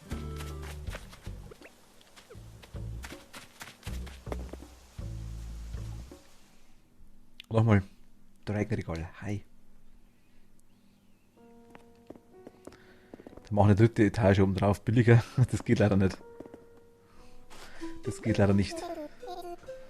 Es gibt nur feste Dinge. Du kannst das Haus hinten. Zuerst hast du ein Zelt. Dann kriegst du ein Haus mit einem Raum. Dann kannst du hinten anbauen. Dann kannst du links anbauen. Dann kannst du rechts anbauen. Dann kannst du ein Stockwerk oben drauf bauen. Dann kannst du einen Keller dran bauen. Und dann kannst du den Lager noch erweitern. Ich glaube, es geht noch mehrfach. Wo kommt denn alle her? Bayern, Oberpfalz. Aus dem Chat. Verhandeln. Ich meine, ich könnte auch per Post schicken, so ist es nicht. Jungs, alles gut. Wirklich, Dankeschön. Kriege ich schon. Wir haben echt Zeit, wir haben Zeit ohne Ende.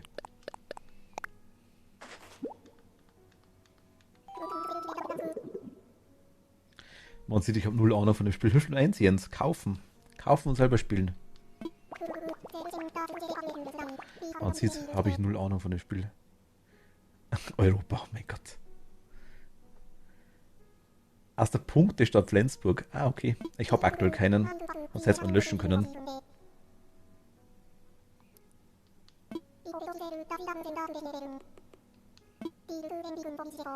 Wenn wir so vorbeigegangen und klaut.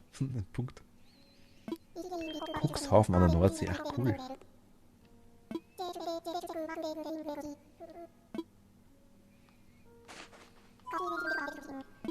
Zwischendurch kann ich dir auch ein bisschen helfen, Jens, wenn du das kaufst. Muss ich sagen, das Spiel ist nicht wirklich mein Fall. Ach komm. Animal Crossing ist nicht der Fall. Horrorspiele magst du nicht. Da muss doch was dazwischen sein, oder? Also Ark magst du, das weiß ich. Jens, du machst dich unbeliebt. Wie Toni kleine Namen merkt, ne? Ach, sau nice. Du hast falsch erzählt, ist kaum zuerst das Haus mit Quadrat gefüllt. Und dann kommt es nur das Hauserweiterung und dann kommt erst das mit dem Räumen plus Dorf plus Keller. Jetzt Moment.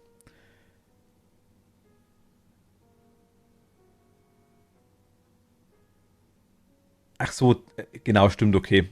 Du hast zuerst das Zelt, dann Haus, dann die Hauserweiterung, dann die 3 Räume, dann das Dach, dann den Keller. So ist es genau.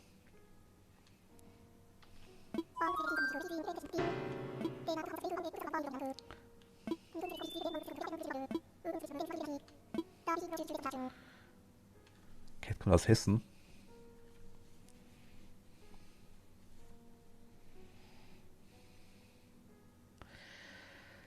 Und schön für die Klausur mit dem Thema Bewohner lernen.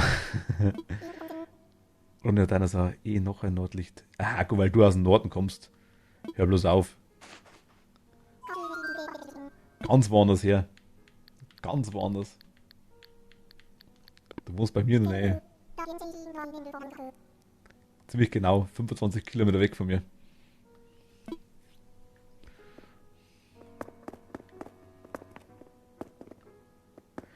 Ich gönne euch ja das Spiel, nur selbst würde ich es nicht spielen. Ach so, okay. Hast du meine Animal Crossing Aura gespürt?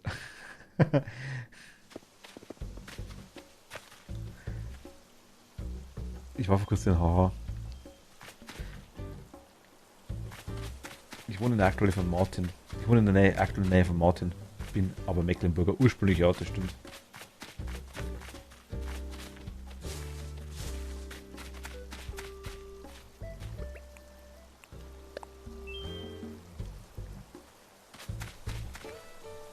Potterhead. Hi. Grüß dich. Hallo. Ja, das ist halt 30 vielleicht. Oder, oder 27 kann auch sein. Vielleicht. Je nachdem, wie man fährt. Wenn man Klinikum runterfährt, vielleicht, ja. Da war ich mal auf Klassenfahrt. In Flensburg. Flensburg war ich noch nicht. Nee, Flensburg war ich noch nicht.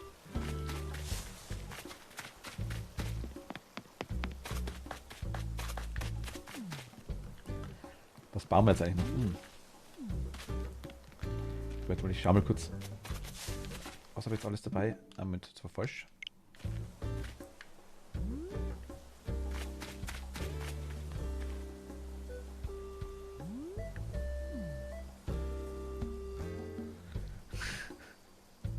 Da gewonnene von Cat, aber von einer anderen Katze, oh mein Gott. Von seiner, ne? Wann kriege ich mein Outfit eigentlich? Ähm. Ganz subtil so. Press.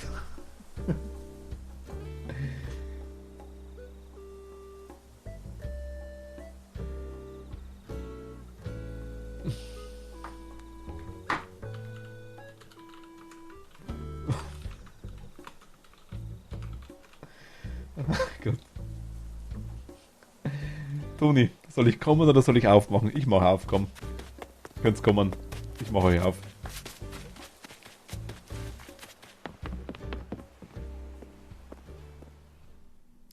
Mein Freund kommt aus Köln. Ah, aus Köln, nice.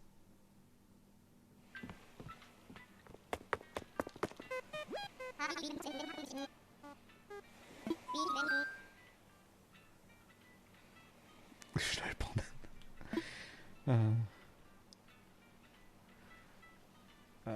Besuch empfangen. Online.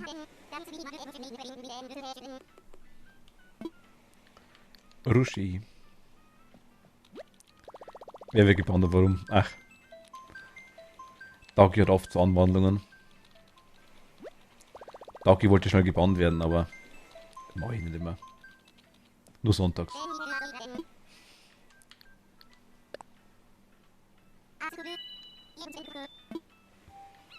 Luna, wie geht's dir?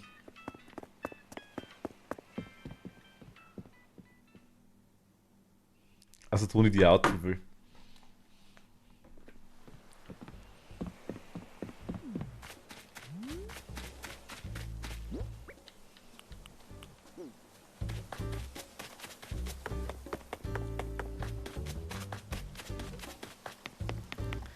Aber Toni hat immer Riesenfreude mit den Outfits.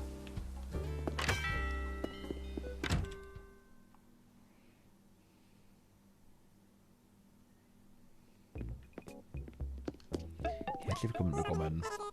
Willkommen, Emils, was können wir heute für dich tun? Ich möchte was. Außer mal für Rübenpreise.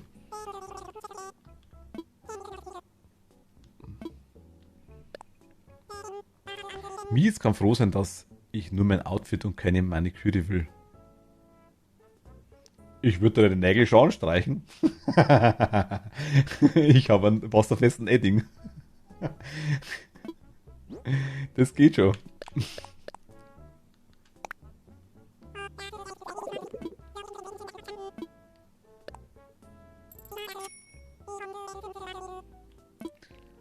Ich wohne in der Nähe von Luna, aber ohne Luna. Also in der Nähe von einem Wald auf jeden Fall, okay. Einmal Pickelentfernung bitte.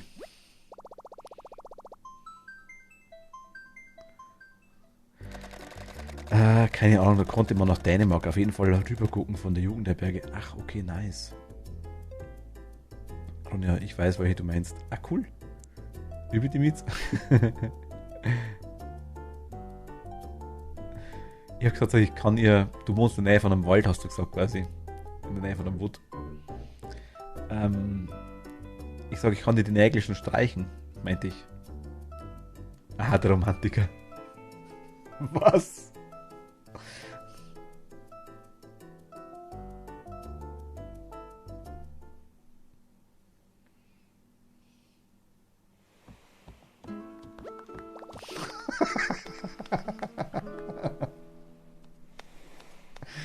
Die war schon im Bett, ne? Ich wohne ganz, ganz weit weg von allen, Gott sei Dank. Wo denn? Potterhead? Oder Claudia? Wo denn? Also ungefähr die Richtung, wenn du sagen magst.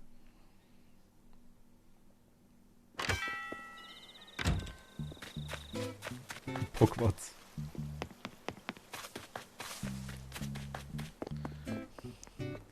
Schlimme Truppe, ne? Nein, nein, nein, nein. Die sind alle cool.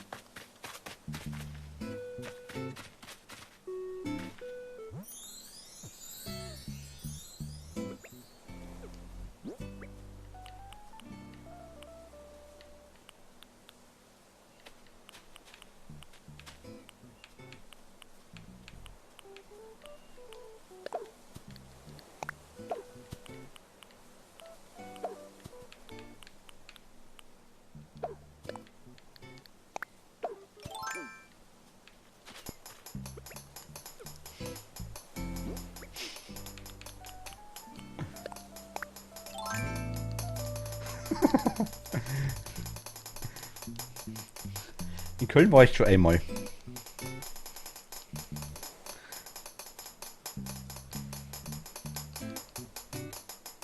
Das sind die besten Musiker der Welt. Oh, jetzt siehst du was, jetzt ist gleich besser, warte noch. In Bonn war ich auch schon mal. Hotdog-Kostüm ist extra.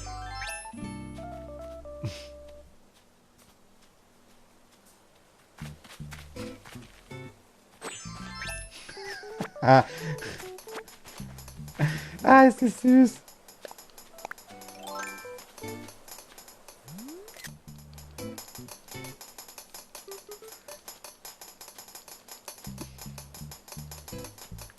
Die Schwester kommt aus Köln.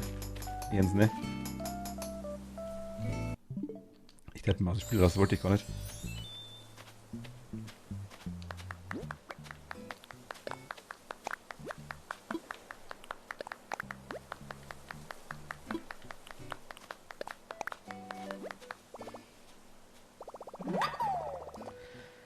Ich bin aktuell in Deutschland. Also da war ich schon öfter mal.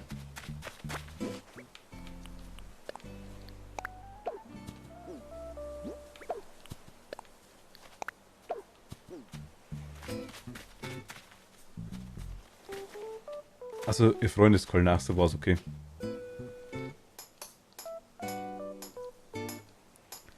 Die Musikgruppe ist etwas einseitiger, braucht noch ein paar Instrumente. Na, Tone, dich können das. Das verstehst du wahrscheinlich gerade nicht, das ist das Ding, genau. Das nennt man Kunst. Das Asymmetrische, Symmetrische und das absolut, das ist alles Absicht, dass es das anders anhört. Die Melodie muss man raushören.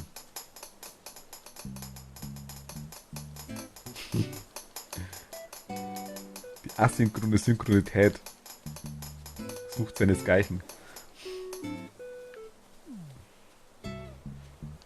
Siehst du? Mit der Unpünktlichkeit dort zurechtkommen.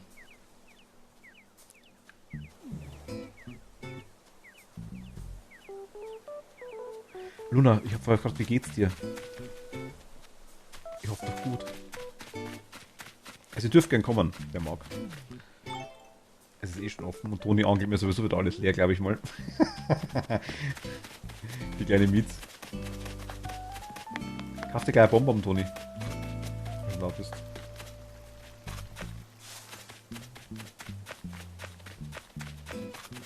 Cat 2 lebt, ja.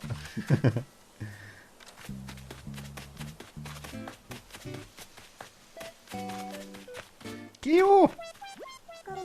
Kondensstreifen erwecken in mir stets das Verlangen, meine Kaffee nicht mehr schwarz zu genießen. Du brauchst da Chakrasäule oder sowas in der Richtung, oder auch Chakra. Das Ding. Es geht, tut, aua, hab mich in meine Decke eingerollt und gleich gibt's Futter. Oh nice. Es tut mir echt leid. Ich würde der Fernbedienung, okay. Also, funktioniert auch. Also,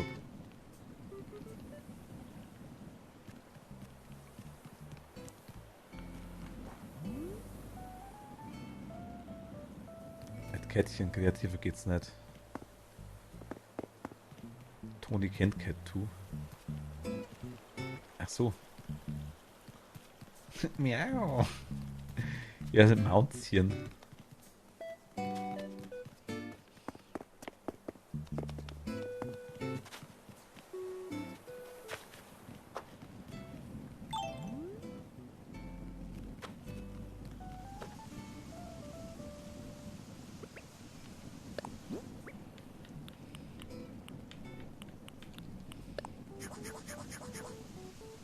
Bitte? Moment, ich habe es gerade nicht gelesen, was du geschrieben hast. Moment mal. Sag Zukunft bitte. Ach so, Moment.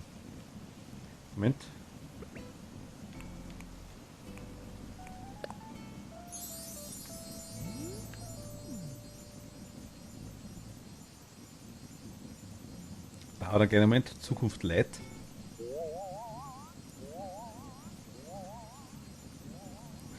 Also das zweite erkannt, das ist Switch. Ach so. Cat 2 hat mich gestern im Mario Kart immer verfolgt.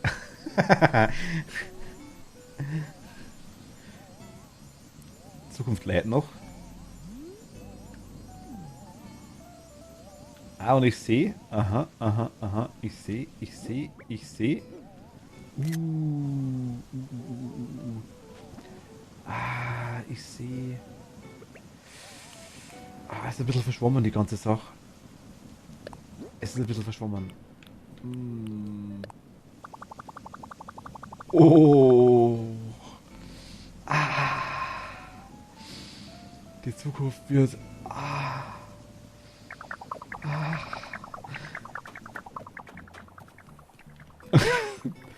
Die Zukunft wird. Sie wird. Zukünftig.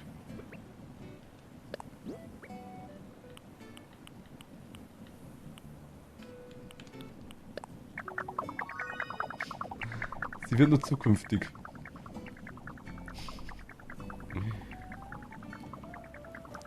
Ich habe nur gesehen, du wirst schlafen.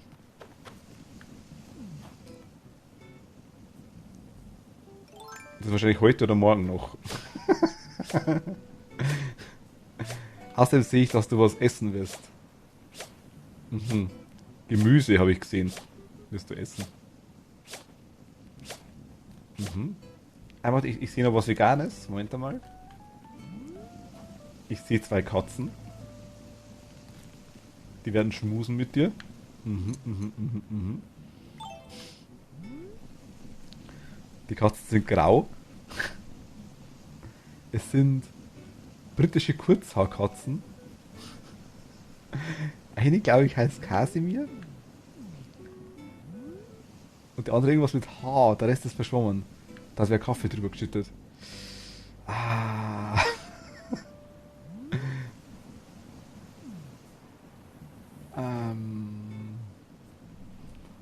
Moment mal kurz. Ich muss mal...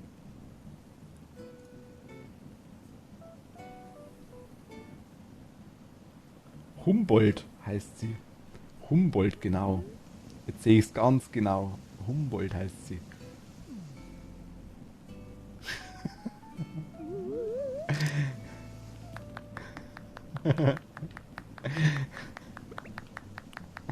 Ach Gott. Moment. Macht was die blau. Ja, und Henry auch. Ich sehe, wie du... Was ich sehe, wie sie von dem Wolf gejagt wird. Ich freue mich auf das nächste Jahr. Das ist zukünftig. Ich sehe, wie sie im Lotto gewinnt. Das kann vielleicht auch sein. Das steht da hinten. Das sind die... Wie war das? Das sind die 5 Gebote. Die ersten 5 sind mal runtergefallen und sind kaputt gegangen.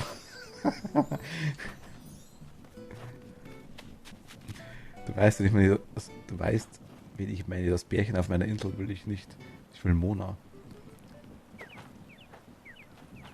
Mona? Der ist der Campingplatz. Warte, ich lese kurz. Ja, ich kann sie dir besorgen. Ah, okay. Luna, bist du da? Luna ist da, ja. Luna ist da.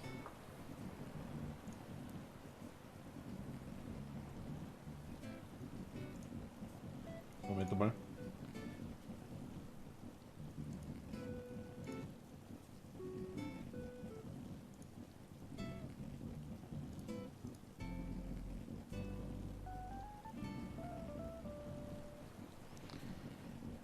Luna Aua.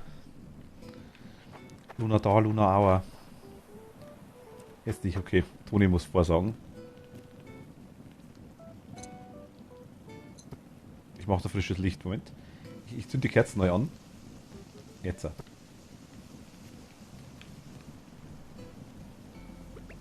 Kriegt die Zukunft vorhergesagt. Die lassen die Leute kennen, okay. Neue auch noch, okay. Bin ich gespannt.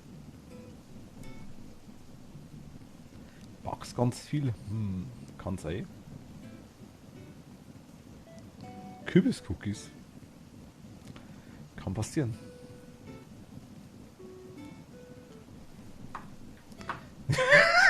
Na! Ich hoffe nicht. Ich habe schon 15 zu viel. Lieber nicht. Dann backe ich keine Kürbiscookies.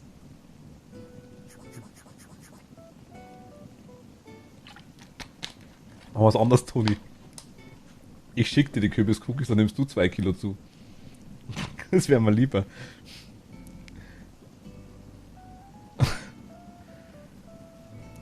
Dann schläfst du auf dem Bauch. Okay. Und auf dem Rücken. Ja, möglich. Beides möglich. Luna Schmerz und die Lukas. Kommst du die Martin Hose persönlich? Geht auch. Und gewiss im Lotto. Nice.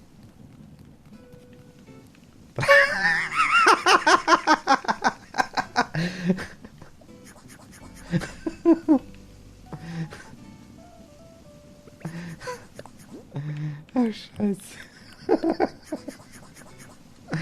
Ach Gott. Wolfi nervt dich? Ja. Das kann sein. Lass mich raten, du angelst bei mir. Und das Stream liebt dich. Oh, das ist süß.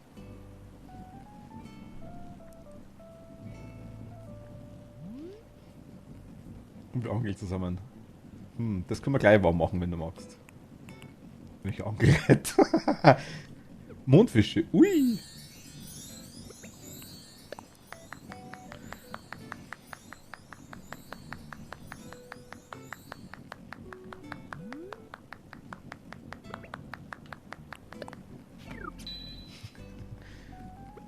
Ich baue mir kurz eine Angel. Toni, dann angeln wir. Moment.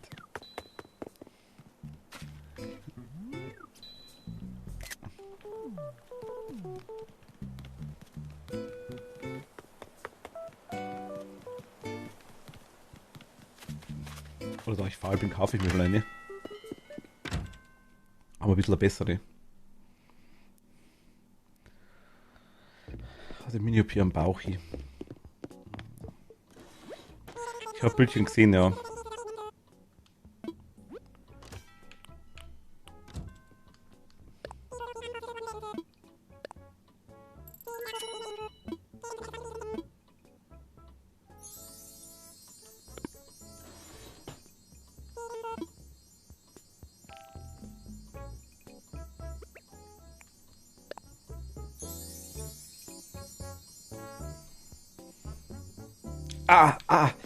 Jetzt habe ich Glitzer ins Auge gekriegt.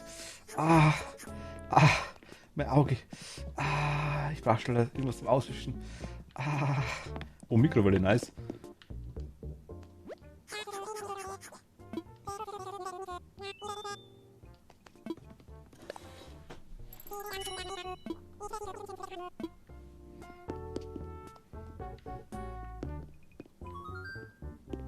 Ich verstecke mich hinter der Map, dann sieht sie mich nicht. Pflaster so groß wie Lunas Finger, ja, ich hab's gesehen. Das ist... Aua.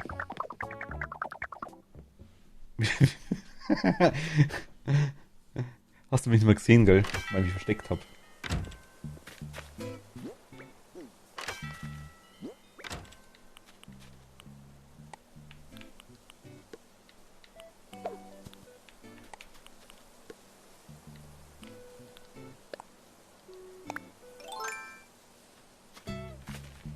Gibt's sauer.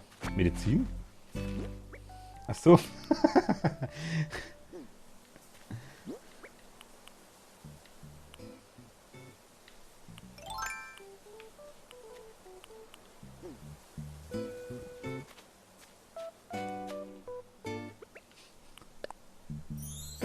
Ach Gott, Schmerzmittel, ja.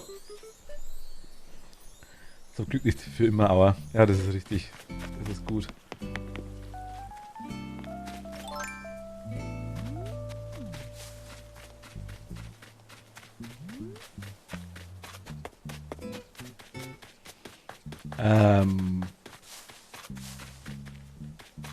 Eine Frage, Toni.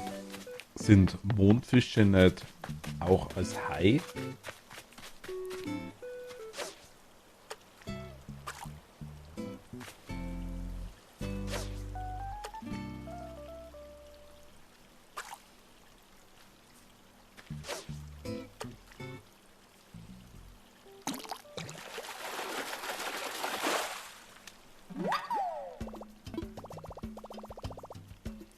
habe ich noch gar nicht. Cookie, hi, grüß dich, hallo. Servus. Haben auch eine Haiflosche, also Mundfisch ist, ja glaube ich. Dann trainier mal. Und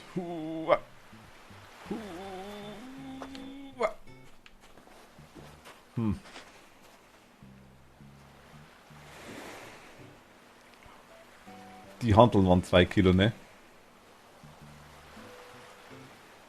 Hier abnehmen. Ja, ich kann die 2 Kilo Hanteln runternehmen. Habe ich es abgenommen. Wenn ich es wieder drauflege, dann habe ich es wieder zugenommen.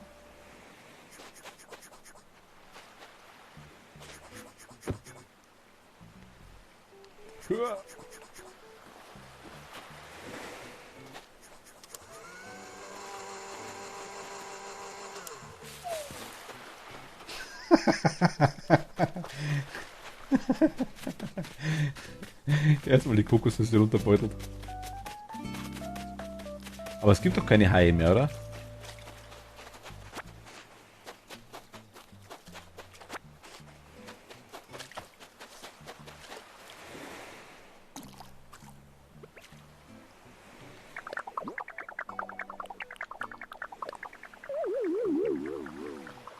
Toni, ich bin enttäuscht. War das jetzt Vorführeffekt oder was war das?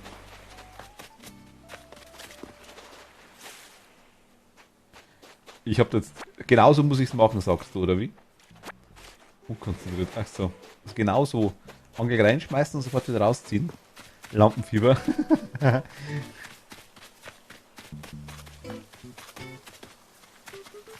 was denn?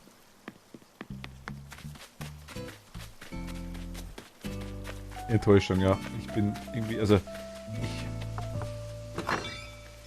ich habe große Erwartungen in Toni. Ich hatte riesige Erwartungen. Ich dachte mir, die haut den Fisch jetzt da raus, dass gleich noch 5 mit dranhängen. Der bloß einer weißt. Und dann...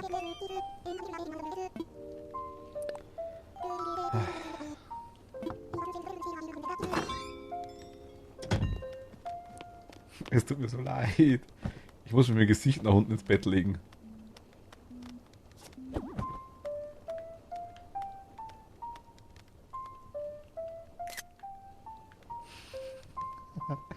Wie die Ohren hinten draufstehen, ne?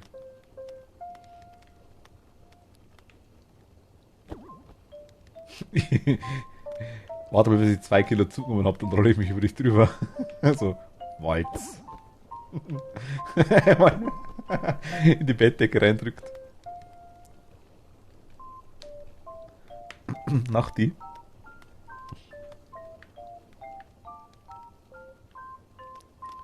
Hui. Hui. Toni hat zu viel getrunken. Deswegen dreht es jetzt. Hui. Karussellfahren im Bett.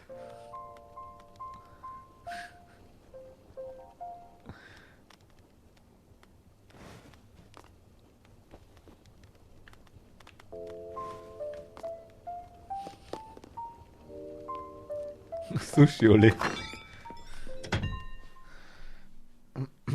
Nicht mehr raus heute. Ah, doch, geht schon.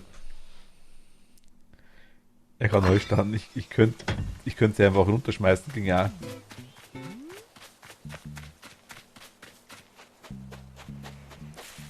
Ich weiß, wo die Fische bei mir sind, aber Toni weiß es nicht. Ich will mal ein Bild meiner Map in den Discord schicken. Ich habe eine ziemlich lustige Anordnung von meinen Steinen. Die will ich euch gerne mal zeigen. Ja, hau raus. Im Discord kannst du halt unter Animal Crossing Stuff gibt es einen Channel.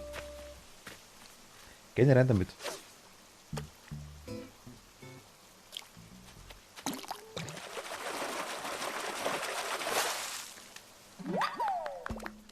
Habe ich auch noch nicht, der Karpfen, nice. Ich hab die alle noch gar nicht. Aber das Vieh, das da sitzt.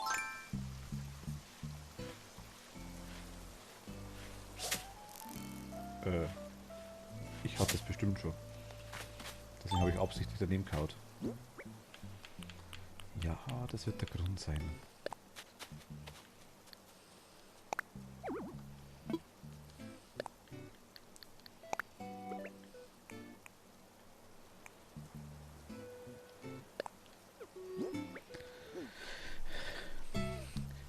Jose, so meine Erstaller, die ist MA bla bla bla. Okay. Lukas schwierig wird. Versuchen werde ich es trotzdem.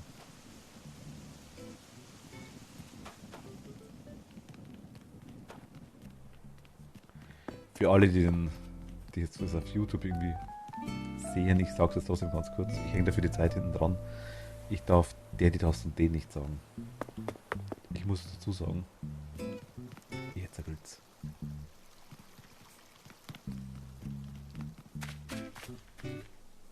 Ich häng Zeit dran.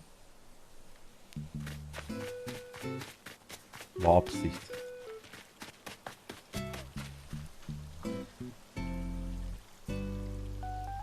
Mal schauen wir es mal kurz.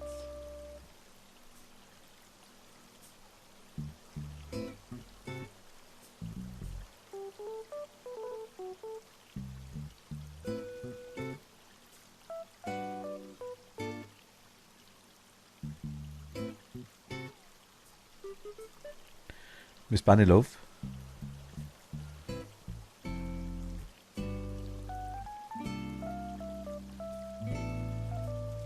Ach. Außenrum.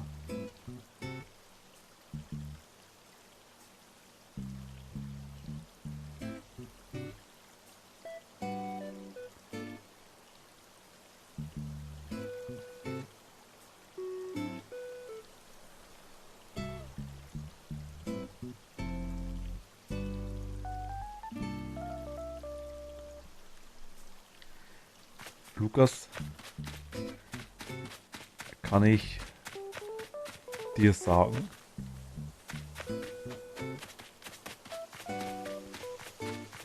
es ist ein Schuh.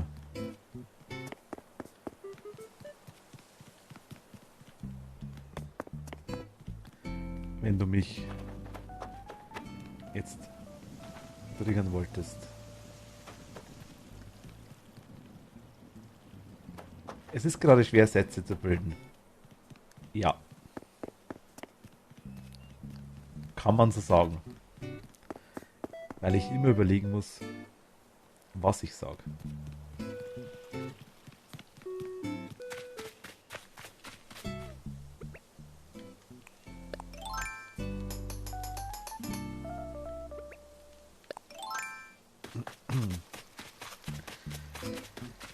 Gott sei Dank gibt es einen Cooldown. Was sind Sätze? Kann man essen? Ja, nein, vielleicht. Vielleicht. Wieso? Welches Wort ist es denn diesmal? Es muss dir Lukas schreiben.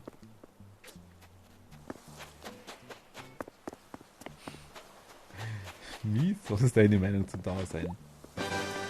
Oh, nice. Ich habe deine Meinung. Eine sehr große davon.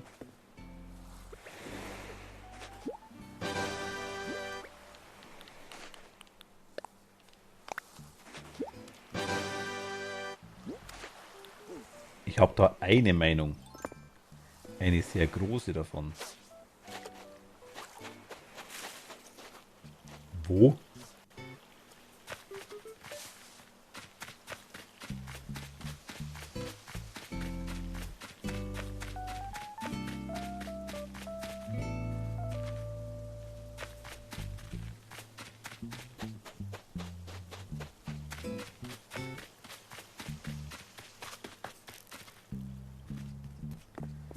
Dasein ist nicht, was ich nicht sagen darf. Toni, was?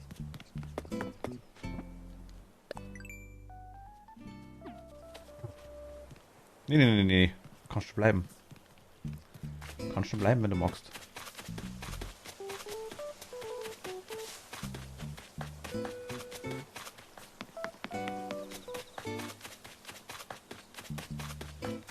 dürfen auch gerne noch andere kommen. Wir können auch gern wieder irgendwo eine Runde Verstecken spielen, wenn ihr mögt. Sätze bilden sehr schwer aktuell.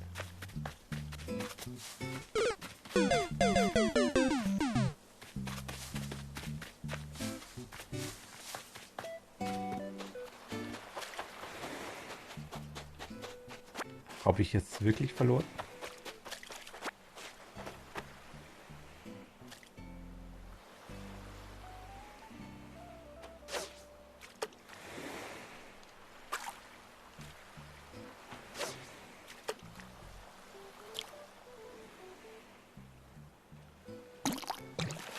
Essen kann setze ich. Ich habe Luftschlange geangelt. Mag nur den Sound, okay. Sei dir gegönnt. Ich hänge extra Zeit hinten dran.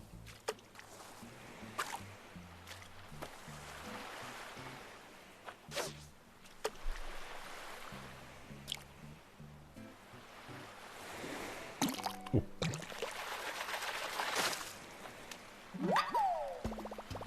Makrele. お前はもう死んでいる。 Es gehen leider nur 5 Sounds. Ich finde das so schade.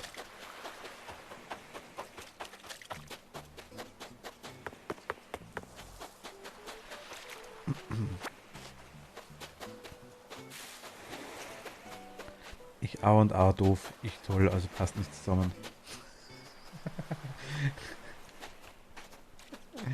Ah Gott, so schön.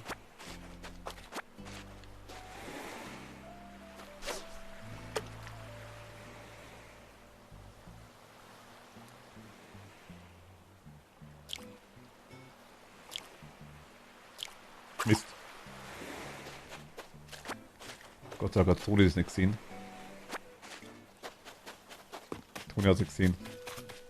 Bin mir ziemlich sicher.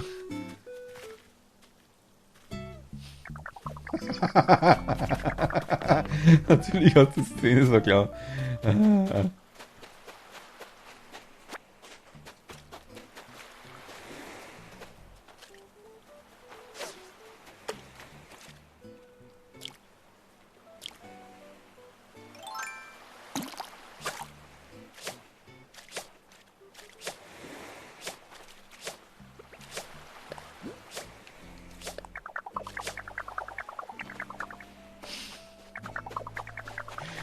Ach Gott. Die trainieren hier.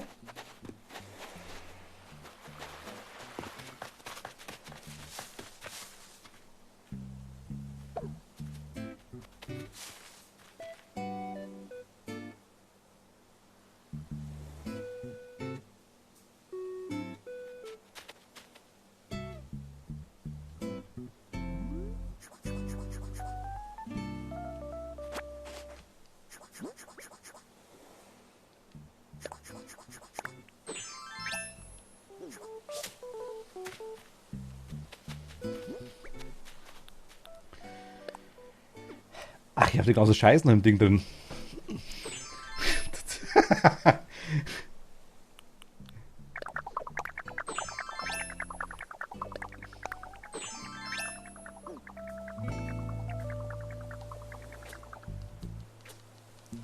Ich fang dich wat.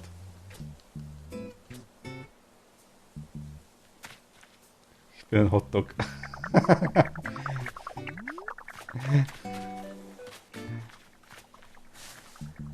Soll ich mal abbeißen von dir?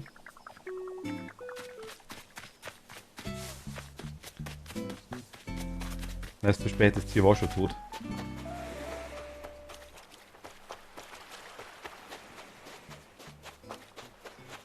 Nein.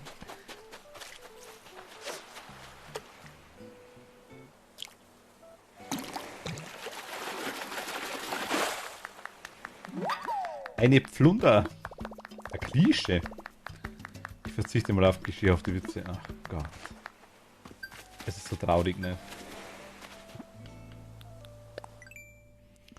Wohl eher Hot Cat als Hot Dog. Ja, stimmt. Hot Cat. Perfekt, bin noch dabei, einen Monat zu holen, aber so eine halbe Stunde dann ist fertig. Die vermitteln hier alles Mögliche in meinem Chat, ne?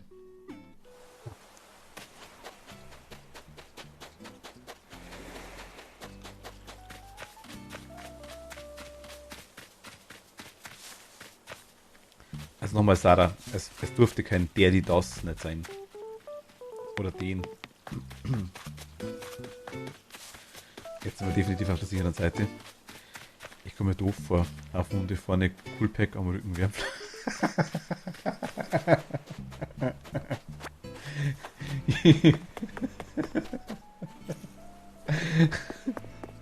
Ja. Aber gut, dann bist du in der Mitte gut durchtemperiert. Auf jeden Fall. Der Querschnitt passt dann.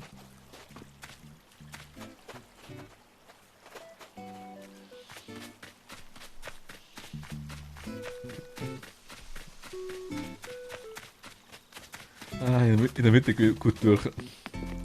Ist komisch, aber Hauptsache es hilft, das stimmt, ja. Aber trotzdem, die Vorstellung war tatsächlich jetzt gerade lustig. Ach Gott. Ah. Ich bin ein Stehmedium. ah.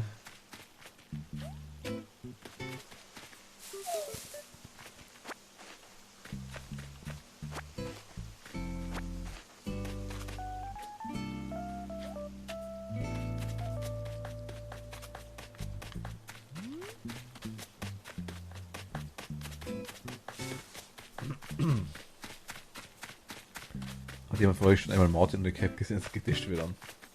Hat noch keiner. Ich hatte es noch nicht einmal im Stream herunten. Das ist ein einziges Mal. Na gut, stimmt nicht ganz. Jens kennt mich ohne Cap. Wenn er noch da ist.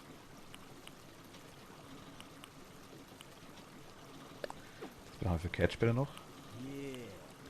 Rainbow Janola Jager. Hi, grüß dich. Hallo.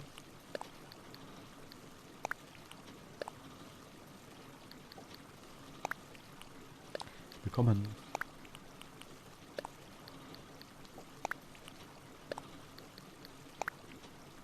Na servus zusammen. Hi.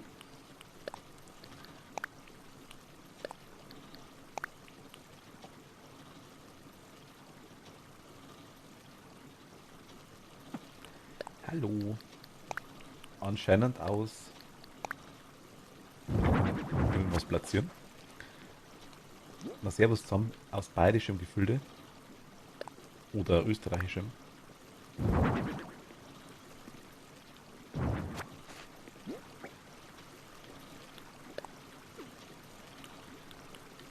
Makrele.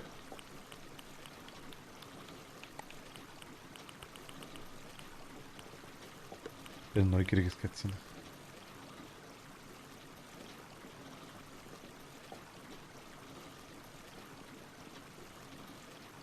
Ich habe eine Idee, Miet zu triggern mit dem Wortverbot. Ach so.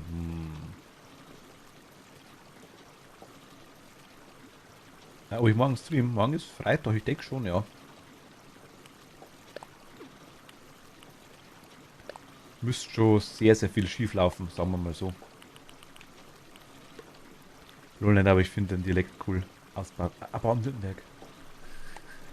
Vielen lieben Dank. Mein Dialekt ist vorhanden. Ja, das ist richtig.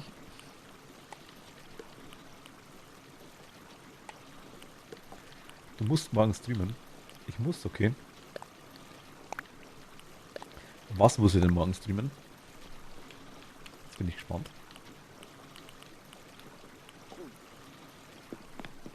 Ah.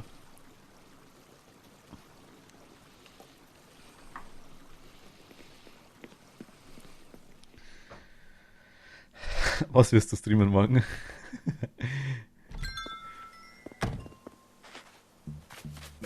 Ach so, ja, würde ich gerne.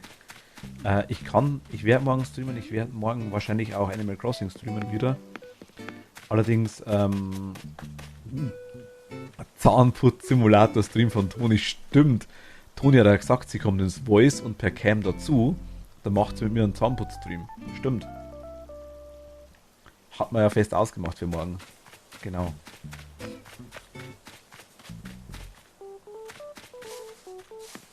Die direkt, über die du jetzt alles weißt und keine Fragen mehr stellst. Dagi, erzähl mal, was kommt jetzt da nicht alles?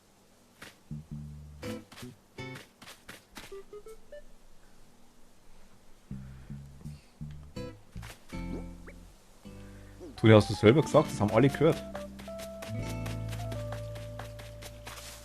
Sarah, gute Nacht, danke dir. Schlaf gut. Oder viel Spaß auf jeden Fall. Siehst? Hast du Fans?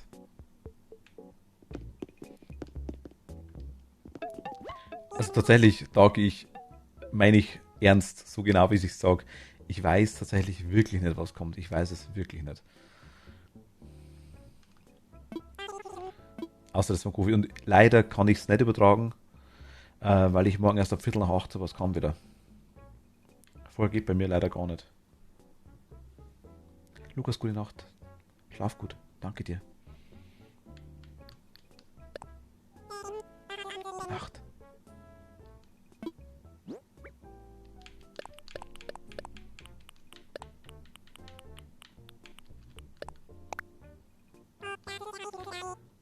Ich sag Dagi, ich höre nicht auf, ich mein's so. Das war das letzte Mal auch nicht anders. Du hast irgendwas von Essen erzählt, das ich nicht kenne.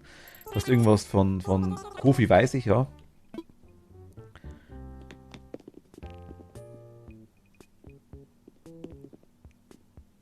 Inklusive zwanghafte Zahnseide. Ja, können wir machen.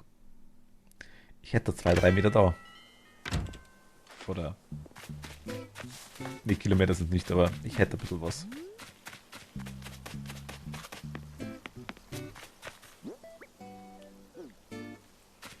Ich erkläre nichts mit. Trotzdem, du brauchst nichts erklären, ich will nur, dass du mir glaubst. Das ist das Einzige.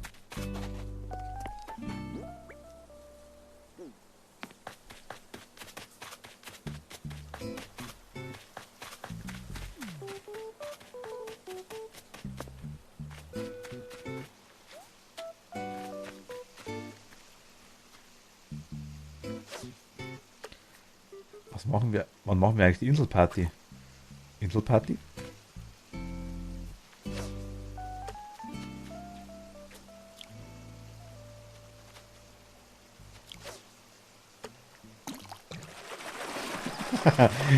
Das Zwischenangeln, ne? Wenn Mona bei Jose ist.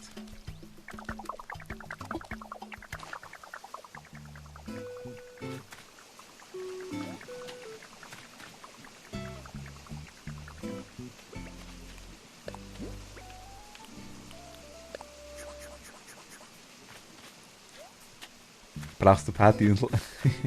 Ich kann nicht tanzen. Partyinsel wäre schon cool, aber ich kann nicht tanzen. Ich habe das Emote nicht. Mona ist bei mir, ich krieg sie gerade runter. Also ich komme gerne vorbei, wenn du magst, Cat. Kann auch bei dir rundherum rennen. Oder bei dir alles leer eng. Ein Penguin.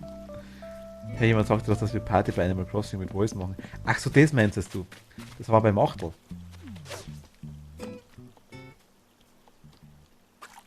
Mit Lagerfeuer und so weiter, oder? Ach, das geht? Man kann von der Brücke aus angeln?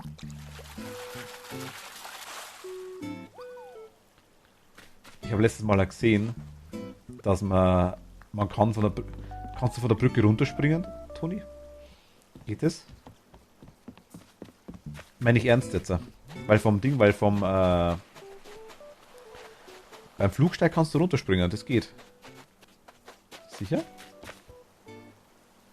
Ins Wasser nicht?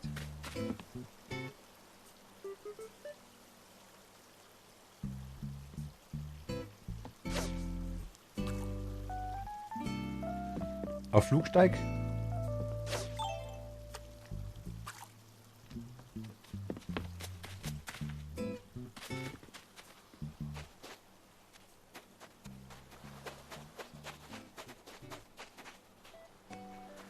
Mietz, was soll das? Was denn?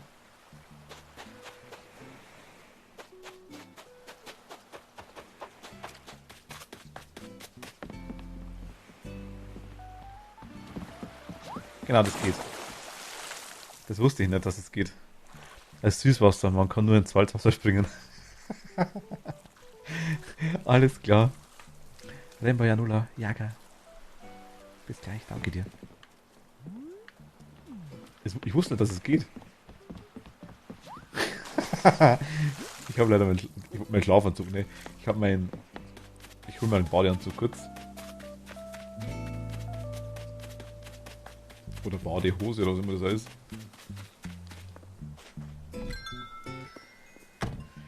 Also von der Brücke springen, Polizei, Hilfe, erst so.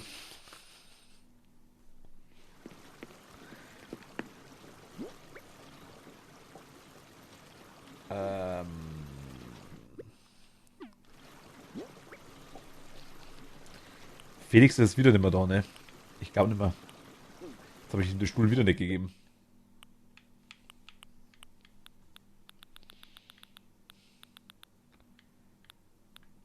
Ach, das habe ich auch zweimal.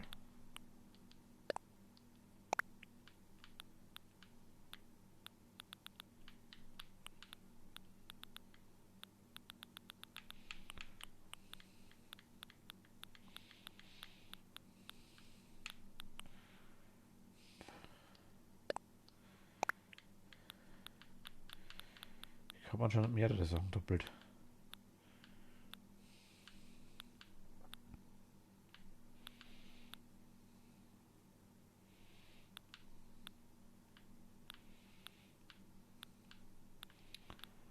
Na, das ist doch auch noch. Mein Gott.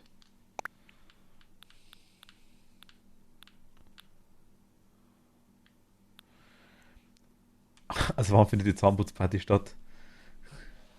Muss Toni dann sagen, wann sie Zeit hat. Ich richte mich dann nach ihr.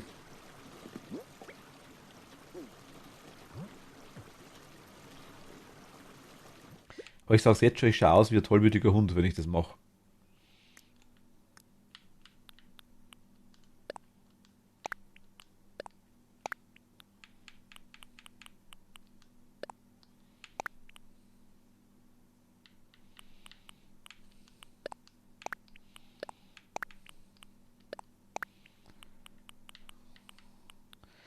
Ist da noch dann.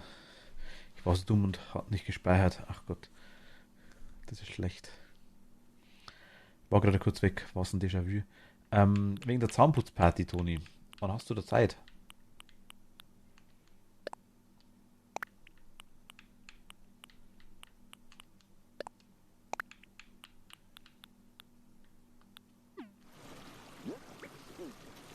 Ich will nicht vor die Kamera, könnte aber im Voice Zähne putzen.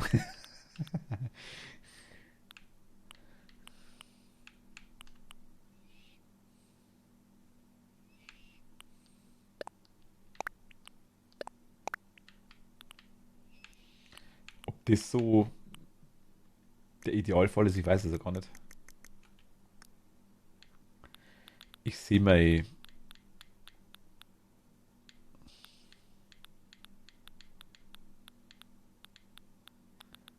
Ach da. Nein.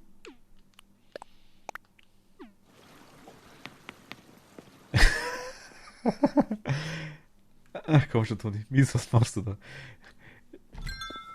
Äh, Warte mal, Toni, ich habe was für dich.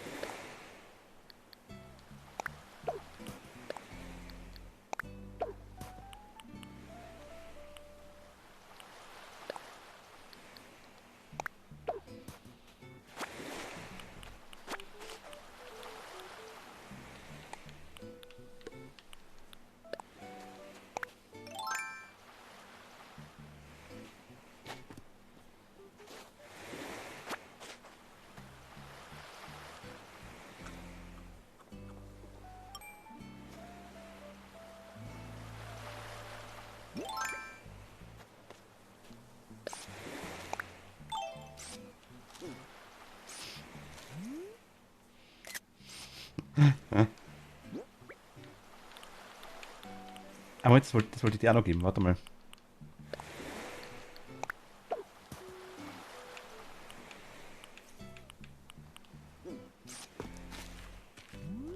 Das gehört auch noch. Ich komme gleich wieder. Moment. Bin gleich wieder da. Meine Tröte sieht sehr armselig aus. Ohne Sound. Es tut mir leid, ich habe nichts anderes, Toni. Es tut mir leid. Ich kann mir keinen Sound nicht leisten für die Tröte. Der ist so teuer gewesen. 6 Copyright, ne?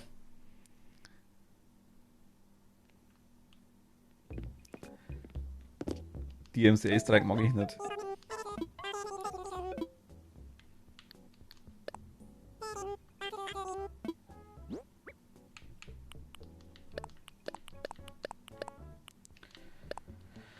Das kann man verkaufen, das Zeug, das auch. Okay, weg damit. Gib nicht auf.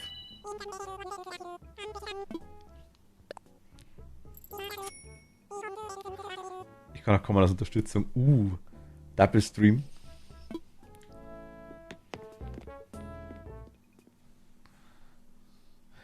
Hast den Narren an mir gefressen.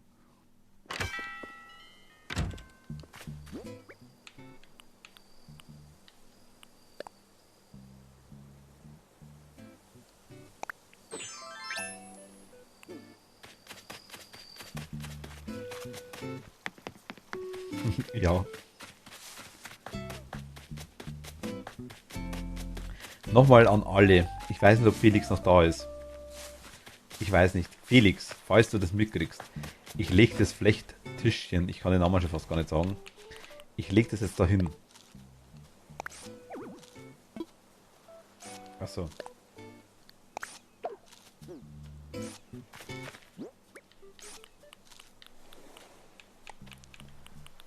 Toni graffelt sich das natürlich. Toni hat so viel Fisch mit Ü. Hui.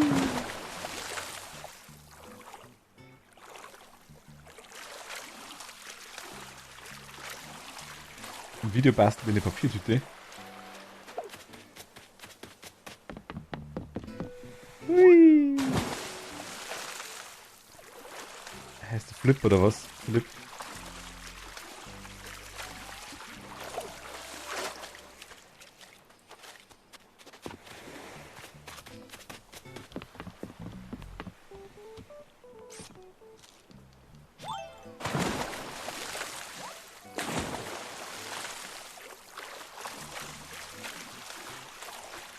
Was war das für Viecher im Wasser? Und überlegen mal.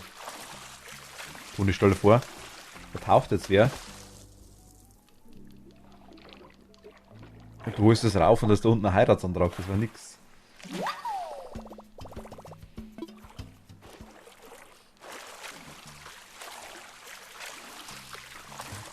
Also echt, das oder? Verarscht mich alle. Wir verarschen dich doch nicht, Toni.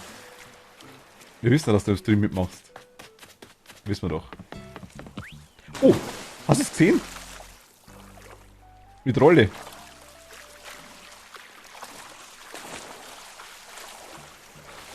Aufpassen, das schaffen wir nochmal. Moment.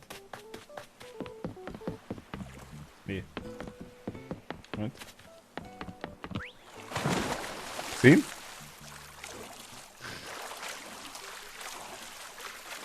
Aber ich habe gerade rausgekriegt. Musst du rennen, Toni. Also auf A rennen. Mit B, und auf B rennen und dann mit B drücken im richtigen Moment. Musst du viel eher springen.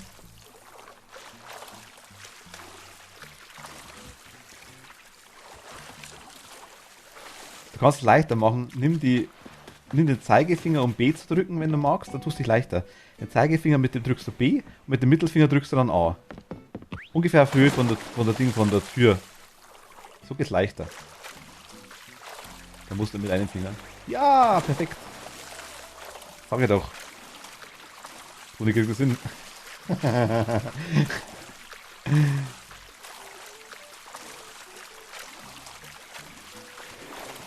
Toni ist Profi-Gamerin jetzt. Richtiges Gamer-Girl. Ach Gott. Also mit Papiertüte am besten über die Kamera hängen. Hui. Wusstet ihr, dass es geht mit der Rolle? Oder habe ich da mal was Neues rausgekriegt? Rollig.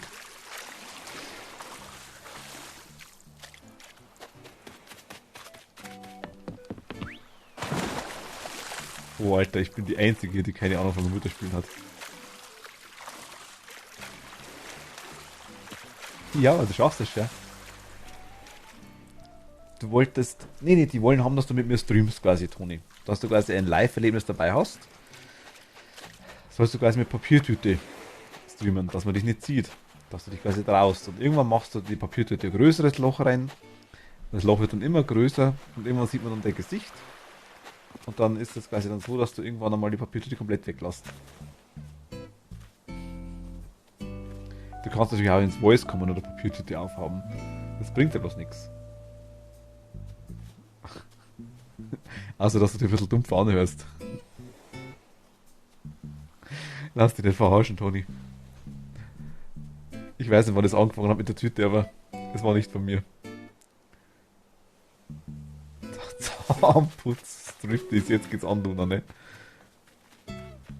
Selbst wenn ich wollte, könnte ich das technisch niemals umsetzen. Ist tatsächlich gar nicht so schwer. Geht auch mit Handy.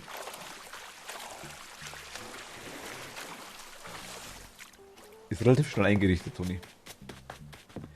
Handy hast du. Und die Verbindung zu meinem Stream kriegen wir hin. Ich kann nicht einbinden, das geht. Das heißt aber nicht, dass ich das will.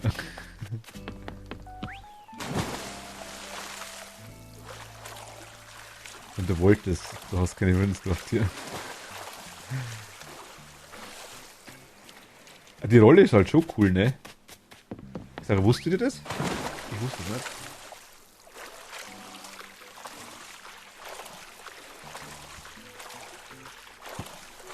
Es bockt halt echt mega, ne? Alles, was im Kreis springen ist. Geht seitlich ab. Ja!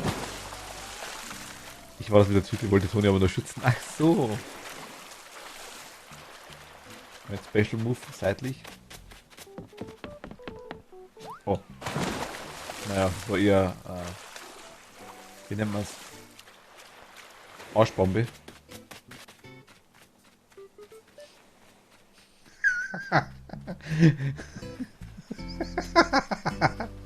Weißt, das kriegt schon zusammen da, ne? Du.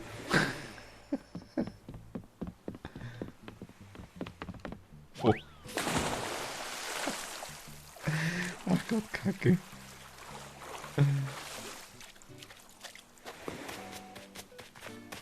Geht das seitlich nicht? Doch, geht schon. Oh. Jetzt haben wir fast den Kopf angehauen.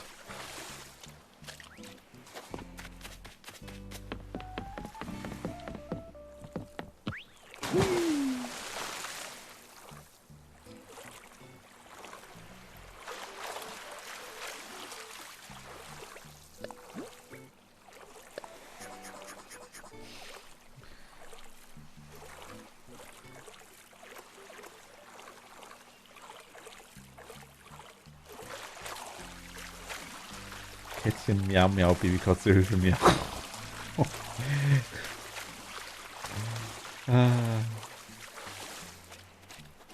Gula!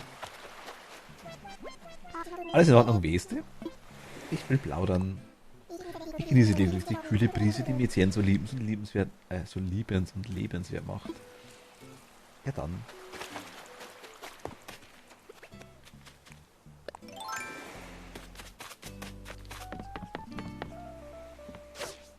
Hast gesehen, den Anlauf auswerfen.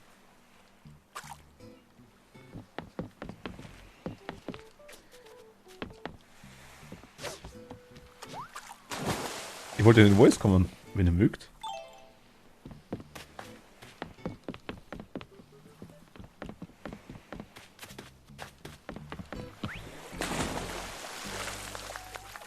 Ange mich, Moment, ich ange dich. Ach Gott.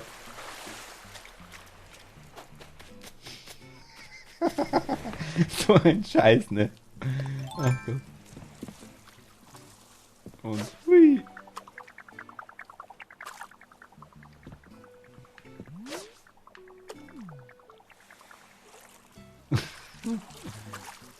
Ich krieg den nicht raus.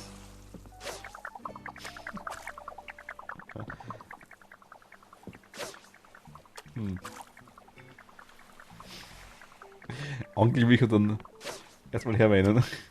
Hinter dir, halt dich fest, dann zieh ich dich hoch.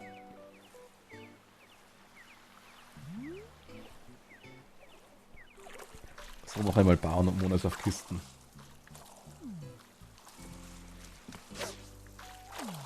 Jetzt habe ich sie erwischt. So geht Angeltraining, oder? Du bist der Fisch. Mit Ü.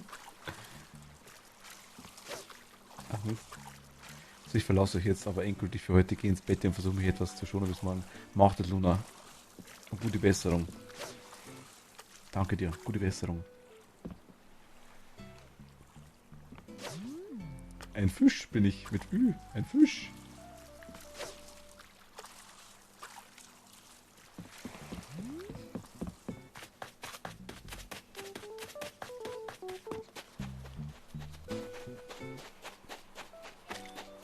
Würde ich, Luna. Gute Besserung. Wirklich, also schon dich, aber ich glaube zum Schlafen ist es nicht so geil. Aber schauen wir mal, vielleicht geht's irgendwie.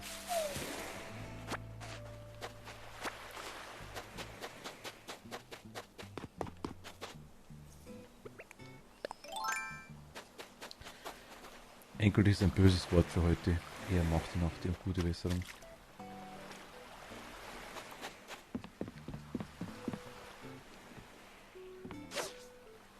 Oh.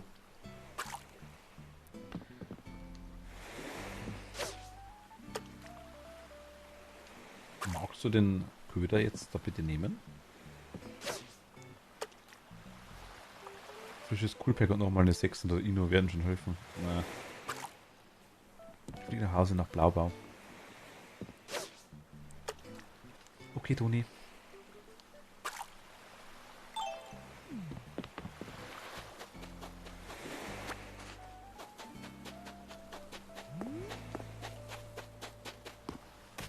Ich dachte, ihr wollt ins Voice kommen.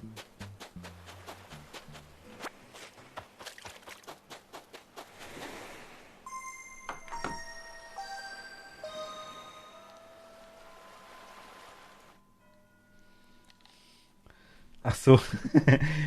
Ich weiß nicht, für wann ihr es gedacht hattet. Aber können wir gerne mal machen mit Voice auf jeden Fall, definitiv. Habe eben hat sich soweit... Was? Habe eben hat sich soweit jetzt nicht mehr Alter. Habe eben hat sich soweit jetzt nicht mehr Alter. Josse, ich versteh's.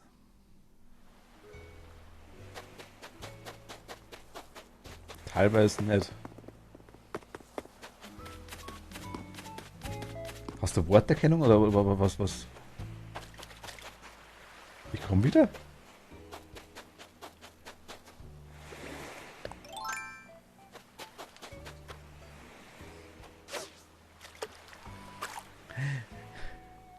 Rechner kommt aber fast. Toni kennt dich ungefähr genauso lang wie mich, habe ich jetzt schon mitgekriegt fast. Der Cat kann ich nicht sagen, ja. Oh, Mist. Gott sei Dank war Toni nicht da, sonst hätte ich es gesehen. Gott, krieg ich schon wieder eine Rechnung von Machtel.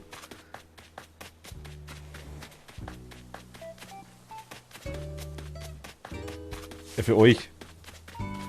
Machtel verrechnet euch doch. Nicht, dass ihr da was kriegen würdet davon. Also.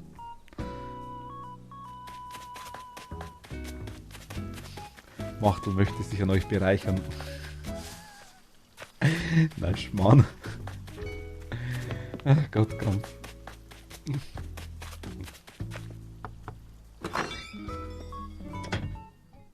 Aber bitte noch als E-Mail, Machtel.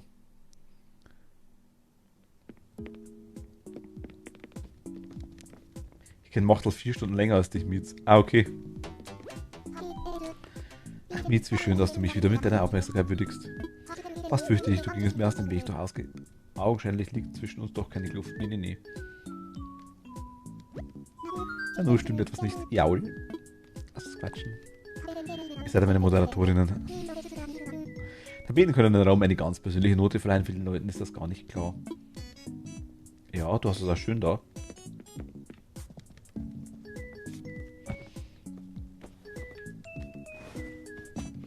Hat jemand Tipps, wie ich diesen Blödmann rauskriege? So möglich. Du musst spulen. Leider. Cat hat eine ganz gute Anleitung, glaube ich. Die war von Philipp tatsächlich auch. Ich glaube, Philipp hat die geschickt gehabt, ne? Als Voice auch. Ja, wenn ihr das Voice mögt.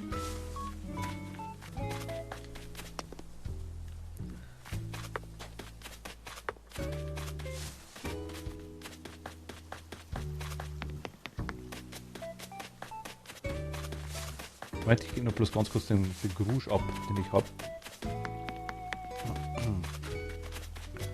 Ist Cat noch beschäftigt?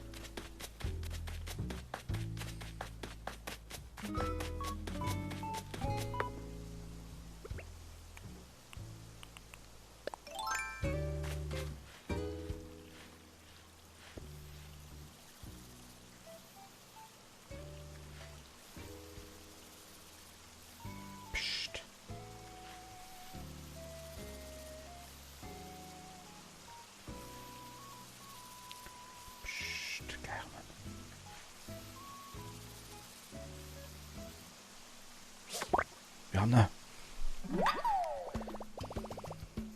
Ui, schaut er giftig.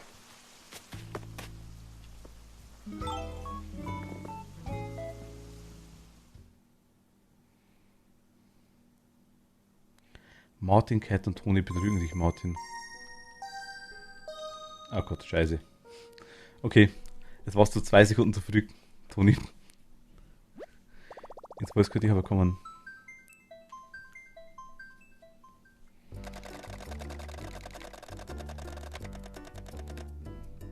Betrügen tun sie möchten das. Betrügen tun sie ihn nicht. Sie verdienen Geld für ihn. Er schickt eine Rechnung. Genau, wir betrügen nicht, wir werden ausgeliehen, genau. Gegen Entgelt. Lange nicht mehr hier gewesen. Na Toni, ich finde es cool, dass du mal vorbeischaust, muss ich ehrlich sagen. Es hat dauert. Also ich muss ehrlich sagen, war schon Zeit her.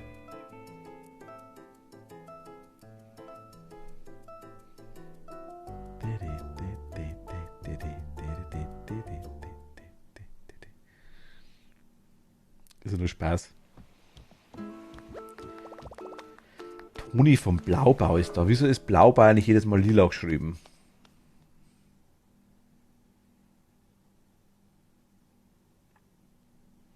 Würde mich mal interessieren.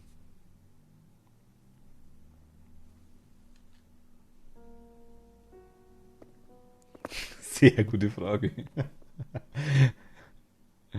Ach Gott.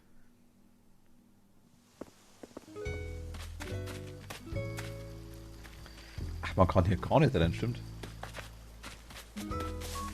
Ist Menschenhandel erlaubt? Nee, das ist kein. Das ist wie so eine Art, wie sagt man es? Lila ist das neue Blau. Das ist wie so eine Art, Zeitarbeitsfirma, ne? Ich freue mich immer, einen lieben Freund zu treffen, Flüster. Sprich mit mir. Im Herbst mache ich es mir am liebsten mit einem guten Buch daheim gemütlich. Dieses Jahr möchte ich mich auch mal an Genres rantrauen, die ich normalerweise meide.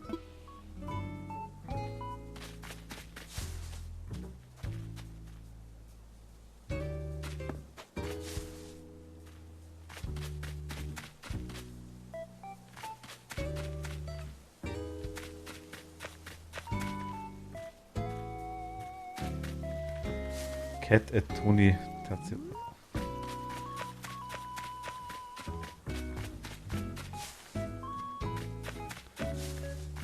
Okay.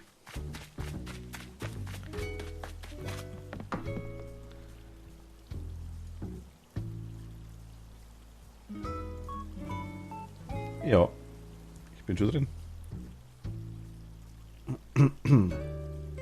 Stimmen.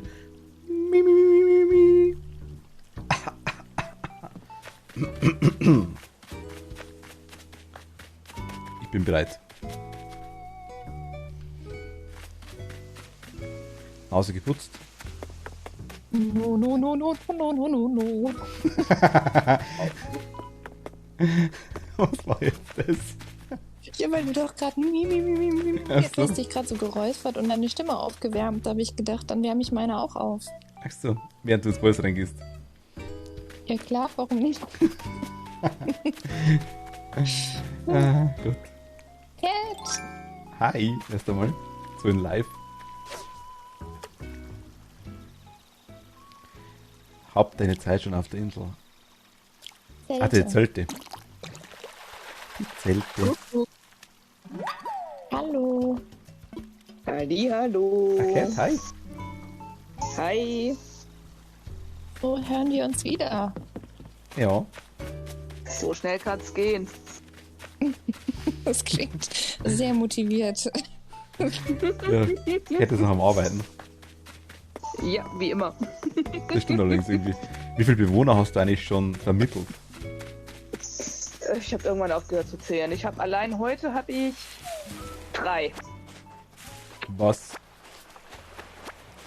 3 Bewohner bin ich am Vermitteln, beziehungsweise 2 habe ich und einer wird heute noch vermittelt. Machst du das beruflich? Nee, aber tatsächlich kriege ich trotzdem dafür was. So Meilentickets. Achso, kriegst du meistens schon, okay. Ui, die Stimme ist noch nicht tapfer. Das schreibt Machtel gerade. Nee. Die Stimme ist noch nicht so, wie sie sein sollte, das stimmt. Hast du gestern gar keine Stimme mehr gehabt, als ihr da euch getroffen habt? Bei Mario Kart? Doch, ich hatte noch Stimme, aber die ging wirklich mehr und mehr weg. Ich musste dann so husten. Da hat der Machtel mich dann auch nur gefragt gehabt, möchtest du lieber aufhören? Und ich dachte dann so, ja, ich glaube, es ist besser. Ich gehe mal lieber aus dem Voice raus, bevor es noch schlimmer wird. Oh Mann, oh Mann. Ja, das kenne ich, aber irgendwann ist der Punkt erreicht, wo es einfach nicht mehr geht und dann... Ich hatte es einmal, da habe ich wirklich gar keine Stimme mehr gehabt den ganzen Tag. Musste ich vor der Arbeit sogar daheim bleiben. Krass. Und ist es dann von zu viel Sprechen gewesen? Ja, ja, oder? ja. Ich hatte das noch nie. Also ich denke mal in Verbindung mit einer Erkältung etc., die man dann vielleicht nicht merkt, denke ich mal. Ja, ich wollte gerade sagen, vielleicht bin ich halt auch nicht der sozialste Typ. Irgendwie. Die freuen nicht so oft meine Stimme. Ja gut, aber du redest doch. Ja, stimmt. Nein, Okay, ich muss aber sagen, lieber hätte ich natürlich Zähne geputzt. Während des Voice jetzt. Bin ich souveräner. kannst immer noch machen. Zahnputz drin. Was wolltest du gerade sagen? Ja, Nola Jager, gute Nacht, danke dir. Vielen lieben Dank, gute Nacht, schlaf gut. Aber was ich gerade sagen wollte, Mhm. was ja um 3 Uhr in der Früh im Voice, schreibt Machtel gerade. Damit meint er die Cat, die ihre Stimme verloren hat. Ich glaube, das war Ach so, dann um 3 Uhr früh im Voice, oder? Nee, das war nicht um 3 Uhr früh im Voice. Ach so. Ich glaube, das war Machtel und Erdbeermeats im Voice. ja, wir waren um 3 Uhr früh im Voice, das ist richtig, ja, wo ich eigentlich ins Bett wollte. Mal ein bisschen früher. Und dann, ja. Es kommt öfter und anders, als man denkt. Ich habe dir übrigens dabei zugesehen, wie du gerade so richtig souverän diesen Skorpion gefangen hast. Und ich Ja. war voll. Also ich weiß nicht, wie oft der mich schon K.O. gemacht hat. Ganz oft. Wirklich Weißt oft. du, wie man den fängt? Ja, ich habe es jetzt bei dir gesehen. Man muss sich ranschleichen. Ne? Genau, und da quasi, wenn er die Arme so hoch tut, dann greift er Ja. quasi an. In dem Moment musst du stehen bleiben. Ja, das habe ich auch versucht. Also ich habe es tatsächlich jetzt 2-mal geschafft. Das war jetzt das 2. Mal. Die ersten Echt? 5 haben... Ich habe den ja, noch gar nicht im Museum. die ersten 5 haben mich... Magst ich habe ihn gerade verkauft, scheiße. Du kannst mir den eh nicht schenken, glaube ich. Ach stimmt, das ging nicht, oder? Nee, aber das ist... Gegen New Leaf ging das. Da konnte man das machen. Ja, genau, in Phasma war es, genau. Ja, übrigens, Martin, es ist ja so, dass jetzt auch Toni und Cat mitspielen in Phasma, haben sie gesagt. Was? Entschuldigung, da muss ich Bitte? kurz... Toni Das hat stimmt gesagt, so nicht. sie würde sehr, sehr, sehr gerne Phasma mitspielen. Sie hat schon Lust drauf. Ja, und Wenn kannst wir du im vielleicht Van bleiben. Warte ganz kurz. Kannst du vielleicht den Rest auch noch erklären, Nee, die anderen? Ich mache das genau wie eine 50. Zeitung. Ich nehme nur das Zitat raus und schreibe das in die Überschrift rein. Ja. Was die Leute mit den Infos machen, das ist dann ihre Sache. Also, ich habe gesagt, mir brennt es manchmal in den Nägeln, weil ich es so spannend finde. Aber dass ich mich total fürchte, weil ich kann mir das nicht vorstellen. Vor allem die Marlene war vor kurzem ja mal allein in so einem Haus eingesperrt. Und da habe ich gedacht, ich würde durchdrehen. Und dann wurde die da auch noch gekillt. Aber das ist echt nichts für mich. Und dann Aber haben du Kat und weißt, ich dass beschlossen. wir tot waren, wie Marlene da eingesperrt wurde, oder? Ja, oh, sag's nicht. Ich kriege jetzt schon Angst. Jedenfalls habe ich dann gesagt, dass die Cat und ich vielleicht mitspielen würden, aber halt nur, wenn wir im Van bleiben dürfen. Und von da aus vielleicht so ein bisschen. Ja. Ich habe gerade auf Flussgrundel gefangen. Was immer das ist. Das heißt, es war nicht so richtig. Ja, aber das hat schon passt, so wie ich gesagt habe. Also die allgemeine Nachricht ist angekommen bei mir. Ja, genau. Das ist, wenn jemand zu dir sagt, ich möchte mich von dir trennen und dann nimmst du das sofort als Faktum an. Aber hörst gar nicht zu, was der andere noch die nächsten 20 Minuten sagt. Doch. Stimmt's? Aber das, Ja, gut. es kommt auf die Zusammenfassung drauf an. In dem Fall war es nur wichtig, was ich... Und es hat ja gestimmt. Du hast gesagt, du würdest gerne mitspielen. Und du hast gesagt, nur wenn du im Van bleiben darfst, ändert dann nichts daran, dass du gerne mitspielen würdest. Nee. Ja, da hast du jetzt wieder recht. Da muss ich dir jetzt recht geben. Leider. Mist. Marco freut sich auch schon, wenn wir dabei sind. Ja, ohne Ende. Aber ich will, also wenn ich sage, ich habe Angst, dann meine ich das auch so. Also es kann dann auch sein, dass ich sozusagen vom Computer weglaufe und dann erstmal 20 Minuten nicht mehr erreichbar bin, weil ich mich beruhigen muss. Ja, mit meinen, dann darfst du Ja. nicht mitspielen. Das will genau. ich nicht. Das glaubt dann auch keiner, dass es wirklich so extrem ist. Dann sagen alle, ja, Toni, geht schon. Aber ist nicht so. Ich habe wirklich voll den Schiss. René Also- Sky, hi, servus, hallo, willkommen. Ich muss sagen, ich weiß das, also ich hatte, also Ex-Freundin von mir war das ganz, ganz schlimm. Die hat Horrorfilme gern angeschaut. Ich musste einmal in die Filme gehen mit ihr. Ich mag ja Horror, mir war das nie ein Problem. Allerdings, ich habe das gehasst, mit ihr einen Horrorfilm anzuschauen. Einfach aus dem Grund, weil ich danach, angenommen es war jetzt am Donnerstag, wir waren abends im Kino, Spätverstellung, mussten uns den Film anschauen. Ich sage auch bewusst musste. Film war dann so gegen 12:30 aus, oder 12 aus. Und als Beispiel, ich weiß noch ganz gut, der Exorzismus der Emily Rose war so ein Film. Da ist einfach nur darum gegangen, auch besessen etc. Egal was da war, es ist zwischen 3 und halb 4 in dem Film jeden Tag passiert. Die hat solche Panik geschoben, dass wir an dem Tag bis um 5 Uhr morgens weggegangen sind. Ich musste am nächsten Tag um 7 Uhr raus. Ja, Ich hätte die fast gekillt. das bin 1:1 ich, ja. Damit Ja. kann ich mich sehr gut identifizieren. Oder Film angeschaut und ab dem Zeitpunkt, wo sich irgendwo im Haus ein Vorhang bewegt hat, sei es durch Tier, durch Hund, durch Vorhang, einfach wegen Heizung, wegen Luft, weil Fenster gekippt, Katastrophe. Ja, das kenne ich. Also, wirklich. Ja. Tu Ich habe nix mal rein. meine Nachbarn raufgeholt. Von unten. Das sind so 2 Pensionisten, die habe ich raufgeholt, weil ich Angst hatte vor Einbrechern. Da hatte ich auch vorher so einen Film geguckt. Ja. Ach du nix, danke dir, vielen Dank. Dankeschön. Willkommen im Mietshaus. Hi.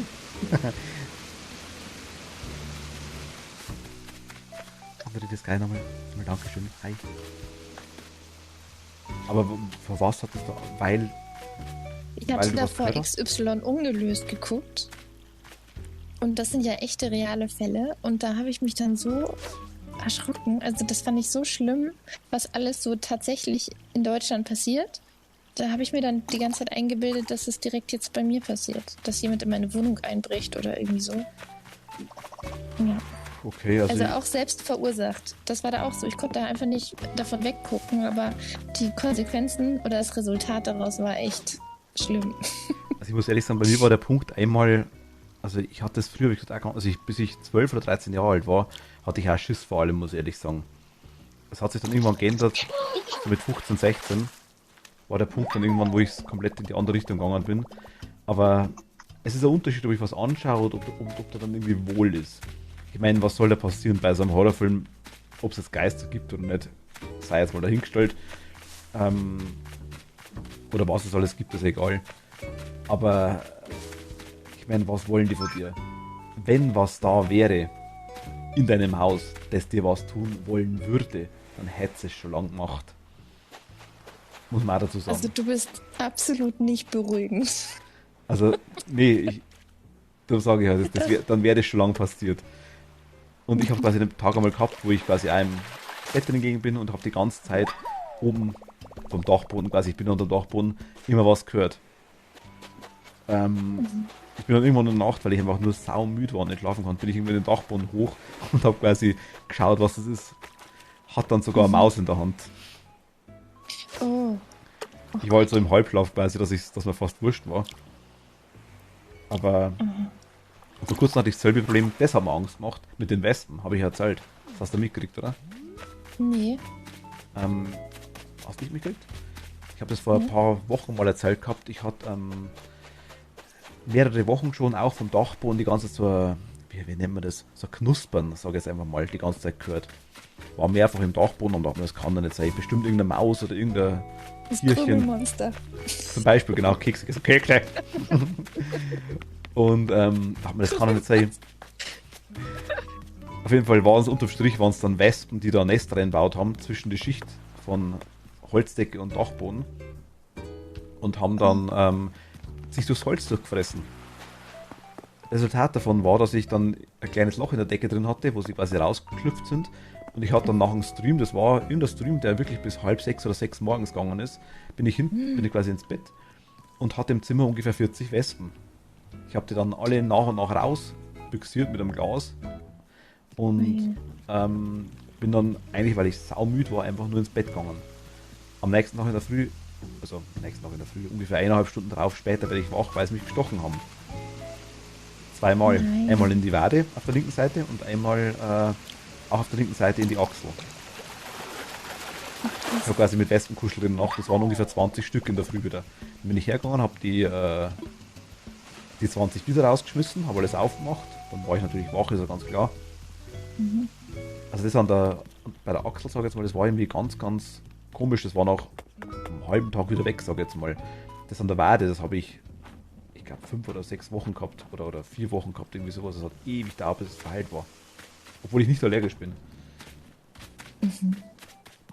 Also Oh, das stelle ich mir auch schlimm vor. Aber und dann kannst du dir was vorstellen, wie gut du schläfst die nächsten Tage, wenn du die ganze Zeit das Surren hörst da um. Wir haben es dann schon losgebracht, das Nest einigermaßen, haben dann auch dementsprechend jemanden da gehabt, haben dann auch mit Gift hoch und lauter so Zeug, aber ja, man schlaft ganz, ganz gut.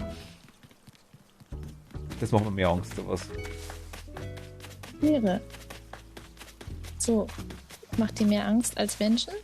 Nee, mehr Angst wie Black Vampire, danke dir, vielen Dank. Mehr Angst wie Geister. So, okay, wie Geister, ja. Oder irgendwas, was da sein könnte, in der Theorie. Ja, verstehe ich. Ich meine, bei mir siegt dann irgendwo doch noch der... Ich sag mal, ich kann mal so viel, wie so das Spiel dem heißt, Sanity, also so viel Geisteszustand kann ich mir dann wahren, dass ich da einigermaßen normal denke. Also das ist dann... Das ist kein Kompliment an mich. Nee, das meinte ich gar nicht bei dir. Ja, ich weiß. Du weißt schon, was ich meine. Ja. Aber ich weiß, man kann da... Es kommt immer darauf an, was man für Erlebnisse gehabt hat. Was man quasi gemacht hat, wie es dann gelaufen ist. Black Vampire, hi, servus nochmal, grüß dich. Und danke dir nochmal.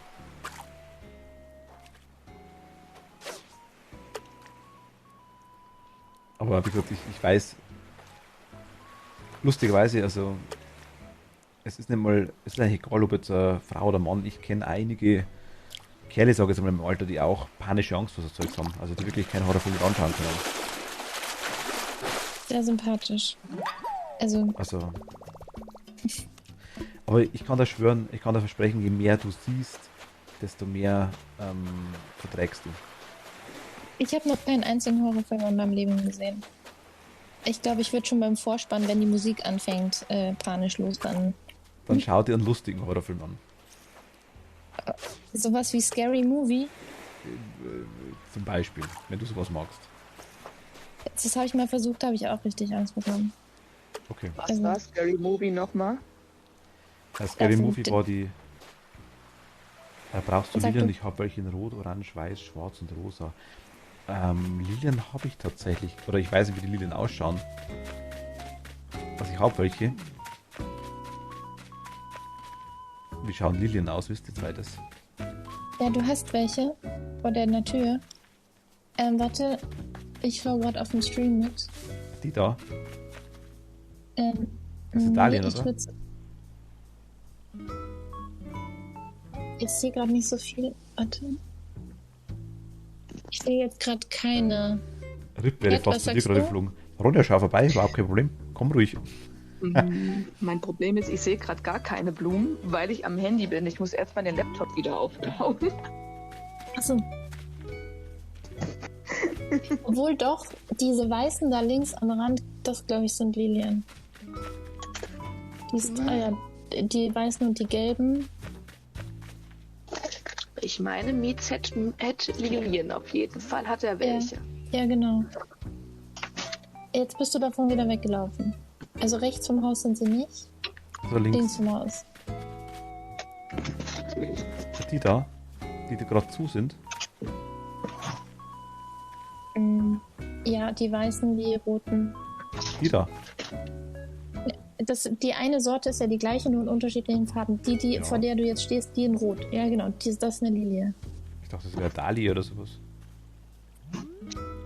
Ach. Jetzt verwirrst du mich. Ich dachte, jetzt ist eine Lilie. Dahlien gibt Ah doch, es nicht. Dunkellilie. Ja, aber es gibt doch Dalien, oder? Was sind Dalien? Ja, Lilie. Das hätten wir eigentlich gleich mal machen können, dass du die einfach zupfst und guckst. Wäre interessant gewesen, ja. Ja. Aber da müssen wir mitdenken, das ist nicht so meine Stärke. Also, das habe ich jetzt nicht so wahrgenommen. Die Dunklen sind auch Lilien. Ah, okay. Was habe ich denn? Was für welche hast du? In Rot, Gelb, Orange, Weiß, Schwarz oder Rosa. Also in Schwarz habe ich sie, in Weiß habe ich sie, in Rot habe ich sie, in Rosa habe ich sie. In Gelb hast du sie auch. In Gelb habe ich sie auch, genau. Oder wo?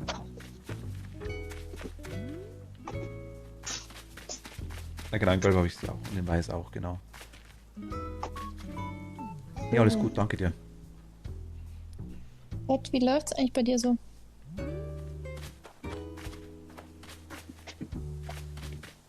Mädchen? Was? Wie läuft's denn bei dir so? Bei mir? Läuft gut? Ja, mit deiner Ja, Bewohner. geht. Mit meinen Bewohnern, da warte ich jetzt noch. Der eine muss noch spulen. Ach so. Ja, wenn der gespult hat, dann kann ich. Oh, Toni ist wieder am Angeln. Ah ja. Das ist aber schon belastend, oder? Ich meine, du hast ja mir auch schon 2 Bewohner, 3 Bewohner gebracht. Das dauert schon. Ne? Ich meine, bei mir waren die Häuser leer. Aber wenn man dann wirklich warten muss, das glaube ich schon anstrengend, oder? Das Warten jetzt ist anstrengend, Ja, ja, meine ich, weil man meine kann ja nichts machen. Ist, Aber sonst geht's.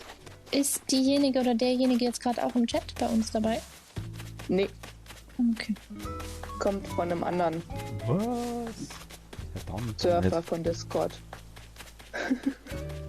Dann kannst du keine Bewohner geben, das geht gar nicht. Hey, wir haben jetzt voll das gleiche. Ist dir aufgefallen, dass wir jetzt richtig gleich aussehen mit den Katzenohren und dem Schwimmen-Outfit? Aber du bist lila und ich bin weiß. Lila. Lila. Lila und Gelb. Lila und gelb. Gelb. Du brauchst noch die Tiernase. Soll ich dir eine mitbringen, wenn ich dann mal rüberkomme irgendwann? Ja, es kommt darauf an, wann du dann rüberkommst, aber ich hätte sie gerne auf jeden Fall, ja. Aber wir sehen Ja. uns ja morgen auch wieder. Sonst. bei Animal Ich kann Crossing. dir auch Flügel mitbringen. Du darfst dir noch eine Farbe aussuchen. Ich habe sie jetzt in allen Farben, die Dämonenflügel. Toni mag schwarze Also- oder rote. Aber mein Outfit ist doch lila. Lila. Ich habe einen Lila. Also mein Outfit ist lila, da würde ich sagen, hätte ich auch gerne lila Flügel. Lila. Ja, kann ich dir mitbringen. Ist gar kein Problem. Bringe ich dir lila Flügel mit. Wie meine Insel heißt, also wie Dark Wolfer. Wolfland heißt Darkis Insel. Wolfland. Ich habe ja auch eine Wolf-Statue, aber das ist leider eine Fälschung. Ja, hatte ich auch. Ich habe die letztens gekauft. Ich weiß nicht mehr, wer gesagt hat, dass das der echte ist. Das war aber eine Fälschung. Meine Fälschung kam aus dem Luftballon raus. War ganz witzig. Toll. Da schießt man auf einen Luftballon, der langsam vorbeischwebt und da fällt so eine 48 Kilo Statue raus. Plonk. Plumps. Ja, es war anschließend ein Loch. Muss ich Ein Loch im holen. Boden drin, ja. Gratis, nice. Wisst ihr, was ich total tierunlieb finde? Was Dass denn? ich die Süßwasserfische im Salzwasser freilassen kann. Das ist doch Ja. total. Das ist überhaupt nicht tierlieb. Mich würde nur interessieren, wo kommen denn die, oder Badewanne her, genau. Badewanne kam aus dem Luftballon raus. Ach. Aber ja, das stimmt schon. Es ist irgendwie schwierig, ja. Die Badewanne. Achso, wie meine Insel heißt, ja, ich Mizien. Jose, Entschuldigung, ich dachte, du meinst die von Wolfi. Von Dauki. Wo waren wir? Genau, bei den Süßwasserfischen. Aber wo soll denn das Süßwasser herkommen, wenn du ehrlich bist? Der Fluss läuft durch uns durch quasi. Also durch die Insel durch. Wir haben ja quasi nichts, wo... Das sind meistens 3 Eingänge auf der Insel. Das läuft ja quasi nur durch. Wo soll es denn herkommen? Mach uns Der jetzt nicht Teich so. ist doch, ne? Ja. Vielleicht gibt es so eine geheime Pumpe oder so. So eine Pipeline. Achso. Aber Jose, du hast doch gesagt, kann ich jetzt kommen, Dark Wolf mag Brot? Und hast du geschrieben, wie heißt deine Insel? Darum habe ich Ist sie aber gesagt, hier. darum habe ich gesagt Wolfland. Jetzt bist du bei mir, du darfst gerne kommen und du darfst da gerne da bleiben, überhaupt kein Problem. Aber Darkis Insel heißt Wolfland. Meine Mizien. Wenn du zu mir wolltest, bist du richtig.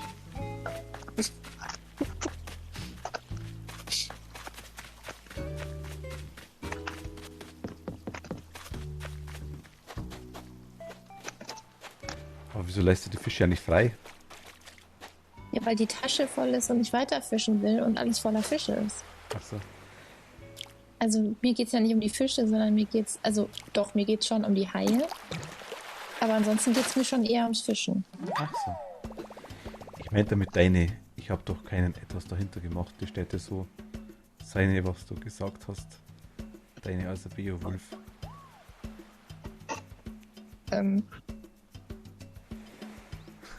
Jose, ich habe echt Probleme, die Nachrichten abzuverstehen, muss ich ehrlich sagen.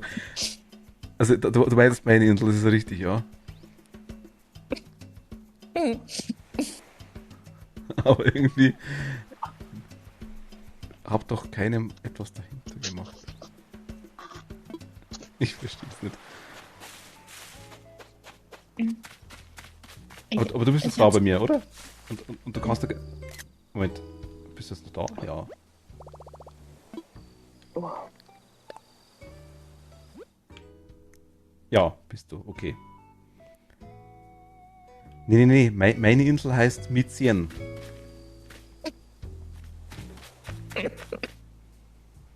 Was los, Toni? Ich finde die Vorstellung, dass man hier sich so verfliegen kann oder so das Gefühl, dass man wie so beim Verlaufen so einfach nur verflogen Nein, sich verfliegt. Ich Ist bin mir so nicht ganz irgendwie sicher, ob sie also ich muss es ehrlich sagen, ich weiß noch nicht genau, ob sie wollte zu mir oder nicht. Was habe ich vorhin gemeint? Ich meine, deine Insel. Also meine Insel ist Mizien. Wo du jetzt bist. Das ist meine, ja.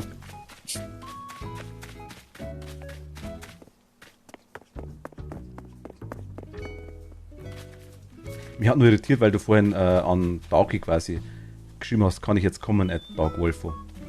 Das habe ich quasi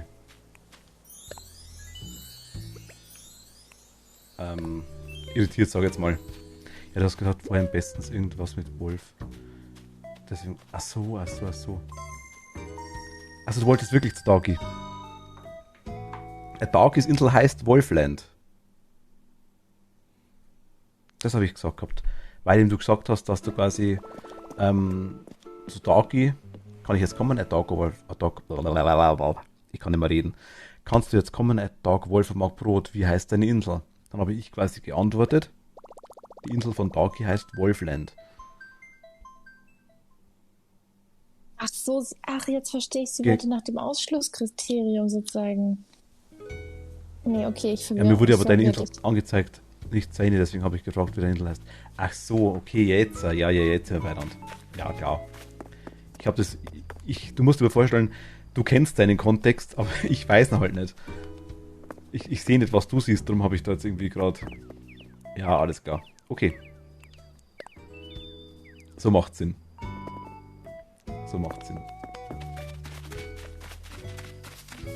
Ja, aber Toni, wenn du gerade im Voice bist, Ja. ja. Ja, bitte? Was würde denn Sie gerne spielen? Ansonsten außer Animal Crossing. Da Sie mich schon mehrfach Ja. im Stream darauf aufmerksam damit. Ich kann nicht mehr reden. Also die Sache ist halt folgendes. Wenn jetzt irgendwie, also wenn jetzt so Anfänger kommen, so würde ich mich jetzt halt auch bezeichnen. Ja, ich Ja, habe erst seit ein paar Monaten eine Switch und ich weiß erst seit ein paar Monaten, was Twitch ist und ich habe überhaupt keine Ahnung von allem. Und dann ist es halt für mich zum Beispiel viel cooler, so langsamere Spiele zu spielen, sowas wie Phasmophobia oder Animal Crossing. höre ich heraus. Phasmophobia, ja. Möchtest du spielen? Ja, also das ist mir halt ein bisschen zu gruselig. Aber so generell habe ich das Gefühl, dass es mir Die Art. leichter fallen würde, wenn was... Also Multiplayer finde ich cool, so. Mehr als noch jetzt Animal Crossing, wo man dann miteinander sprechen kann und eine Aufgabe löst, aber vielleicht nicht ganz so, dass man dann gleich getötet wird und allein in irgendeiner Gefängniszelle stirbt. Also das finde ich bei Phasmo ganz schön krass, muss ich sagen. Und deshalb, ich habe doch keine Ahnung. Weißt du, das ist so wie wenn du wenn du nur 2 Bücher gelesen hast und du sollst irgendwie ein Review über Bibliotheken abgeben. Ich hab keinen Plan, ich kann nur sagen, was ich cool fände. Genau, und das unterscheidet dich ungefähr von, ich sage es einfach mal so, ein Großteil von den Menschen, weil die meisten Menschen geben Urteile ab, obwohl sie keine Ahnung haben. Ja, dazu gehöre ich jetzt, glaube ich, eher nicht so. Ich bin normalerweise auch nicht. Eher, also, ja. Also ich, vor allem, weil dann ja auch, wenn ich was sagen würde, ich habe gar keine Ahnung, aber das müsste man sich ja dann wahrscheinlich auch irgendwie kaufen und dann Ja. wäre ich vielleicht dafür verantwortlich und das wäre mir alles zu viel Stress. Wenn ich mir was kaufe, Ja. dann kaufe ich es mir, weil ich es mir kaufen will oder weil ich damit das spielen will. Will. Mit Ü. Will. Will. Gölb. Lüla. Tatsächlich, also Lüla war Absicht, aber tatsächlich, ich wurde im niederbayerischen Bereich schon mehrfach verarscht, auch zwecks der Aussage. Das Wort Hotel, also Hotel oder Geld. Also Geld oder Hotel. Hotel? Geld. Das ist so ein Belllaut, sage ich jetzt mal, den wir irgendwie haben. Und der ist sehr, sehr schwer nachzumachen anscheinend. Zumindest von anderssprachigen bayerischen Kollegen, sage ich es mal. Und Kolleginnen. Also, Von Hochdeutschen wiederum, jetzt vielleicht von dir wieder eher, geht es einigermaßen lustigerweise. Ich weiß nicht warum. ja. Das ist eine gute Frage. Aber nochmal Cool. zu dem Spiel. Es ist tatsächlich so, wenn du jetzt... wir sind auf Mario Party gekommen, weil Cat Mario Party hat. Und wenn einer das Spiel schon hat oder eine, dann ist es also schon mal ein Anfang, sage ich jetzt mal. Ja, das stimmt. Ist das denn ein sehr schnelles Spiel? Ich weiß es Das nicht, weil sind ich... eigentlich Minigames. Stell dir es vor, Cat, korrigier mich, du hast ein großes Brettspiel, oder? Wo du würfelst. Immer noch, oder? Jein, ich weiß jetzt nicht, wie es bei dem Mario Party aussieht mit dem Online. Das, was neu rauskommen soll, jetzt Ende diesen Monats, da sind, glaube ich, die ganzen Bretter da, wo man auch online zusammen auf diesen Brettern tatsächlich spielen kann. Wie früher. Wie früher, nur halt, ja, also alle zusammen online. auf einem Brett. Dann stell dir das Und Sofa, man muss halt eben, ja, Toni, dann stell dir das Sofa, du hast quasi ein großes Spielfeld, wie bei, ich sag mal, irgendeinem Brettspiel, wo du quasi würfelst und eine Figur hast, die quasi auf dem Feld zieht, was du würfelst, dementsprechend viele Felder geht sie. Und dann kommst du ab und zu auf ein eigenes Feld und musst dann quasi Minispiele machen. Und dementsprechend mit den Minispielen gewinnst du dann oder verlierst du dann quasi Punkte. Wobei, ich glaube, teilweise auch Team möglich ist. Zumindest war es bei den alten so. Es kommt drauf an, auf welche Felder man kommt. Also jeder zieht quasi auf diesem Spielfeld. Und wenn jeder gezogen ist, gibt es ein Minispiel. Ah, Und je nachdem, ob du auf einem roten Feld landest oder auf einem normalen blauen Feld oder Ereignisfeld oder so, wird quasi ausgelost, ob es ein 3 gegen 1 Spiel gibt, ein 2 gegen 2 Spiel oder alle gegen alle. Und man muss quasi Münzen sammeln, um Sterne zu kaufen. Und Ach, wer am Sterne. Ende die meisten Sterne hat, der hat dann gewonnen. hört sich jetzt nicht so Jetzt? schwer an, oder? Nicht schwer oder schwer? Hört sich nicht so schwer an, oder? Also, bin ich echt der falsche Referenzraum für. Ich finde, das klingt schon kompliziert, aber das ist jetzt nicht so, als wäre ich nicht in der Lage zu checken, was man dann da machen muss. Es ist nur so, dass ich da noch nicht so viel Vorerfahrung habe. Das weiß ich. Ich würde nie sagen, dass du da irgendwie dumm bist oder dass du da irgendwie dich anstellst. Definitiv nicht. Also sicher nicht. Ich weiß, wie, Das also ich, ist weiß, sehr nett von dir. ich weiß, wie es ist, wenn man in einem Bereich keine Ahnung hat und trotzdem jeder von dir verlangt, dass man sich auskennt irgendwie. Aber ja, Ja, also ich habe mir mal ein Spiel gekauft, weil jemand gesagt hat, ja, wenn wir das war Mario 3D oder wie das heißt. das ja. Genau. Und dann habe ich das mit dem online gespielt und dann der ist halt einfach nur weggefahren und ich stand da und hatte nicht mal eine Ahnung irgendwie, wie ich jetzt gehen, springen, hüpfen oder irgendwas einsammeln kann. Und es hat halt null Spaß gemacht, weil ich halt überhaupt keine Ahnung hatte, wie das geht. So. Und jetzt zum Beispiel bei so einem Spiel wie Phasmophobia oder so, da hat man halt so ein gemeinsames Ziel und Ja. hat jeder so seine kleine Aufgabe und dann gibt es auch einen gemeinsamen Sieg oder sowas. Sowas finde ich halt schöner, als wenn dann so ein Anfänger sozusagen die ganze Zeit hinten bleibt. Wisst ihr, was ich meine? Verstehe ich. Und ich weiß eben nicht, bei welchen Spielen nicht so unbedingt so ist. Also sowas wie, du hättest quasi Phasmo in schön gerne. Ja, Gibt's bestimmt. ich möchte das Regenpony finden. Ja, Einhörner können wir auf jeden Fall finden. Die müssen wir dann essen und dann werden wir unsterblich. Oh. Arme Einhorn, deswegen gibt's keine mehr. Also ein Einhorn ist auf meiner zweiten Insel. Wollte ich auch gerade sagen. Jimmy gibt's doch, oder? Bei Animal Crossing. Jetzt Richtig, warte mal. den hab ich. Den finde ich cool. Also was ich dir... Kann ich dir geben. Nee, ich brauch den nicht. Was Ich habe gerade keinen Platz, danke. Wenn du Was? Platz hast. ich dir anbieten könnte, aber... Also es gibt ein Spiel, das ist für PC auch wohlgemerkt, das nennt sich Overwatch. Da spielen wir auch zusammen. Allerdings ist es... Ich habe das erste Mal gespielt. Hau mir ab. Das war mir in jeder Hinsicht zu viel. In jeder Hinsicht. Absolute Reizüberflutung in jedem Bereich und Mental Overload in jedem. Also ich bin gar nicht mehr auf mein Leben klargekommen bei dem Spiel ohne Krampf. Das war so heftig. Es blinkt in jede Richtung, überall. Wenn du das verstehst, dann glaube ich, verstehst du das andere Spiel auch. Das war das Training. Welches andere Spiel? Ach, jedes andere Spiel. Jedes andere Spiel, ja. Ach so, okay, Jetzt warte mal, ich schau mal Gemeinschaft. Es gibt auch viele Minispiele, aber gut, was gibt es denn da mehr Gemeinschaftsspiele?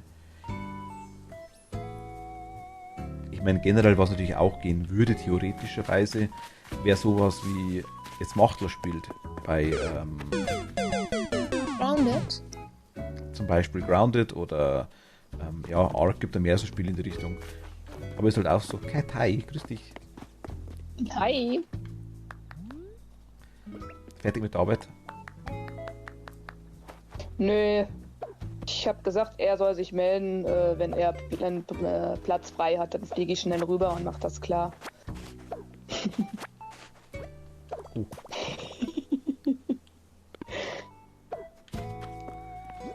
Taschen sind voll, warum wohl? Ich weiß ja auch nicht, vielleicht so viele Fische gefangen. Nee, an dem kann es gar nicht liegen. Ich kann nicht gut, Nee. ich kann nicht gut angeln.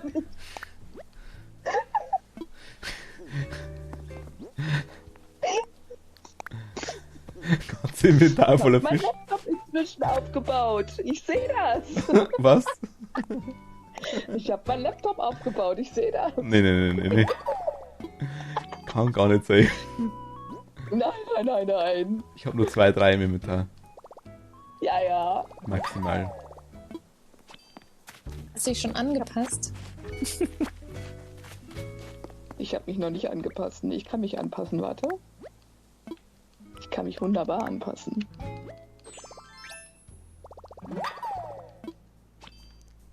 Ich weiß jetzt, wie man ein Butterfass herstellt, nur damit ihr es wisst. Ich habe noch was für dich. Moment Ich mal. habe noch Überraschungsfosile. Was, Überraschungs? Fossilien. Achso, Oh, davon könnte ich. Kann ich da auch welche von haben? gerne. Nimm dir. Und der Bretterzaun liegt hier, wem gehört der? Den habe ich da hingelegt, weil ich noch zu viele Fische in meinem, Achso, in meinem Tischchen hatte. in dem Täschchen. Tischchen. Kann ich Fische platzieren? Wenn ihr da seid, ich kann Ja, auch. Nicht, wenn Besuch da ist. Geh Aber du nicht? kannst sie auch einlagern.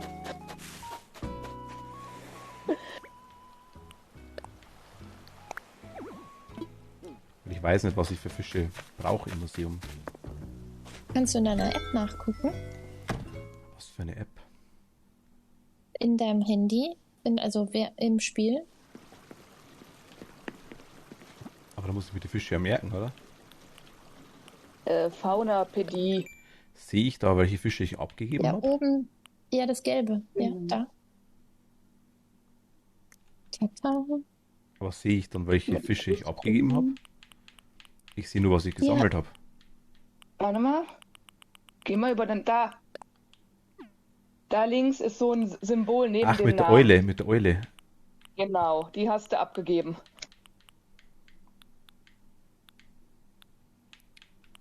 Merkt euch mal Karpfen. Merkt euch mal Flussgrundel. Merk du dir mal Karpfen. Du hast das wiederholt, merkt dir mal Flussbarsch. Warte mal. Was soll ich merken? Ich habe Zettel und Stift hier liegen. Was soll ich merken? Ach, Paletten-Doktorfisch. Was? Doktorfisch. Paletten-Doktor Dori. Ach, Moment. Klischee. Okay, also ich glaube, ich konnte mal merken. Wir haben die Flussgrundel, die können wir ins Lager tun. Ganz, Der Wolf ist da. so noch ein bisschen bin jetzt da. Okay. Die du abgegeben hast. Das Brett. Die du abgegeben hast. Ach so, mit dem Symbol. Ja. Mit dem Das Symbol. Bild, ja. Genau, stimmt. Ja. Klischee haben wir noch ins Lager. Nicht Klischee, Klischee. Nein, das ist das steht Klischee. Ich sag dazu auch immer Klischee. Wupala. Das ist bestimmt das Klischee. Seebarschlager meinen, das weiß ich nicht mehr.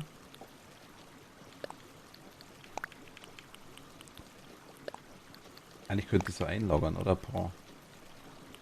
Karausche haben wir schon abgegeben.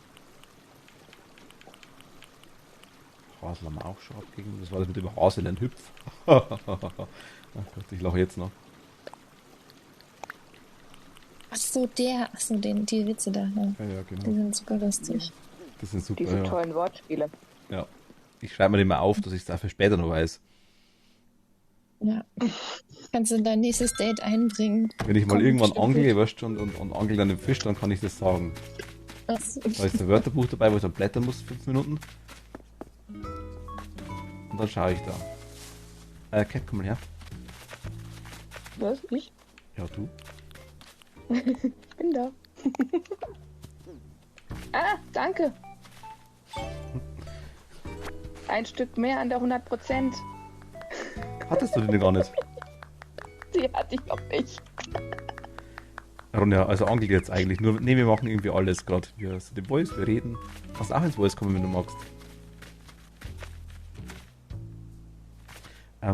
Ja, komm ins Voice. Ist lustig. Ist lustiger. Also, Uni, nimm dir ruhig die jetzt mit der Runde? Dinger mit, gell? Ja, Die Gell. Fossilien. Oh, Wie ich immer nachgemacht werde, ne? Gell? cool. Die verarschen mich nur. Gölk, ich sag das Lila. total offen. Gell. Immer gegen die Bayern. Hier, Mietz, danke für den Tipp. Jetzt kann ich auch endlich ein Salto machen beim Springen. Wusstest du auch nicht? Ich wusste nicht, wie es geht. Ich habe das Ich wusste versehentlich es nicht. rausgekriegt. Ich wollte mit Anlauf hinspringen und dachte mir, hey, das geht ja. Dann habe ich es einmal geschafft, dann mal, muss so gehen. Ich habe nur 2 Knöpfe gedrückt, so schwer kann es nicht sein. Ja, ich habe dann immer aufgehört, den B-Knopf zu drücken. Ich wusste nicht, dass man den gedrückt halten muss. Eigentlich logisch.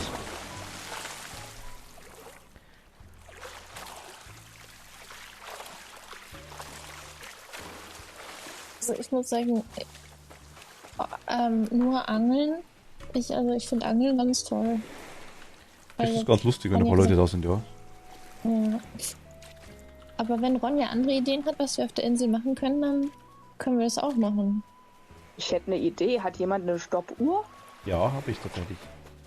Oh Gott. Können wir einen Angelwettbewerb machen, wer die meisten Fische fängt? Toni. Letzte Bock. Ja, meine Tasche ist aber jetzt schon voll und ich glaube, ich kann nichts loswerden, oder? Dann machen wir den Angelwettbewerb. Das ist ganz gut, weil dann kann Toni schon verloren. Ja, kann ich... Nee, ich kann nichts bei dir verkaufen, oder? Ja, doch, verkaufen Doch, kannst du. Die eine Verkaufskiste kannst du rennen. Achso, dann mach ich das. Müsste doch eigentlich gehen. Ja, wisst ihr, weil ich brauche nicht die ganze Tasche leer, damit ich in den 5 Minuten alles tragen kann. Mm, Voice ist schlecht, weil mies ist Toni, der Voice hör Crack doch im mal. Moment. Aber früher, rüber komme ich sonst, war es vielleicht noch besser, wenn du dann nochmal ein bisschen spülst, dass der Laden auf ist.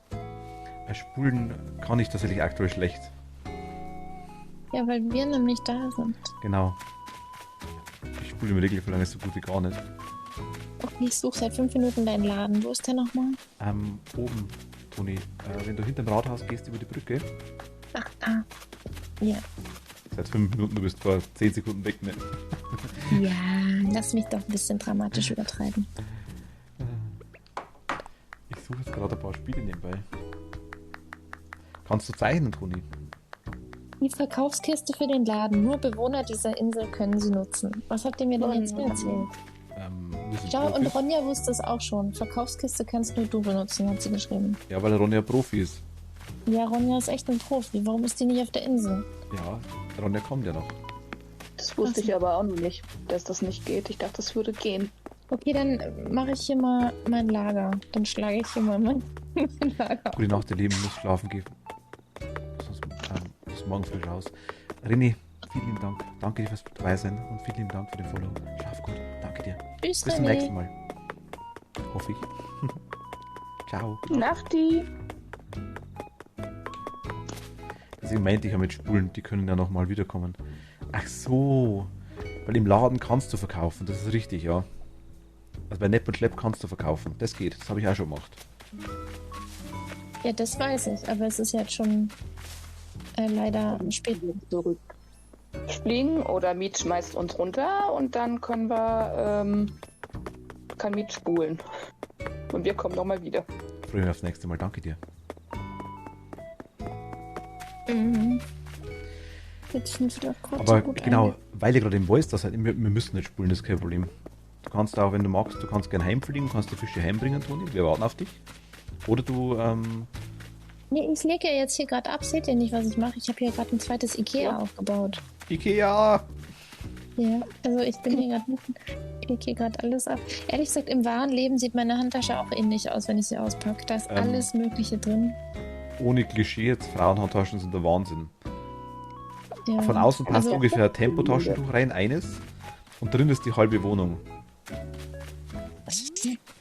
Also also meins ist mir eher peinlich, so was da alles drin ist, muss ich sagen. Vor allem ich pack die auch nie um oder sonst irgendwas. Da kommt einfach immer nur rein und einmal im Jahr raus.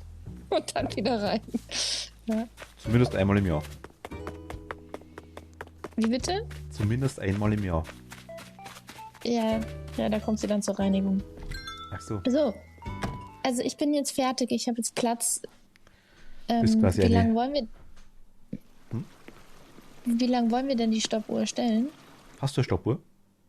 Nee, einer von euch hatte doch eine. Ich habe eine, ja. Ich hole die gerade drum. Ach so. Habe ich gefragt, ja. Ich habe auch keine mit dabei. Ich habe nicht dran, so weit habe ich nicht dran gedacht. Aber ich habe noch was für dich, Toni. Ich leg's dir zu deinem IKEA-Kaufstand dazu. Ich weiß nicht, ob du das schon hast. Was denn, wenn ich fragen darf? Ein Kuhschädel. Kennst du das? Ah, das habe ich schon, ja. Obwohl, nee, ich hab's nicht. Meine Bewohner laufen damit rum. Ja. Also gerne. Leg's dazu, es Ja. passt bestimmt noch in meine Tasche. Bestimmt. Es passt zu deinem Neandertaler-Kostüm. Du kannst die ja gerne liegen lassen, Toni, wenn du magst, und die jederzeit holen dann. Ja, das glaubst du. Äh, Als würde ich die je zurückkriegen. Ich habe Du die. hast so einen Umtrieb auf deiner Insel. Hm. Okay. Ciao. Ich gehe wieder. Nein, du gehst wieder von deiner Insel. Cat und ich ziehen jetzt hier ein. Da passt, okay, dann. Ihr dürft gerne da bleiben. Ich schau gerade. Weißt du was, vielleicht. Ich suche mal nach Couch-Spielen oder sowas. Couch-Game oder irgendwie sowas in der Richtung. Das ist mehr so Couch Games? der. Couch-Game ist mehr so der Begriff für chilligere Spiele, sag ich jetzt mal. Kann man dieses eine Sportspiel nicht auch online spielen mit Bowling und so ein Quatsch? Aber da hat man ja auch keine größere Aufgabe, oder? Wenn man bowlt. Du musst die Kegel umwerfen. Ja, ich würde ja eher irgendwie gern die Medizin für irgendeinen kranken Zauberer suchen oder sowas. Also so ein Rollenspiel. Ich weiß nicht, wie sowas heißt. Ronja, danke dir. Dankeschön. Liefer dir. Du Ganz kannst auf meine Insel ziehen, wenn die dich runter ekeln. Ich bin unschuldig, ich mach nix. Ah, das ist so Ich gemein war zu mir. so- Es war mal ein so Paradies gut. für Katzen, weißt du, und jetzt so. Ja, also Cat passt auf jeden Fall auf deine Insel. Ja. Ich brauche auch nur ein kleines Zelt am Strand, Mietz. Nee, du kriegst ein Haus, das passt schon. Wenn ich meine Schulden abzahlt, hat die 2,5 Millionen.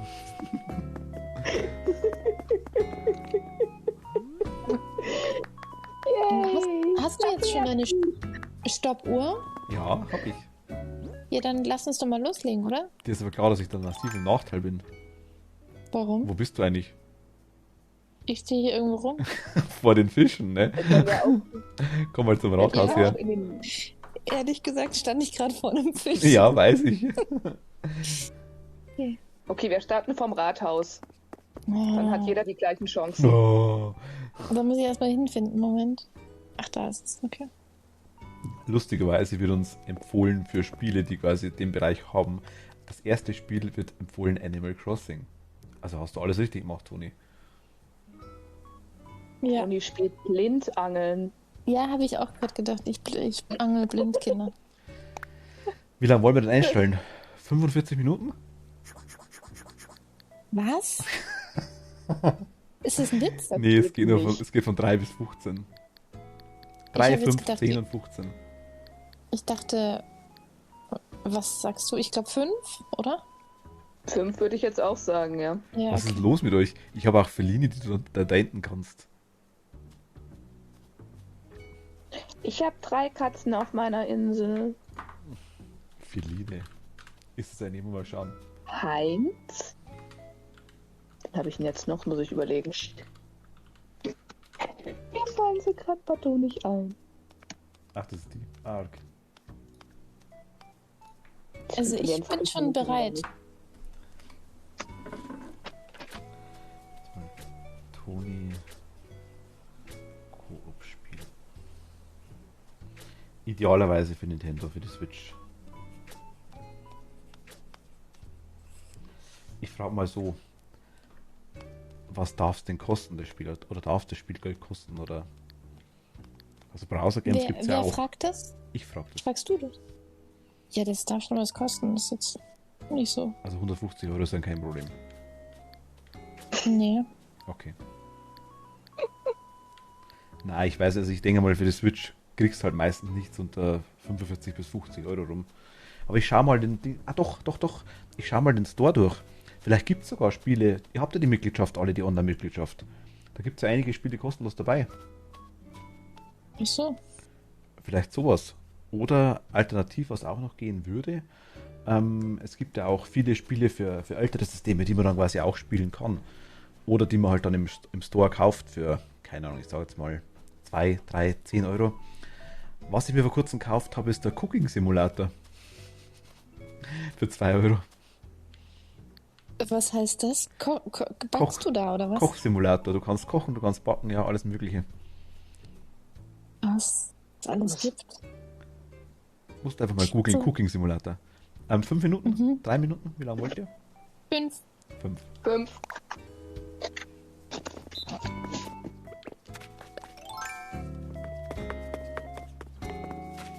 Ach, man sieht es wirklich, wie viel das man angeht. Ach, cool. Ja, man kann auch mit Tauchen machen, man kann mit allem. Irgendwie ist das Gefühl, ich verliere. Ich habe das Gefühl. Ach nee, das sage ich jetzt nicht. Sauber durch. Ich habe das Gefühl, dass man im Meer einfacher Fische fängt als im Fluss. Das stimmt. Gebe ich dir recht. Das ist möglich. Aber im Fluss sind sie halt häufiger näher aneinander, finde ich jetzt wiederum. Mist. Toni, wie viel hast du schon? Noch unter 20 oder? Ich weiß auch nicht, was ihr habt. Ich mag es gern, das heißt ja nicht, dass ich die Beste bin. Doch, tatsächlich. Es gibt schon. auch Leute, die total gerne singen, aber eigentlich auch nicht so wirklich die Töne treffen. Ja, da gibt es mehr. Ja, eben. Also ich glaube, das gibt es irgendwie überall. Ja, aber du bist schon Profi-Angler, das muss man schon ehrlich sagen. Also das ist nicht... Du machst die Erwartungshaltung riesig. Ich weiß. Ich muss psychischen Stress aufbauen. Was für Danke. eine Wie freundlich von dir. Ja, Komme ungern wieder. alles für den Wettbewerb. Wer schreibt das? Na, ich schreibe das. Ich sag das. Ach so, ich dachte, das schreibt jemand im Chat. Nee.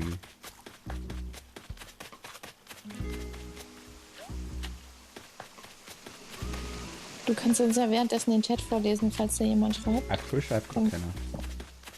Ja, dann wärst du abgelenkt, das wäre gut. Nein, das Schlimme ist tatsächlich, dass ich, es mag sich jetzt blöd anhören, ich bin definitiv nirgends der Beste, aber ich habe einen Automatikmodus, der immer dann automatisch greift, wenn ich abgelenkt bin. Wenn ich quasi wirklich mit Leuten rede die ganze Zeit, wenn ich irgendwo was anderes mache nebenbei und das Spiel nur so nebenbei läuft. Komischerweise klappt dann alles. Echt? Ja, das ist irgendwie ganz, ganz komisch. In dem Moment, wo ich wieder nachdenke, verkacke ich's.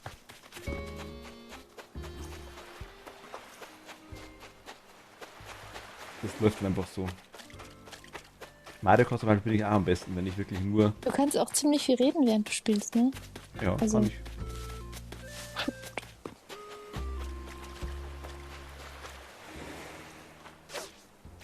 Ja, sorry, Mario Kart was? Was? Du hast mich nicht unterbrochen. Ach so, sorry, Nee. ich dachte.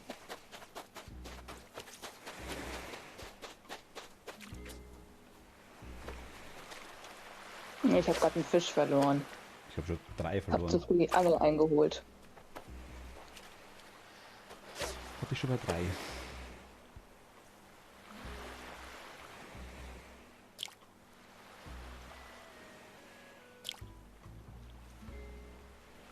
muss die ganze Zeit rauf und runter klettern. Ich frage mal für einen Freund, wie viel habt ihr schon? Der Chat will das wissen. Gar nicht. Der Chat will das gar nicht wissen. Ich habe das Handy vor mir liegen. Nein. Du bist da 50 Sekunden hinten dran bestimmt oder sowas. Streamverzögerung oder... Nur beim Bild bin ich so verzögert. Beim Chat war ich bisher nie so verzögert. Ach, schade.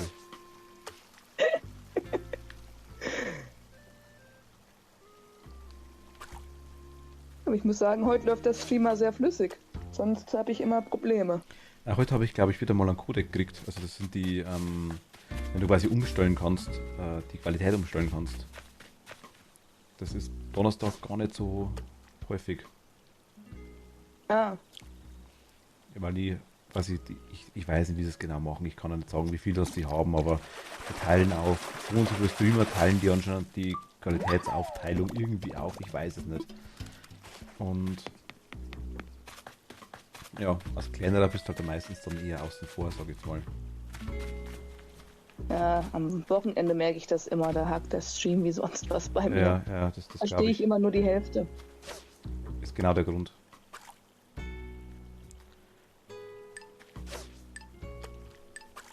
Was habe ich für heute raus? Dagi, gute Nacht, schlaf gut, danke dir. Gute Nacht, Ducky. Gute Nacht, Volvo. Kat hat 6 gefangen. Ich habe 5. Ich schäme Hast du im Meer gefischt? Ja, Ja, das hätte ich, glaube ich, auch machen sollen. Das ist echt einfacher, weil man beim Fluss halt auch dann mal so hoch und runter klettern muss. dacht's mir noch. Sie sagt, im Meer fischen ist einfacher. Und dann angelt sie die ganze Zeit im Fluss. das hat sie ja, Ja, nur weil- gesagt, dass sie den Fluss für sich hat. Nee, so gar nicht. Das habe ich echt ernst gemeint. Aber ich Oder habe meine mir ich, so ja. gedacht, dass ich schon falsch gelaufen war und dann der Weg bis zum Meer so weit gewesen wäre, dass ich dann Angst hatte, dass das mir das vermasselt. Also ich habe 3 Fische versemmelt. Ich hatte 4 und habe 3 versemmelt. Die ich schon am Haken hatte. Ich hatte einen versammelt. Ich habe auch einen. Okay, dann wäre ich gar nicht so schlecht dabei gewesen. Aber da ist es darum dann Skill, die Frage. Also da bin ich dann zu schlecht dafür. Wollt ihr nochmal? Und Ronja, magst du auch mitmachen? Wird angehen?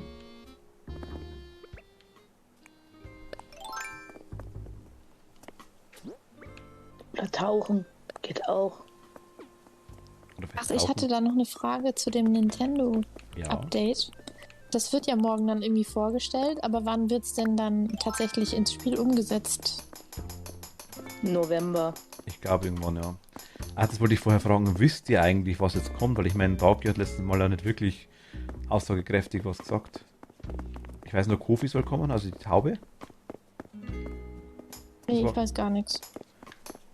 Ich weiß auch nur von Kofi. Von allem anderen ist nur, beziehungsweise es ist stetig, dass noch eine Amiibo-Serie quasi kommt. Das ist bestätigt. Aber Amiibo-Serie im Sinne von Figuren oder im Sinne von Karten? von Karten. Also ich tippe mal, dass dann wahrscheinlich Gunnar und sowas vielleicht kommen wird. Also oder neue Bewohner.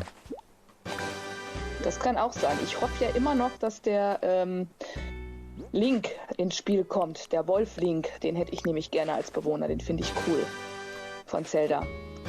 Den hätte ich gerne dabei. Den Wolfling kenne ich gar nicht. Aus Twilight Princess, falls dir das noch was Ja, sagt. kenne ich. Den Wolf. Ach, das Ding, okay. Ja. Und dann Man spricht weiß er nicht, zum was ersten kommt, Mal jetzt mit der akzeptiert es und fragt nicht 10-mal. Ah, dann sagt dir das, dann sag doch das. Da, okay, dann sag's doch einfach. Ich wusste es nicht, ich wusste es wirklich nicht. Ich habe die ganze Zeit gesagt, ja, das und das kommt und ich habe nicht kapiert, was ihr meintet. Wenn man nicht weiß, was kommt, dann wäre es auch okay, dann hätte ich es akzeptiert. Was hat ja keiner gesagt? Also ich wusste nicht, dass man es nicht weiß. Das kann ich sagen. Das wusste ich auch nicht, genau. Das wusste ich auch nicht. Hast du, da habe ich es überlesen. Dann haben wir wirklich aneinander vorbeigeredet, ja. Erdbeerkett. So, nochmal Zeitstopp. Jetzt ist er doch noch da. Schau, da ist der Wolf wieder noch geblieben, als es Ja, dann ja, wieder darum ging. logisch. Ähm, Kofi ist ein Barista, eine Taube mit einem Kaffee. Ich habe die auch bloß in New Leaf mal ganz kurz gesehen. Die zieht ins Museum ein. Wenn du quasi im Museum für die Treppe hochgehst, auf der linken Seite, geradeaus sind die Kunstwerke und links geht dann quasi ein Café rein, das anscheinend 24 Stunden offen hat, was ich mitgekriegt habe. Was man da machen kann, ich weiß es nicht. Das konnte vielleicht Cat sagen.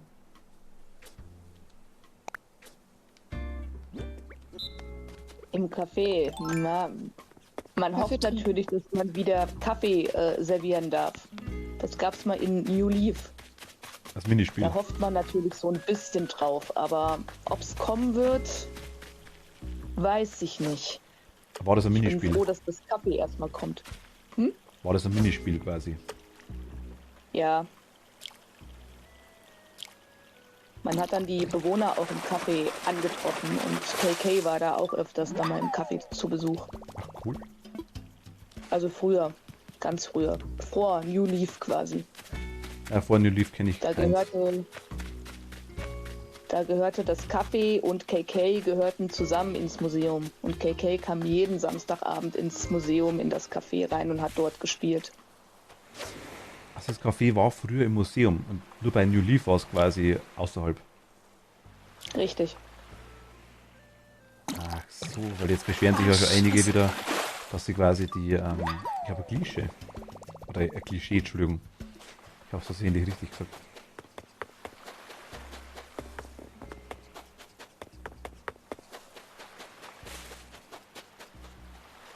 Deswegen hofft man so ein bisschen drauf, dass das dann wieder kommt mit den Aufgaben, dass man sich das wieder merken muss, wie die Bewohner ihren Kaffee am liebsten trinken.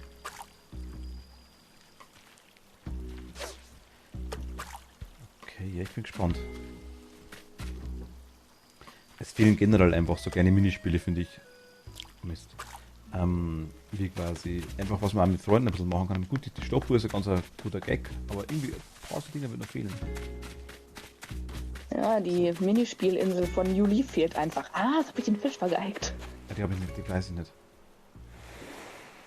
Das war cool, da gab es Verstecken, es gab Schatzsuche, man konnte auf einer Insel dran teilnehmen. Was gab es da noch? Quastenflossler, Fischen quasi, wie Okay. viele man schafft. Uhrzeitfischen quasi. Dann Das habe war ich sogar im Museum. Ja, das gab es damals in New Leaf quasi, es war echt geil. Fossilien ausgraben, da gab es so eine Insel, da konnte man halt eben dann hinfahren und das war schon echt geil. Okay. Also da war es quasi immer Sommer auf der Insel, da konnte man immer Haie fangen. Toni, stell dir das mal vor, immer Haie. Ja, das wäre richtig cool. Ich würde nie wieder weggehen aus der Insel. Nee, ich Ja. würde da anfangen zu wohnen. Auch wenn es nicht geht, aber sie wird dort ein Haus bauen. Und es wird gehen. Toni schreibt dann Code um. Ich mag dieses Gefühl so gern, wenn so ein fetter Hai an der Angel ist. Und wenn man dann so, Ja. wenn der so ewig rausgezogen werden muss und der so fett ist irgendwie, das mag ich. Und das Vibrieren dabei. Also dieses, ne, wenn man dann weiß, oh, das ist wirklich ein dicker Brocken, der da endlich mal an der Angel ist und nicht irgendwie nur so ein Schiffhalter. Das Schiff, Walter, genau, stimmt, das war der enttäuschendste Hai von allen. Ja.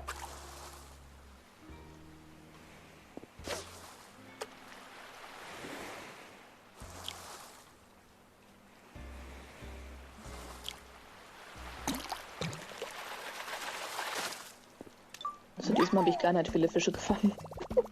Wir haben noch Zeit, so ist es nicht. Mein Angel ist kaputt. Ah, super.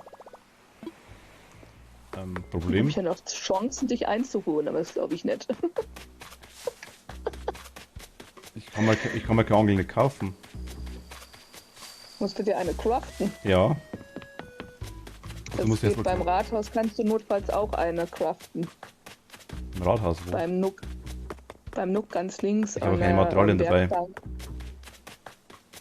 Sorry, mein Telefon hat gerade geklingelt. Ich habe leider so einen kleinen Zwischenfall hier. Ich spiele jetzt das Spiel noch zu Ende, aber ich muss dann, ich habe ein Medikament zu Hause, das braucht jemand. Toni, Der kommt. okay, überhaupt kein Problem. Nee, ist kein Stress, der ist erst in 10 Minuten, 15 Minuten da. Aber So. wollte es nur kurz sagen. Meine Angel ist Ich habe kaputt. so eine kleine Hausapotheke. Dein Angel ist kaputt. Oh Mann. Also die war jetzt bei 1 Minute 20 ist die kaputt gegangen, jetzt habe ich noch 17 Sekunden. Ich habe noch eine im Lager gehabt. Ja, wahrscheinlich hast du schon 17 Fische, oder? Ich habe 5. Was? Mir fehlt 1 Minute 20. Oh, Oder? ich habe 4. Toni hat 6 diesmal. Toni hat gewonnen. Mietz, wir haben die Plätze geschafft. Ach so, aber wie hast du denn bitte so schnell 5 gefischt? Das wundert mich. Ja. Vor allem, wenn dir 1 Minute 20 fehlt. Ich habe da gesehen, ich habe so einen Stream offen, ich habe da gesehen, wann mir die Angel kaputt gegangen ist. Glaubst du, dass ich jetzt auf den Monitor gucke, während wir hier spielen? Ich mach das auch. Ja, Also du ich streamst. gucke zwischen Chat und Switch hin und her. Da kann ich nicht noch auf den Stream machen. Okay, ich kann nicht mal auf den Chat gucken, während wir spielen. Ich mach Ich wäre das. ein schlechter Streamer, glaube ich. Ich habe das alles vertelt. Wahrscheinlich wär's dann einer von den Besten, weil die Besten, die schauen immer auf nichts auf. Oder die Größten, sagen wir es mal so. Ja, die Frage, geht noch eine kurze Runde, Toni? Mit 5 Minuten oder Oh lieber ja, nicht? 5 Minuten geht noch. Doch, doch. Ich war nur gerade ein bisschen irritiert, weil es so spät ist und ich das jetzt gar nicht erwartet hätte. Okay, dann. Aber weißt du was, Cat, wenn du auch runtergehst zum Wasser, dann geh du doch mal auf die rechte Seite. Dann nehme ich die linke, dann kommen wir uns nicht dauernd in die Quere. Weißt du, was ich meine? Ich gehe rechts. Super. Aber wenn hier keine Fische sind, gehe ich trotzdem wieder nach links gucken. Ja, natürlich.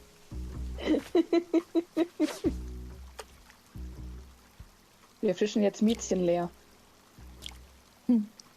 Mit Das mache ich 10. schon seit Monaten. Das stimmt, das macht sich schon längere Zeit, ja. Und irgendwie kommen immer wieder neue.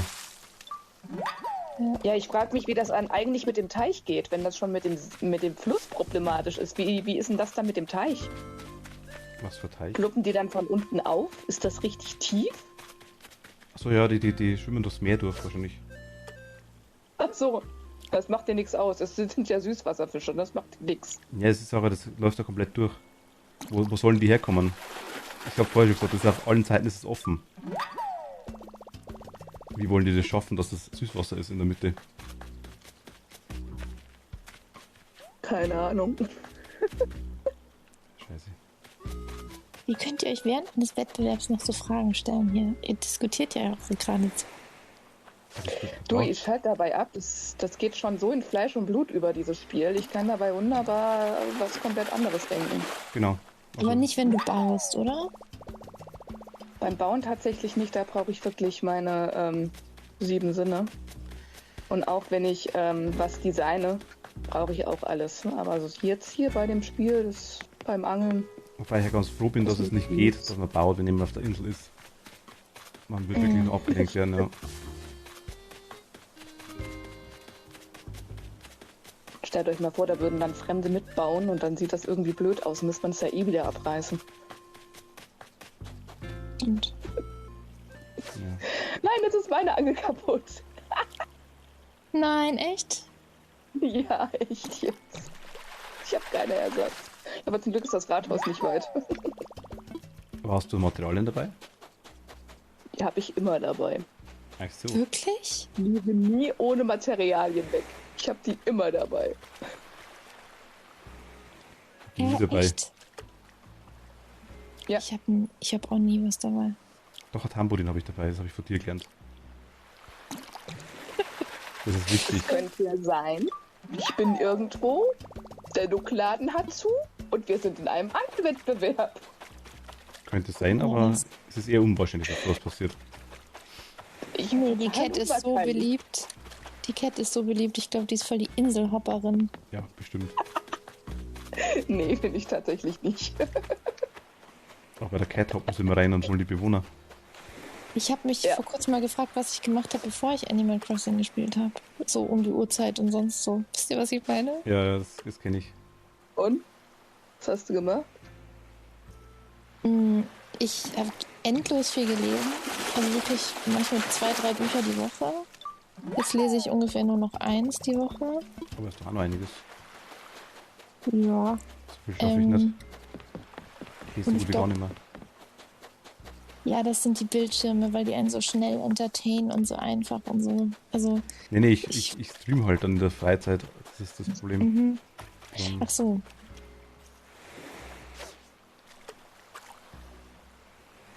Ja, also ich wollte sagen, genau, und das ist aber dann so, dass ich glaube, ich früher auch viele, also Dokus gucke ich immer noch viele, aber damals habe ich habe noch viel mehr Dokus geguckt. Ja. Voll der Doku-Freak. Okay. Ich habe vor Animal Crossing sehr viel kreativ gemacht. Mache ich auch immer noch nebenbei. Ja, Lampe zum Aber Beispiel. deutlich weniger geworden. Yoshi-Lampe. Ja, die ist voll schön geworden. Die ist super geil. Danke. Die war letztes Jahr. Mein Bruder hat sich auch sehr drüber gefreut. Glaube ich. Ja, glaube ich auch.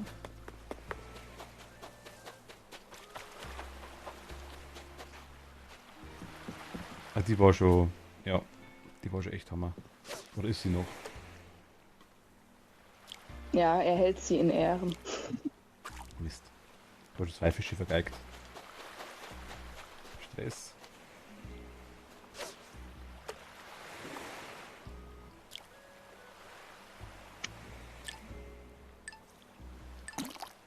Oh, da kommen wir noch. Ach, Mist.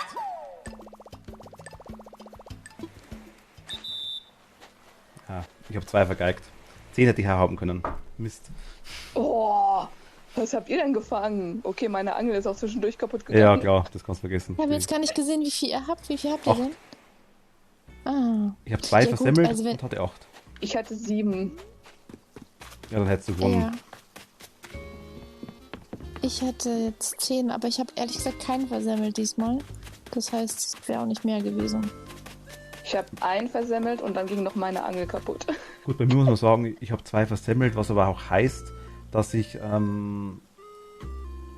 durch das wieder schneller weggekommen bin von dem Fisch. Also ich weiß nicht, vielleicht hätte ich noch mit ganz viel Glück hätte ich vielleicht 10 geschafft, aber ich glaube, dass wahrscheinlich trotzdem nur 9 geworden wären, weil ja dann die Zeit dementsprechend da war. Ich muss jetzt gerade mal alle freilassen, die ich gefangen habe, weil ja sonst Ich meine auch. Tasche komplett voll ist. Ich habe ja das ganze Zeug, meine Ikea-Sache da.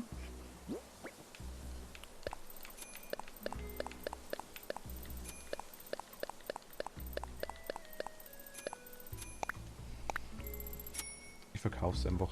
Das ist das Gute dran. Und ihr müsst auch bitte noch einmal anerkennen, dass ich blind geangelt habe. Gut, dann wären es natürlich Stimmt. 50 Stück gewesen, ja. Das ist richtig. Aber das ist so ein Handicap, nennt man sowas. Das passt dann schon. Das machen Profi-Angler bei Anfängern.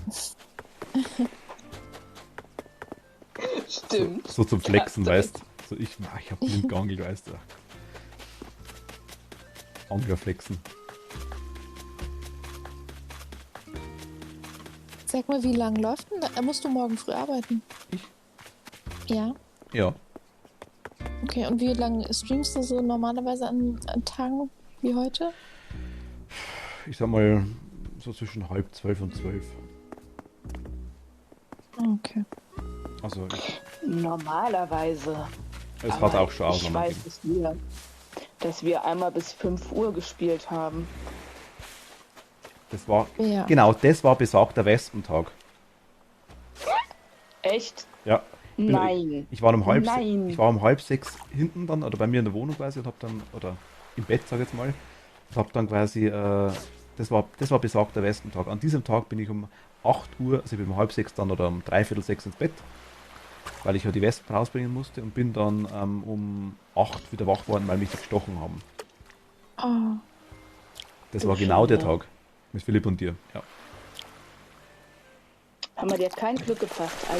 Hat so schön angefangen, aber so schlecht aufgehört. Ja. es ist 5:30, aber da musstest du nicht am nächsten Tag arbeiten. Ja, dann nicht mehr, ne? Okay, gut. Also ich habe tatsächlich während dem Stream Bescheid gesagt. Also ich hatte an dem Tag so Halburlaub, sag ich jetzt mal. Weil einfach nichts los war und ja, ich quasi geschaut habe. Aber es wurde, ich habe quasi gesagt, es kann sein, dass ich mir kurzfristig überlege, dass ich quasi nicht komme und das war dann okay. Ich habe dann auch Bescheid gesagt und das schon passt. Aber das Problem war wirklich nur das, dass ich eigentlich gar nicht angeln hätte können. Oh, ich habe einen Koi. Oh, die sind cool. Cool. Ich muss, falls ihr jetzt gerade angelt, ich unterbreche euch mal kurz, weil ich auf meine Insel fliege. Mach das. Ja, das ist jetzt ein bisschen... Wie bitte? Du fliegst kurz weg, oder war meine Stimme weg? Hast du gemerkt? Hab ich gehört. Wie so ein Hast du dich kurz überschlagen? Junge im Stimmbruch. Wer weiß, vielleicht bin ich ja im Stimmbruch. Oh, kann sein. Nein.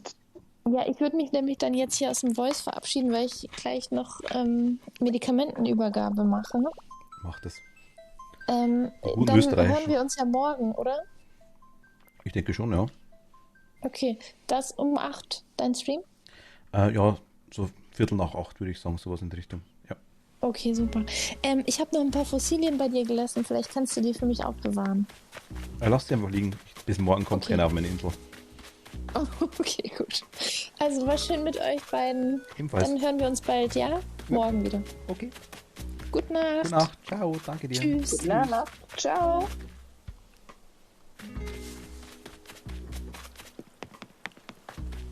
Ja, was stellen wir jetzt an? Ich weiß es nicht. Ich muss es Bist mal du kurz... eigentlich? Ich bin gerade ins Haus reingegangen. Ja. Ich habe gerade den Koi kaufen. Jetzt will ich gerade schauen, was ich sonst für Fische habe. Die Flunder kann ich verkaufen. Jetzt mal nicht, was haben wir denn alles? Ich müsste mal Outfits machen, ne? Irgendwie.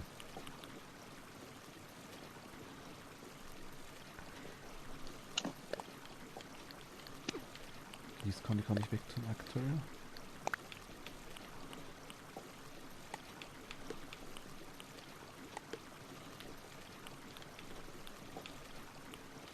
Zack. So, Koi-Karpfen, nice. Wäre eine gute gewusst, dass die gibt, muss ich ganz ehrlich sagen. Ne? Die sind echt cool.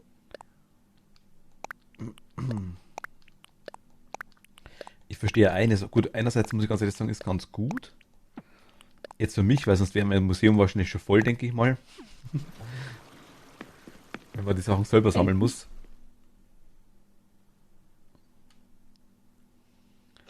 Ja, das stimmt. Das ist ein Vorteil. Auf der anderen Seite, ja, gut. Ah. Zieh mich einmal Hi. kurz im Mund. Hi.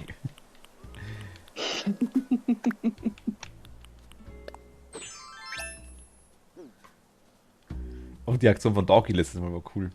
Wo er quasi mich und dann Toni kopiert hat. Ja, und wir ihn gesucht haben wie ein Wolf. Ja. Aber ich habe noch nicht gesehen. Ich habe dann gedacht, hä, das schaut aus wie ich. Er ist an mir vorbeigerannt. Haben wir gedacht, jetzt hat er sich verlaufen. Dann wusste ich's. Aber ja, gut.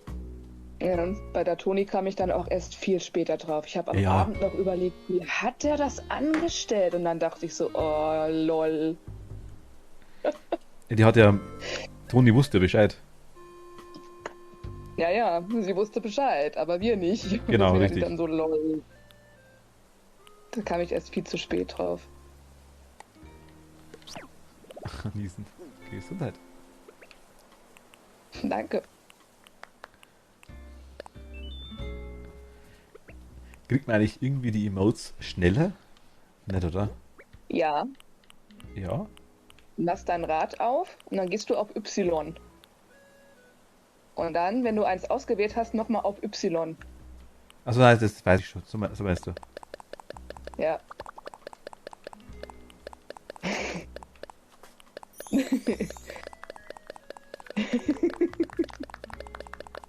Mein Lieblingsemote ist das da. Das ist nämlich richtig nervig. Also,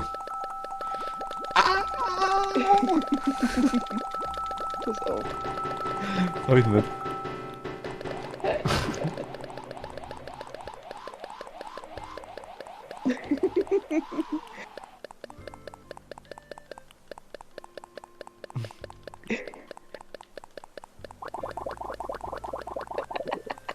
Das ist cool.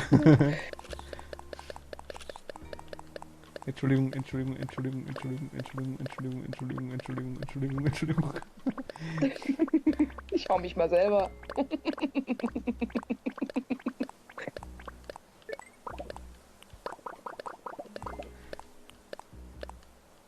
Warte mal, wo war denn das? Was da? Das ist sehr cool. Die habe ich alle nicht.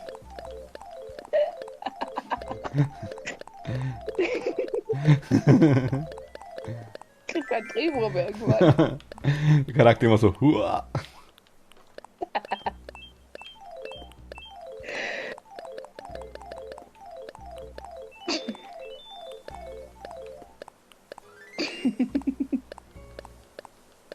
Aber nein, ich meine, kriegt man die irgendwie durch die Bewohner? Da hat man irgendwie gesagt, okay, man kann die irgendwie schneller kriegen.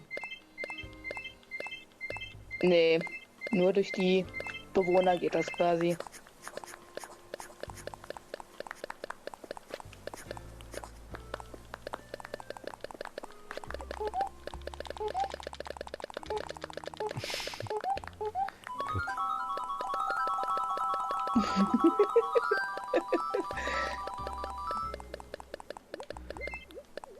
Das ist schon teilweise echt mega nerviger.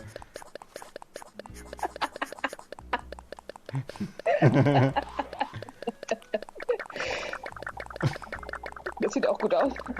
Als würdest du dich selber hauen und dann weinen. Ja, so.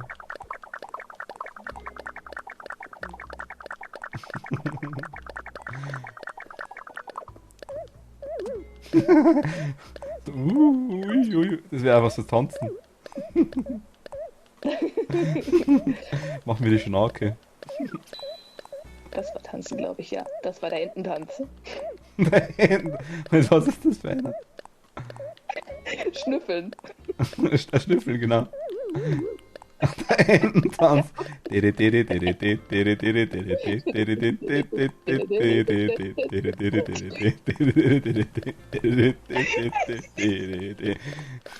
Und wenn wir alle Engel wären.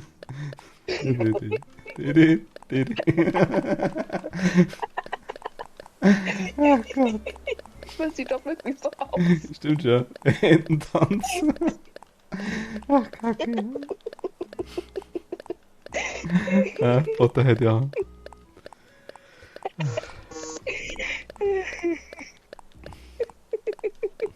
Nichts sagen, einfach wundern.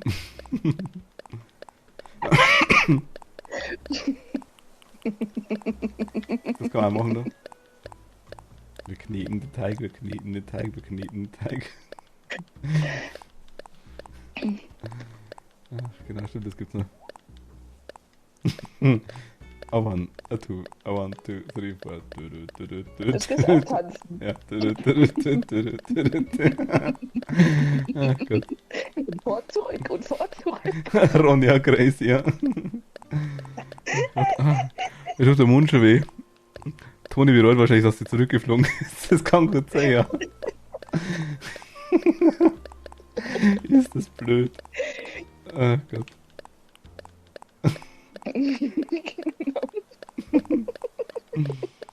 Yum, yum, yum. Genau. Yum. Grillmonster. Kekse! Lecker, lecker, lecker, lecker. Hey, das ist quasi synchron, ja? War's kurzzeitig, das stimmt, ja. Jetzt nicht mehr.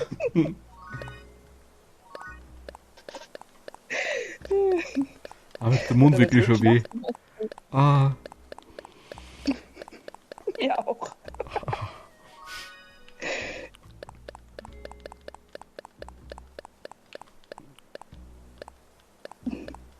Also das Loben. Ah. Ja, genau.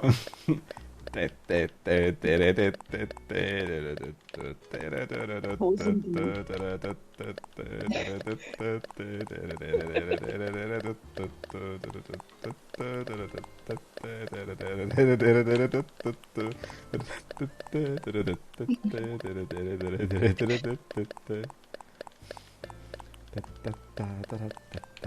Wo sind die Rasseln? Danke für die Ablenkung. Das ist Du hast schön. wieder synchron.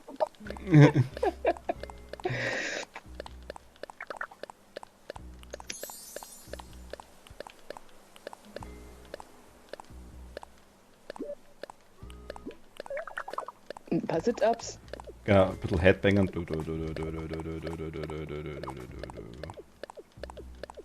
Das schaut ja cool aus. Das ist wie heißt der?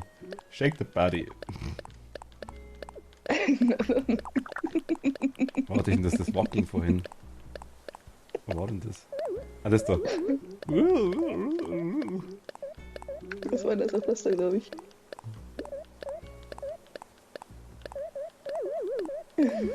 Das Timing ist immer entscheidend von dem Ding. Ja.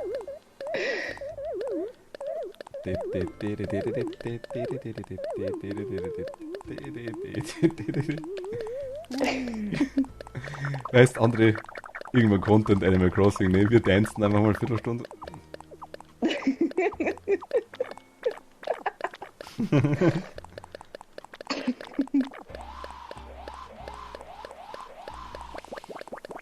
Ja, stimmt, es euch gefällt Ich einigermaßen. schwitze schon.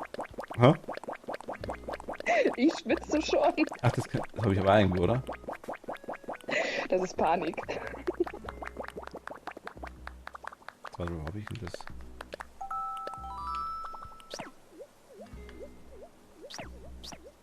Headbangen.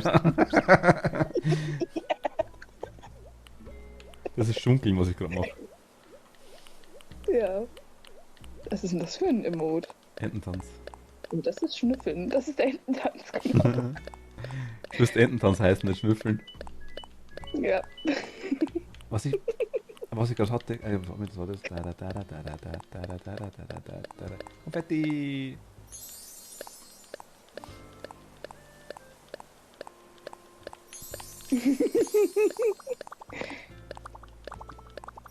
Das ist, glaube ich, das da, oder? Nee, doch. Nee.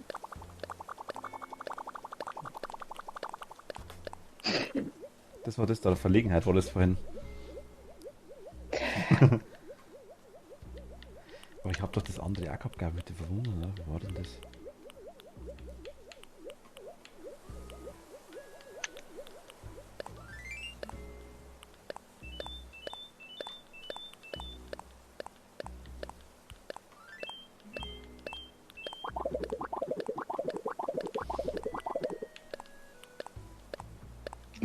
Headbang. Ja, ich bin noch nicht so dabei, ich musste den ganzen Körper noch machen.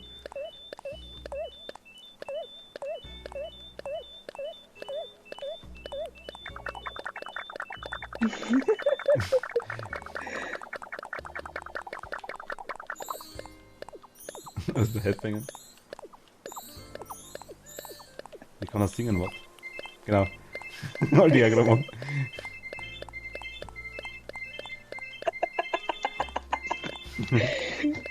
Ach Gott, das ist ein Schmarrn. Potterhead schreibt Danke für die Ablenkung. Ja, Was für eine hab Ablenkung? ich schon gesehen. Ja, das ist den Schmarrn, den wir machen, denke ich mal gerade. Von was lenken wir dann ab? Ich weiß es ehrlich gesagt gar nicht. Nicht, ob sie es sagen mag.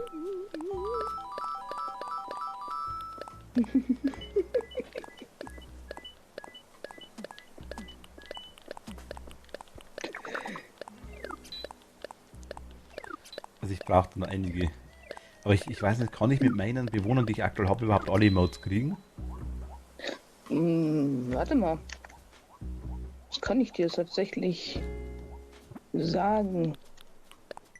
Du hast die große Schwester, du hast von Arbeiten. eine Schlafmütze.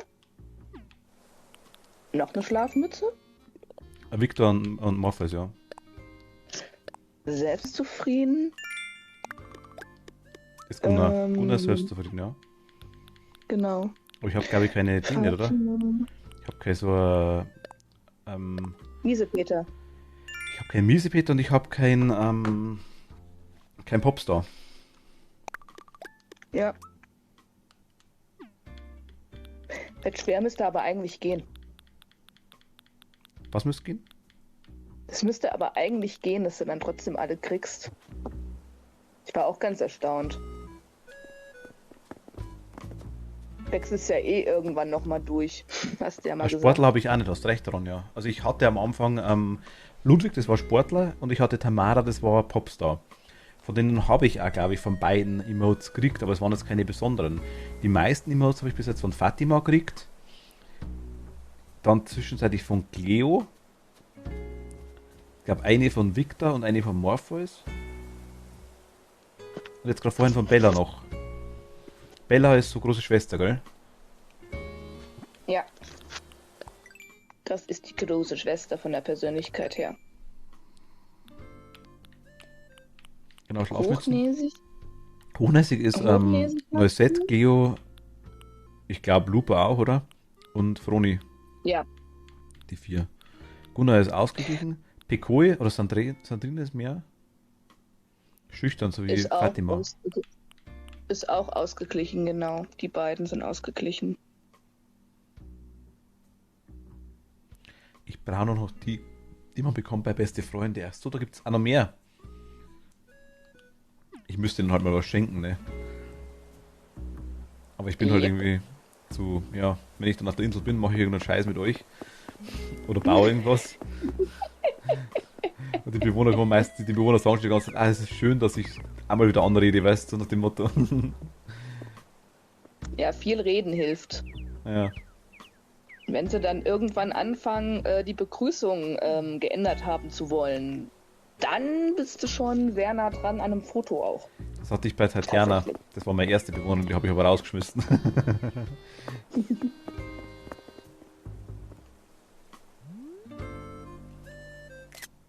Tatjana hat das damals, ja doch, bei der, die wollte die Begrüßung ändern. Nein, Schwan, sie hat zu mir, Krampf, sie hat mir eine Begrüßung gegeben. Sie hat zu mir, glaube ich, irgendwie Genosse gesagt oder sowas dann. War das ein Spitzname? Ja. Ja, das ist auch gut. Aber ich glaube, erst bei, wenn sie wirklich wollen, dass so eine individuelle Begrüßung kommt. Dann ist man, glaube ich, Freundschaftslevel 3 oder 4 und es gibt 5 oder sowas. Also da ist man schon echt nah dran. Also bei den verschiedenen Persönlichkeiten kriegt man manche Emotionen halt nur bei beste Freunde und die fehlen mir noch, weil ich die Sport schaue und die meisten, also weil ich die Sportler und die Miesepeter einfach blöd sind, okay. Ja, glaube ich dir. In der Animal Crossing New Horizon Live App kann man sehen, welche Bewohner welche wählen muss. Achso, das sieht man das? Die App habe ich drauf. Stimmt, das geht ja auch bei der anderen, die ich habe, geht das ja auch. Ich habe wie heißt die, Horizonpedia, die habe ich. Die habe ich auch. Da sieht man das auch. Emotion, wo war's? Da. Ja.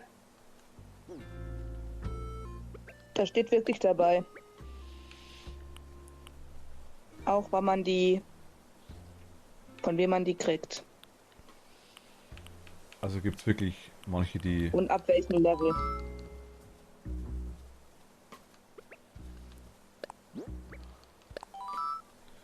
Also scheiße, jetzt mache ich es gerade falsch. Krass.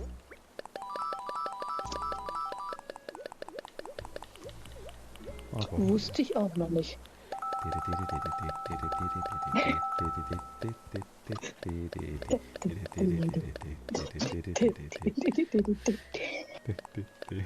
Also Ententanz müssen wir uns merken.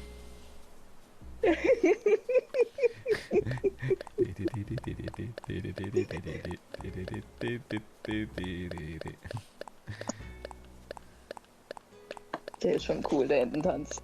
Der ist ja cool da. Yoga. Und fahr zurück, und fahr zurück, und fahr zurück, und fahr zurück.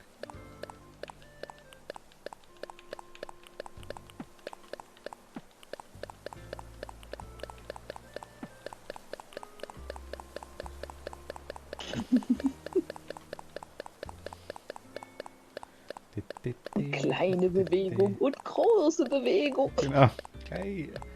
Kleine. Größer. Viel größer. Ja. Uiuiui. Kleine Bewegung. Medium. Groß. Wir lachen. Wir singen. Große Bewegung, mittlere Bewegung, kleine Bewegung. Footstep, Footstep, Footstep, Footstep, Footstep, Footstep, Footstep. Und etwas.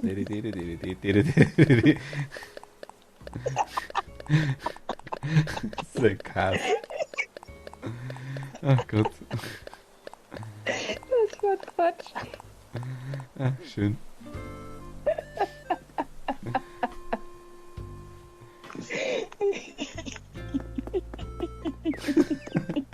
Das habe ich auch noch nicht. Ich muss mir mal anschauen. Was? Ach Gott. Hab gerade gähnt. Ich muss mir mal anschauen, wo die, ja, quasi wo die drin stehen, was man dann kriegt. Ich komme auf das Bild immer noch nicht klar, das da gegeben hat mit Tom Nook, der da aus dem Fenster rausgeschaut hat. Ist das echt gewesen, das Bild? Wo hier der Rainer oder wer das war gestanden ist? Nicht, oder? Das war nicht echt. Ich hätte es halt schon geglaubt, ne? Das war voll nicht creepy. echt. Wie sollen die denn da rausgucken? Das geht ja gar nicht. Da sieht man, was von zu viel Schnüffeln kommt. Was für zu viel Schnüffeln? Wer Ja, schnüffelt denn nicht so viel? Also das kann ich mir gar nicht vorstellen. Wer macht denn so etwas? Also wer schnüffelt denn so viel?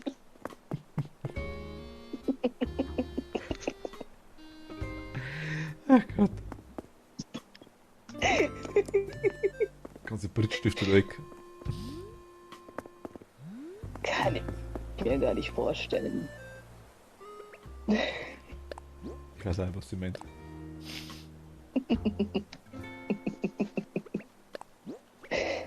Auch kleine Bewegung.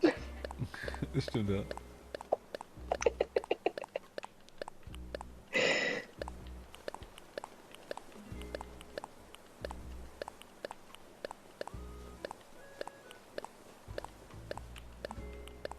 Ja, bei mir sieht man es ja quasi, weißt du, von dir schaut es ja wirklich dementsprechend gut aus, weil ich ja bei dir das Menü nicht sehe. Bei mir ist genau andersrum. Ja klar, logisch. Aber es schaut schon gut aus. Vor allem, ich höre die Bewegungen nicht. Also ich höre die Geräusche quasi auch nicht so richtig laut. Ach so. Jetzt höre ich gerade aktuell gar nichts von dir. Mach mal das Rufzeichen. Ja, das hört man. Das hört man jetzt immer. schon, das höre ich ja, genau. Ich muss ehrlich sagen, ich habe Toni vorhin verstanden, was ich gesagt habe mit dem Phasmophobia zum Beispiel, aber ich fand das viel mehr, also mehr creepy, sag ich mal, wenn wirklich der Tom Nook rausschauen würde, wenn hier was macht. Das war richtig creepy. Sei einmal gegrüßt, Jaul. Hast du etwas Bürokratisches im Service Center zu erledigen oder wolltest du mit Melinda plaudern? Ah, bist du eifersüchtig? Man kann sich blendend mit ihr unterhalten, vor allem weil sie so viel weiß. Ach so. Hol mir das öfter einen Rat bei ihr. Meist ist es aber nur ein Vorwand, um zu plaudern. Ach so. Es ist doch wichtig, dass Melinda ein bisschen Gesellschaft hat. Ja, mit Tom Nook, klar, logisch, dem geilen Kapitalisten. Da geht es nicht. Man kann sogar, wenn der Flugsteig geschlossen ist, kann man sogar Emotionen mit denen machen. Die machen das danach. Das ist total lustig. Bei Tom Nook? Ja, wenn er ganz vorne steht. Oder Melinda oder auch Eugen, wenn er wach ist. Total witzig. Die machen die nach. Ja, fängt man zum Beispiel so an und dann machen die mit.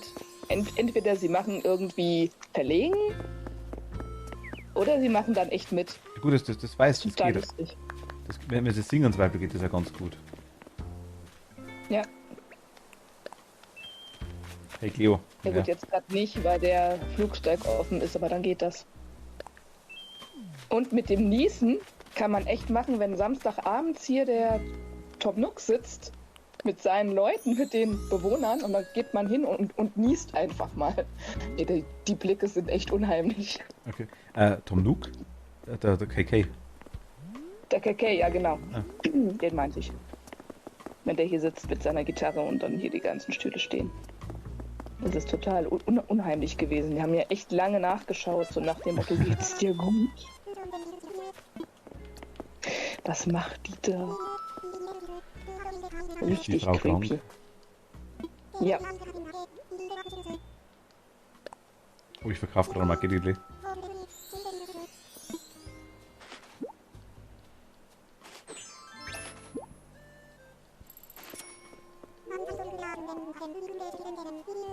Man muss eine solche Kreatur in den Händen halten, um ihre Grandeur zu spüren zu können. Was ist das?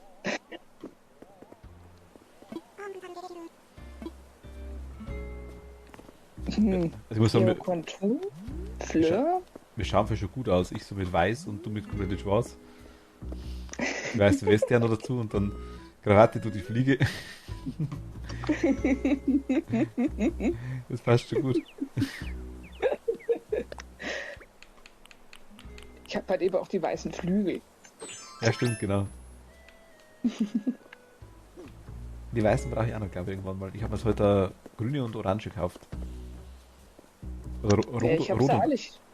Rot und weiß wäre noch cool. Ich kann sie dir alle geben. Nee, Kann ich zugreifen? kriegen wir schon.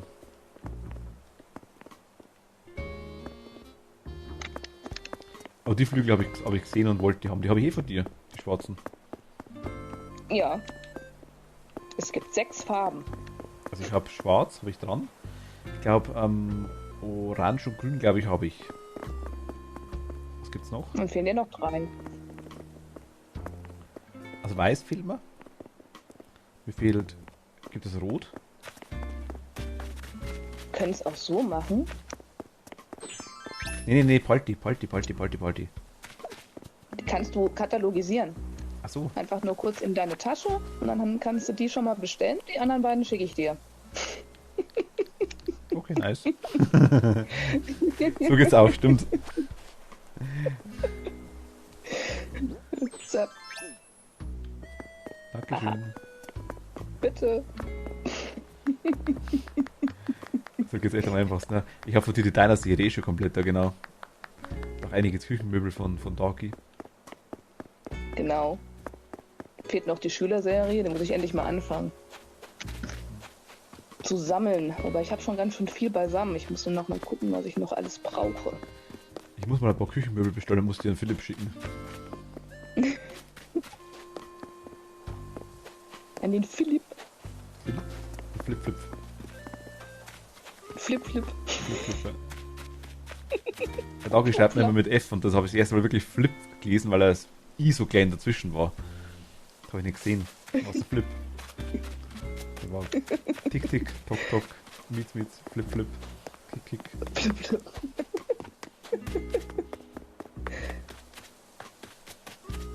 Apothekerin Toni ist wieder da. Ach Mist, Kommst du wieder in Voice? Nee, jetzt wollten wir gerade die ganzen Fossilien und den Ikea-Stand von dir verkaufen. Ah, schlecht. Schnell einwirbeln.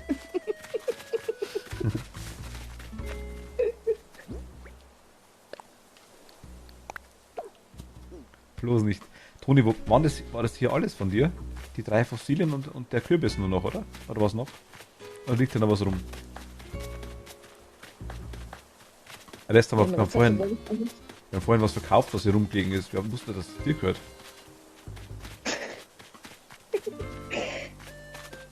Die 3 Fossile. Weiß Cat bringt mir Fossile mit. Toni nimmt alle mit. Was machst du? Ich habe vergessen, dass ich was gegessen habe vorhin. Ich habe Eis schnabuliert. Ja, das spawnt er halt woanders.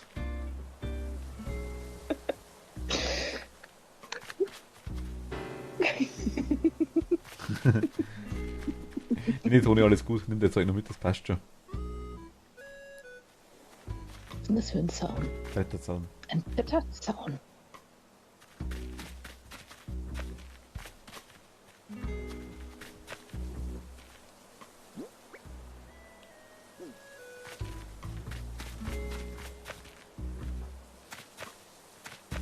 Vor allem, wie so eine Klammer dahinter steht, Kürbis und Zaun.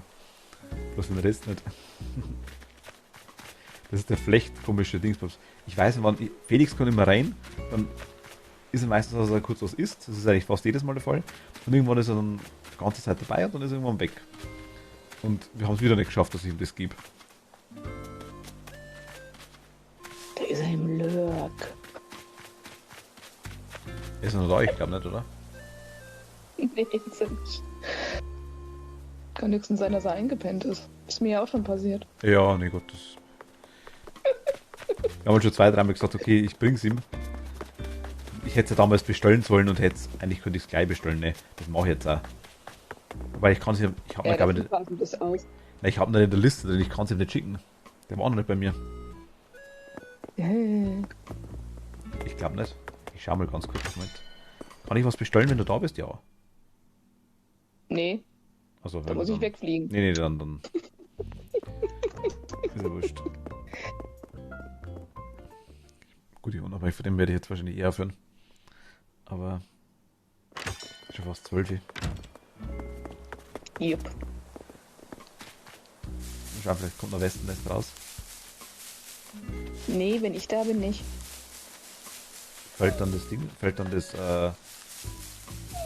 runter, das eine Möbelstück.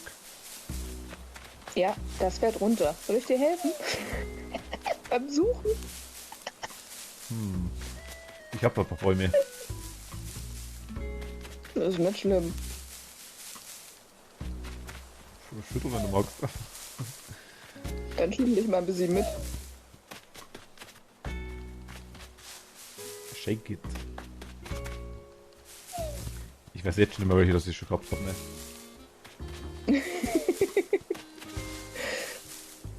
Ich kann mir das eigentlich ganz gut merken. Ich habe die schon so oft geschüttelt. Also bei dir jetzt nicht, aber schon auf anderen Inseln. Das kann aber keine Palme sein, oder? Nee, Palme nicht. Nur Laub und Nadelbäume, glaube ich. Weil ich gerade Nadelbäume gar nicht genau weiß. Nadelbäume wäre ungünstig, weil habe ich teilweise keinen Platz, wo man rechts hinkommt.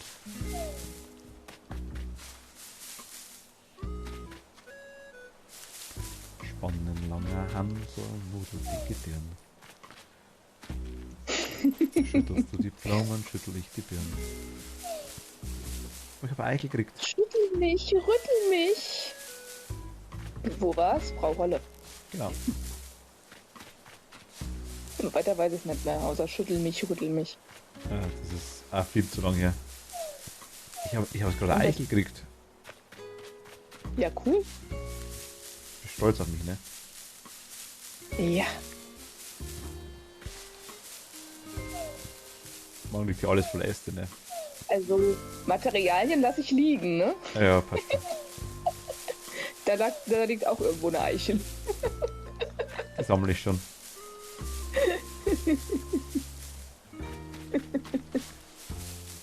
Geld lasse ich auch liegen. Achso, ja gut. Ne. Ja, Frag- das sind ich frag mich so. Münzen. Oh, bei mir kommen da schon viele raus, du. Wenn ich da irgendwann die ganzen Bäume durchgeschüttelt habe. Wie oft schüttelst du eigentlich? Bei mir auf der Insel tatsächlich sehr wenig. Na, wie oft? Ich meine, pro Baum. Einmal. Ich schüttelte teilweise x-mal. Mit dem Reichen.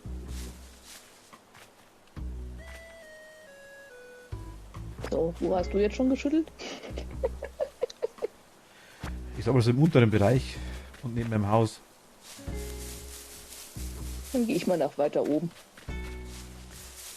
Ja, wir suchen die Möbelstücke, die es gibt an 2 Bäumen. Den gestrigen Toni. Tag, Toni Summer.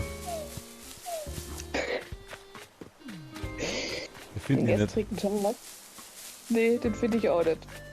Vielleicht in dem Baum? Nee. In dem? Leider nicht. Ich würde, generell darfst du natürlich jederzeit kommen, weißt du doch. Ich würde bloß nicht mehr da, ich würde bloß jetzt aufhören. Man sieht eigentlich, wo man geschüttelt hat, ja. Ich schüttel zumindest so lange, bis mindestens ein Ding runterfällt. Da sieht man zumindest, wo man schon war. Da warst du schon. Okay, Eicheln müssen wir mitnehmen, das wird nichts. Yep. Ist wichtig. Also Zeug habe ich tatsächlich gar nicht. Also Eicheln, Kiefernzapfen und so Zeug habe ich irgendwie... Ich glaube einen Kiefernzapfen oder so. Also mehr habe ich glaube ich gar nicht. Jetzt hast du 2. Also Zapfen liegen auch rum? Ein Zapfen liegt rum. Okay. Immerhin. Ich bin eher einer, der so Materialien eigentlich immer aufhebt und sammelt, falls es mal irgendwie braucht oder falls mal jemand braucht. Für Eicheln und Zapfen muss man, glaube ich, länger schütteln. Ja.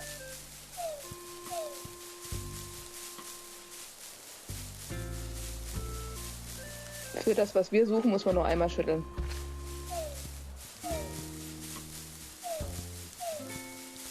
Ja, wie viele Äste fallen da raus? 5 10 Äste? Stück 5 pro Äste? Baum. Was? 10 Stück? Ja, pro Baum. Das kannst du es dir ausrechnen. Also Obst schüttel ich aber nicht runter, ne? Da kannst du auch runterschütteln, das ist wurscht.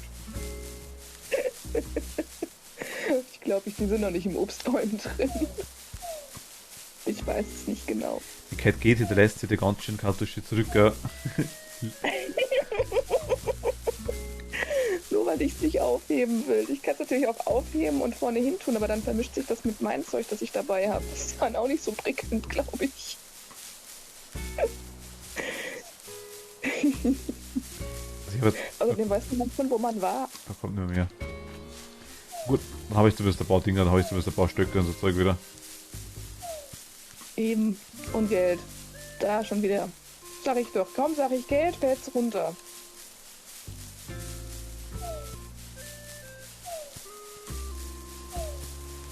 Ist zwar nur Kleinvieh, aber Kleinvieh macht ja bekanntermaßen auch Mist.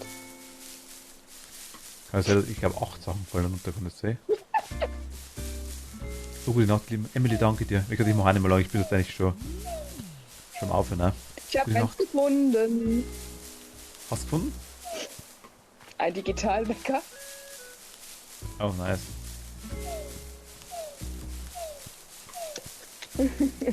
Beim Haus von, warte. Oben. Beim Haus von, wer wohnt da? Wer wohnt da? Froni. Ja, genau. Die Froni. Ach da, das ist wirklich ein Digitalwecker, okay. Ja.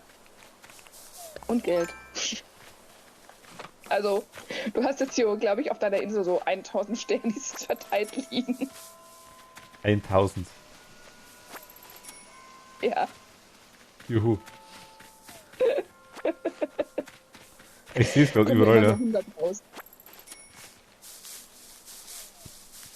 Aber das heißt, ich muss ja ganz ehrlich sagen, das ist ganz praktisch, wenn wirklich wer auf der Insel ist und die schütteln mit dir, dann kann man ganz schnell so Kiefernzapfen und so Zeug eigentlich relativ easy farmen, sag ich jetzt mal. Ja, Weil Westen ist, da kommen noch keine. richtig. Da kann man auch mal gucken, wo nämlich die beiden Bäume sind. Es fehlt ja nur noch ein Baum. Wie die beiden Bäume. Ah ja, mit diesen Items. Es fehlt ja nur noch einer. Das sind 2. Es sind 2. Ach, es sind 2. Ich dachte, es wäre bloß einer. Ja. Nee, es sind 2.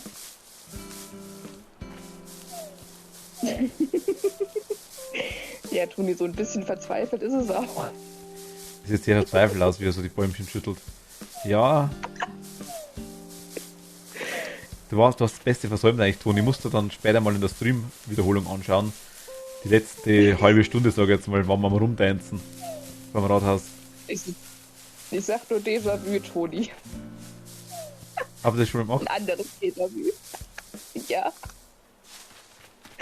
Am Montag. Ah, aber ich tanzen sehen. Ah, okay. Bei Machtel. Was habt ihr das gleiche gemacht? Ja. Ja, Gott, scheiße. Das ist so ähnlich. Mit dem Ententanz nicht so ausführlich. Das, ja gut, der muss zelebriert werden. Ja. Ja, hab ich schon geschüttelt? Cool wäre es, ein Katzen-Emote. Wo die Pfoten so hoch tut, dass er das jetzt was er irgendwie so macht. Karamell Dansen. Ja Gott, den kenne ich fast auswendig. Genau.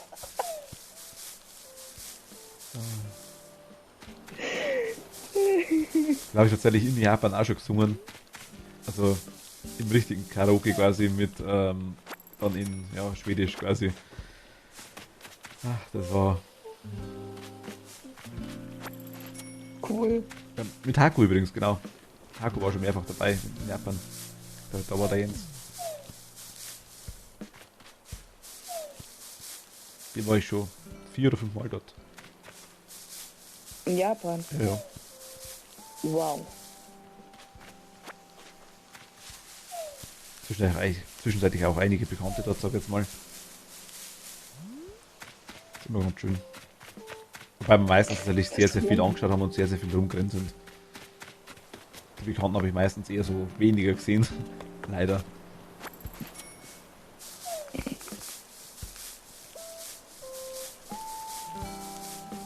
Okay, ich habe das zweite auch gefunden. Ach Gott, das soll doch Detektivkeit. Ich bin ein Sachenfinder. Ein Sachenfinder. Wo haben Sie denn die Sache gefunden? Da, wo sie verloren wurde. Wo wurde sie denn verloren? Da, wo ich sie gefunden habe. Kommt der Herr Ober, ne, und fragt dann so, und, wie fanden Sie Ihr Schnitzel? Ich schaute unter die Pommes und da lag es. Du wirst lachen, ich habe das vor kurzem gesehen. Das ist also, du kennst so WikiHow und den ganzen Zeug, was es immer gibt, ne? Und ich habe dann irgendwie so ganz dumm so ein Bild gesehen, wo wirklich so ein Typ gesessen ist und das ist genau die Frage gekommen. Bedienung kommt quasi, und wie fanden Sie Ihr Schnitzel? Ich sah unter den Kartoffelsalat und da war es. Irgendwie so, ja. Ich habe das gelesen, ich habe mich eine halbe Stunde lang weggeschmissen. Ich habe mir gedacht, ich sterb mal lachen, ohne Scheiß. Ich konnte nicht mehr. Es war so blöd in dem Moment, dass ich einfach komplett. Es war vorbei. Also. Ach Gott, digital weg und der Rollstuhl. Oh, nice. Danke dir. Ja, ein Rollstuhl. Kennst du den Anime Ponyo? Ponyo. Ja, das komische kleine Viech. Das ist irgendein Genau. Ding, das ist ein Film, aber das ist so eine Art, das ist irgendein Unterwassertier oder irgendwie sowas. Nein, Schmarrn. Das ist ja so ein... Aber es ist ein Film von Ghibli Studio? Genau, das war ein Film. Ja, doch, kenne Mit dem ich. Fisch. Mit den Rollstühlen. Ja, stimmt. Jetzt weißt du, weshalb bei mir am Strand die Rollstühle rumstehen. Ach so. Jetzt. Wegen der Zähne. Das war am Anfang, wo sie. Das war dann das eine Mädchen irgendwie auch. Ist da die Welle nicht irgendwie hochgeschwappt zu der dann irgendwie ganz. Das war doch komisch, oder? Ich habe den einmal gesehen Ja, erst. das war mit einem Kindergartenjungen. War Oder das. Junge. Genau, der Kindergartenjunge und dieser Fisch verliebt sich quasi in diesen Kindergartenjungen. Ach, stimmt, und dann ja. wird ja alles geblutet, weil das ja eine Prinzessin eigentlich ist und die dann wieder zurückkommen muss. Und dann kommt ja dieses Altenheim und wo dann die ganzen Rollstühle am Strand stehen. Leicht verstörend. Dann, kennst du Paprika? Nee, das kenne ich nicht. Das ist auch so ein Ding, wo es quasi. Also, ja, das Anime, was so eine Traummaschine, aber das ist mehr reeller gemacht. Da entwickelt es quasi eine Traummaschine und dann verschmilzt es quasi immer mehr mit der Realität. Krass. Also ganz Muss ich mir komisch mal gemacht. angucken. Wobei die Paprika ist quasi so eine Art Agentin, sag ich jetzt mal, oder was immer das ist. Und die ist dann, ja, also der Anfang ist sau cool, weil die quasi so im Intro die ersten paar Minuten durch sämtliche Schatten durchjumpt, dann sich in einem Auto spiegelt, dann spiegelt sie sich in einer Reklametafel. Man sieht eigentlich immer nur die Spiegelung oder quasi ihren Schatten irgendwo. Sau cool gemacht. Im Film ist leider nicht mehr so. Aber das Intro war vielversprechend. Krass. Hat er Ja, was ich auch komisch fand, gab es auch so einen komischen Anime, wie hieß der denn noch? Ich glaube, wie war der Name oder irgendwas mit Names. Ach so, Anata no Namae wa? Oder Anata no Nawa. Ich glaube. Your Name heißt er auf Englisch, Your Name. Your Name, genau. Wo dann quasi Da fand der, ich das Ende ein bisschen der Junge komisch. und das Mädchen Körper tauschen regelmäßig. Genau. habe ich Das war gesehen, Ramadan. ich muss ehrlich sagen, ich war ein bisschen enttäuscht davon, muss ich ehrlich sagen. Weil der Film so mega gehypt wurde, er war nicht schlecht. Ach, du musst vor dem Stream den Insel aufräumen. Aber irgendwie habe ich es nicht so... Ich liebe die Radwims, also die Gruppe, die quasi die ganzen Lieder singt. Sparkle zum Beispiel. Das ist das Hauptlied. Mhm. Das finde ich super. Das ist auch sehr schön. Kennst du Aber Pani ich fand's- Pony Poemi? Sagt mir jetzt gerade nichts. Das ist so ein absoluter Verarschungs- und überdrehter Mist-Anime, der quasi alles ein bisschen ins Lächerliche zieht. Oder Puni Puni Dash gibt's noch. Running Gag in dem Anime ist quasi, dass sie, so ein Genie mit 10 Jahren quasi, wird Lehrerin oder Professorin an einer Uni. Und die Schüler quasi nehmen es gar nicht für ernst, sogar im ersten Moment. Sie ist halt trotzdem intelligent wie Sau, aber ist halt quasi, ich meine, Toni schaut gerade zu. Toni ist so ähnlich in dem, mit dem Jungstudenten, was ich gesagt hat. Und hat Okay. dann. Toni hat gesagt, sie ist Jungstudentin gewesen, oder? Oder täusche ich mich jetzt da? Ich glaube schon. Also auch sehr intelligent auf jeden Fall. Und dann hat es, aber da auch quasi ist halt Professorin geworden. Und der ganze Anime ist quasi darauf aufgebaut, dass man immer wieder, selbst die Klassenzimmer, siehst du quasi wie eine Kulisse. Ne, stimmt, okay. Das ist quasi die Klassenzimmer wie so eine Kulisse und der Lehrer quasi ist dann auch zwei Schauspieler quasi irgendwie arbeiten, auch irgendwie ganz, ganz komisch und sie halt trotzdem halt, weil sie auch 10 Jahre ist, sie ist halt immer noch 10 Jahre. Ist halt quasi einfach ein kleines Mädchen, das dann auch einfach dann schneller verletzt wird, dann auch einfach schneller weint wegen irgendwas, aber halt trotzdem extrem intelligent. Und hat dann, baut halt allen Scheiß, erfindet jeden Mist und hat unter anderem ein Tier, das ausschaut wie so ein depressiver Hase, sage ich jetzt mal. Und der Hase ist eigentlich wirklich ganz irgendwie depressiv, mag eigentlich irgendwie mag noch keiner oder er bildet sich zumindest die ganze Zeit ein, aber er hat einen Freund, den er nicht will. Einen Katzengott. Und der Katzengott, der kommt immer dann, wenn er ihn quasi nicht brauchen kann und bringt ihm Getränke. Und das ist immer so der Running Gag, wenn er quasi irgendwo, es ist sauwarm, er will ein kühles Getränk, er findet irgendwo im Wald, weil er sich verlaufen hat, findet er einen Getränkeautomaten, warum auch immer. In dem Getränkeautomaten wohnt der Katzengott und bietet ihm ein Limo an zum Beispiel. Aber natürlich auf Körpertemperatur, extra vorgewärmt. Und das kommt nicht gar, das sind 24 Episoden, das kommt fast in jeder Episode kommt das vor. Also, das ist so blöd.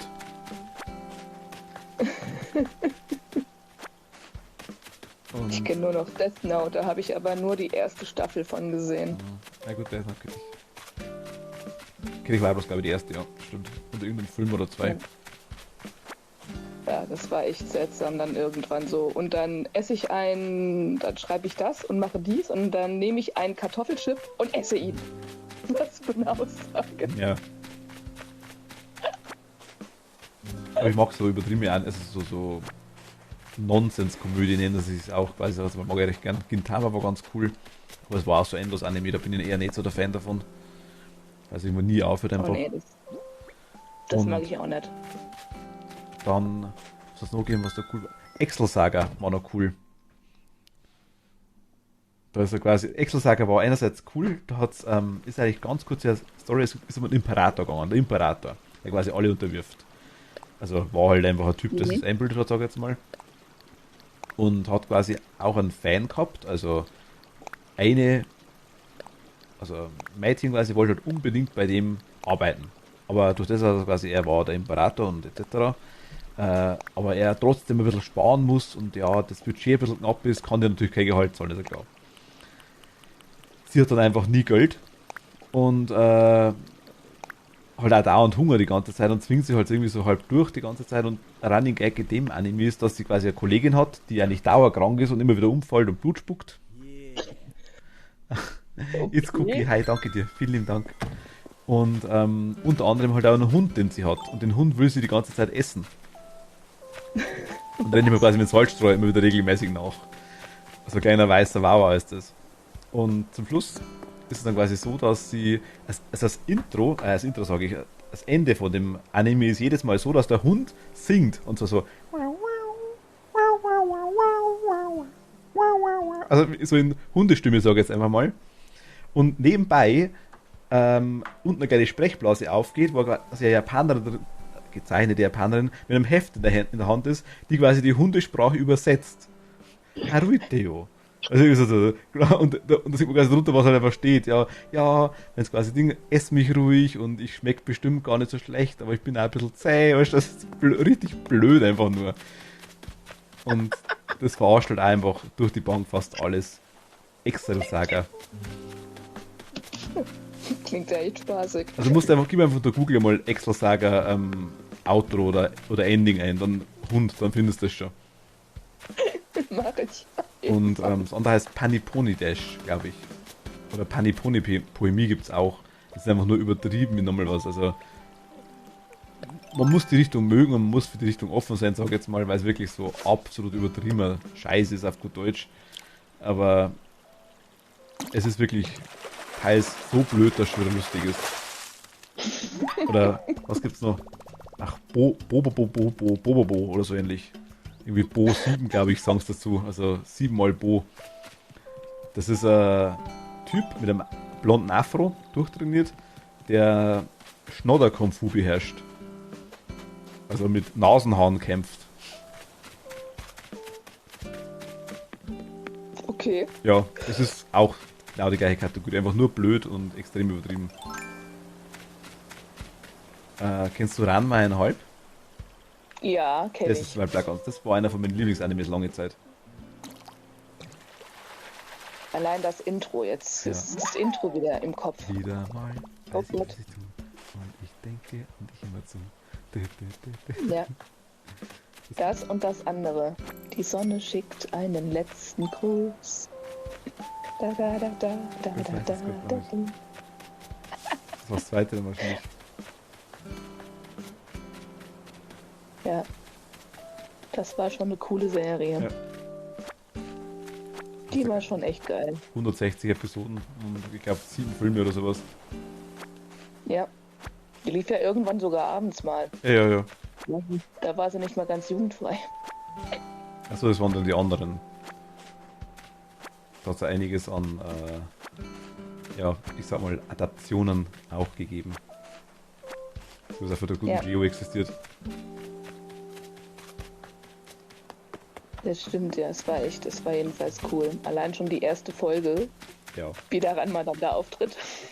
Und vor allem auch der Dad halt die ganze Zeit mit dem Panda mit dem Schild, das er immer wieder hochhält. Das war schon cool. Ja, das war so geil. Und möchtest du dich nicht mal zurück verwandeln? Da kam dieses Schild. Warum denn nicht? Ich werde doch eh dann wieder zu den Panda Genau. Rentiert sich nicht. Ich lebe jetzt, wo es Bambus ist. Das war so cool. Und die Akane, die war auch der Kracher. Am Anfang nicht so, da musste man sie erst ein bisschen reinfühlen in sie, aber Ja. dann war sie echt cool. Das stimmt. Ich habe hier drüben übrigens ganz viel Saustall hinterlassen. Ganz viel Sache. Aber da sind auch Eicheln dabei. Ich habe Eicheln für dich gefarmt. Nice. Ich bin aber ein bisschen am Aufräumen. Die ganze Zeit so nebenbei werden ratschen. Ah ja, klar. Deswegen sage ich dir jetzt gerade, dass ich hier ein bisschen Saustall hinterlassen habe. Nee, aber Ranma war echt cool. Es gibt's Inuyasha habe ich noch geschaut Ja, und ja. Dragon Ball. Dragon Ball, die alte, ja, das erste. Das erste, das zweite nicht. Das hat sich ja gezogen über, keine Ahnung. Mhm. Mit dem ersten konnte ich jetzt sogar meinen Mann anstecken. Ah, nice. Der kannte das nicht. Der kannte nur die ganzen, ich sag mal in Anführungszeichen, schlechten Animes. Ja, das ist immer schwierig. Ich meine, Anime ist halt auch keine Kindersendung, nicht, wie immer dann wieder viele sagen. Ich meine, gut, My Little Pony ist eine Kindersendung, schaue ich trotzdem an, stehe ich dazu. Aber es ist, weiß ich nicht. Animes gibt so viele Richtungen, das Geheimnis sagst, du magst keine Filme. Ja, gut. Wenn wirklich einer gar keine mag, dann ist es halt so. Aber eher schwierig, sage ich, um die Aussage. Naja, also er kannte echt Nur die, wo ich sage, das hast du dir ansehen müssen. Oh Gott. Ja, das gibt's leider, das stimmt. Ja. Also, es gibt aber viele Ja. gute, ich habe mir früher auch viele angeschaut, muss ich ehrlich sagen. Was ich nach wie vor gerne mag, sind so Sachen wie One Punch Man oder so Zeug zum Beispiel oder so, wo einer dann so extrem übertrieben ist und es eigentlich gar nicht so richtig weiß, sage ich jetzt mal irgendwo. Einfach, wo es immer wieder, ja, zeigt jetzt, sage ich jetzt mal, das hat mir schon gut gefallen. Vor kurzem ist was rausgekommen, das glaube ich war dieses Jahr, wie heißt das auf Englisch geheißen? Ich glaube Wise Man's Grandchild. Da geht es einfach auch nur um einen Typen, der halt, ich weiß nicht, ob es eine Wiedergeburt ist in der komischen Fantasy-Welt, wie es in Japan ganz, ganz oft der Fall halt einfach gemacht wird. Oder ob es dann einfach, ja, weil er kommt halt quasi hin und wird aufgezogen von einem älteren Mann und quasi von dem seiner Lebensgefährtin oder von dem seiner Kollegin, sage ich jetzt mal, sie ist halt die Beste, wenn es um so Verzauberungen von Dingen geht, also Enchanten von quasi Gegenständen. Und er quasi halt einfach so der beste Zauberer im Allgemeinen, was so angeht. Held etc. und was für einen Status also alles hat. Und die zwei ziehen den quasi auf. Und er hat halt quasi extremes Talent in jeder Hinsicht. Du das dann von denen aufgezogen wird und er sein eigenes Verständnis von der ganzen Magie quasi hat. Also sie sagen es quasi die ganze Zeit selber, sie wissen nicht, wie er das macht, weil alle müssen so Zaubersprüche aufsagen etc. Und er quasi denkt, stellt sich vor, wie es ausschauen soll und macht's. Krass. Egal in welcher Größe und in Variation quasi, sage ich jetzt einmal. Und durch das übertrumpft er halt immer wieder alle einfach, oder ja. Gibt es ein paar noch, Maro-Sama gibt es mit dem Dämonenkönig, sehr ganz cool. Gibt es auch zwei, drei Serien, die ganz cool sind. Auch in die Richtung. Finde ich immer ganz cool gemacht, wenn man dann sieht, quasi wie er halt nach und nach seine Anhänger findet und das ist immer recht schön. Kennst du One Punch Man? Nee, leider nicht. One Punch Man, also One Punch Man Pflicht. Geht um einen. Der ist wirklich Pflicht, weil der einfach so blöd und so stumpf ist. Da geht es um einen Typen, der quasi einfach überfallen wurde oder jemandem helfen wollte quasi und wurde dann einfach zusammengeschlagen und hat sich geschworen, okay, er trainiert jetzt. Und dann hat er trainiert. Ich glaube 100 Tage lang. Jeden Tag 100 Sit-Ups, 100 Liegestützen, 100 weiß ich was alles und ich glaube 10 Kilometer laufen und in der Nacht hat er, also ich glaube im Sommer hat er ohne Klimaanlage geschlafen. Größte Folter überhaupt. Und das hat er quasi dann so, er wird dann quasi so stark durch das. Oder hat so lange trainiert, bis ihm die Haare ausgefallen sind. Und er quasi keine Emotion mehr gehabt hat. Krass. Das ist so der Hintergrund. Das ist einfach nur blöd, weil das Training, was er da macht, das ist ein totales Billo-Training, aber ihm hat es halt so angerührt. Und ab dem Zeitpunkt wurde er quasi der stärkste Mensch überhaupt. Oder das stärkste Wesen überhaupt irgendwie. Er hat quasi, und er macht eigentlich alles mit einem Schlag kaputt, deswegen One Punch Man. Und ist halt einfach, ja, in dem ganzen Ding gibt es dann so eine Art Heldenklassen, die dann quasi Helden sind und er ist ja quasi nicht mal registriert als Held, will aber trotzdem helfen. Lässt sich irgendwann registrieren und es ist halt einfach so übertrieben, wie stark der Typ ist. Also, wenn er halt ernst macht mal. Er ist halt die ganze Zeit so ganz schlecht zeichnet, so ganz ein kleiner Mund, so fast keine Konturen und richtig so schlaksig, sag ich jetzt mal. Und wenn er da quasi ernst macht, alles komplett glänzt, scharfe Konturen, richtig detailverliebt zeichnet, alles mögliche, weißt du. Gibt es bestimmt einige Bilder, die du kennst, die du schon irgendwo gesehen hast von dem Typen und weißt bloß nicht, dass das der ist. Wahrscheinlich. Also der war ganz gut. Die zweite Staffel war nicht mehr so gut, die erste war richtig cool. Wie es meistens so ist. Ja. Nicht immer, aber oft. Körner, hi, grüß dich, hallo. Siehe Dragon Ball. Ja. Da war es halt wirklich so, beim letzten Endgegner, sag ich jetzt mal, war halt dann quasi so, das kann man so weit sagen. Er hat dann, der überlebt einen Schlag eigentlich auch nur, den ersten Schlag, weil er eine Rüstung dran hat, die ihn quasi fesselt, um sein richtiges Potenzial zu entwickeln. Die explodiert dann. Und den zweiten Schlag überlebt er, weil er versehentlich abgerutscht ist und hat einfach nur gestreift, durch das reißt ihm den Arm weg. Also dem anderen. Und ja, mit dem dritten ist er quasi dann endgültig weg. Aber er hat halt quasi dann auch bloß irgendwie so 10% von seiner Kraft genutzt. Das sagt dann der Endgegner quasi nur so nach dem Motto, ja, er hat schon mitgekriegt, dass er zurückhält. Also das ist schon ganz cool gemacht. Übertrieben wie Hölle, aber sowas ist ganz lustig. Geht gerade um One Punch Man. Das reden wir gerade. Oder ich rede gerade drüber, sagen wir so. Ich glaube, trifft es eher. Ja, ich kenn glaube ich, mehr so also so ein paar Filme kenne ich noch von Animes her. Chihiros Reise natürlich. Ah, cool. Kenn ich ja. Ja, wer kennt's nicht? Dann Pompoko, glaube ich. Kenn ich auch. Das ist Heißt er? der Schweine-Typ da. Mit den Marderhunden ist das. Scheiße. Ich wollte gerade sagen, was machst du? Ich wollte die Äste aufsammeln. Das kannst du aber ganz leicht wieder hinmachen, sogar während ich da bin. Ha, ha, ha. Wie? Du gehst in deine Design-Teile unten rein. Also unten links, anstelle auf diese Insel-Designer, gehst du in deine Designs rein. Ja. Und da kannst du das einfach auf den Boden legen. Genau. Ach, cool. Das ist aber glaube ich, ziemlich genau. Geht das ganz einfach. Merci Maus, hi, grüß dich, hallo, servus. Hi. Jetzt kommen noch ein paar neue dazu. Hallo. Ich bin leider nicht mehr, also eigentlich bin ich schon seit 20 Minuten eigentlich raus. Aber irgendwie verratschen wir uns doch immer wieder. Ja. Ich habe gerade die ganze Ist Insel immer so. aufgeschüttelt. Bin ich gerade ein bisschen. Aber morgen bin ich wieder da. Morgen ab Viertel nach 8 auf jeden Fall komme ich wieder. Und morgen dann wahrscheinlich ein bisschen länger auf, denke ich mal. Also das. Mit neuen Updates. Ach, du bist live gegangen. Na, so etwas. Ich hasse das ohne Scheiß. Steht da ein Datum dabei? Nee, oder keine Uhrzeit, gar nichts, oder? Warte. Körner und Mercy Mouse, habt ihr die Benachrichtigung auch gerade gekriegt von mir oder habt ihr bloß gesehen, dass ich live bin? Ich verstehe das immer nicht. Ich bin seit 6 Uhr da. Oder seit kurz nach 6 bin ich live.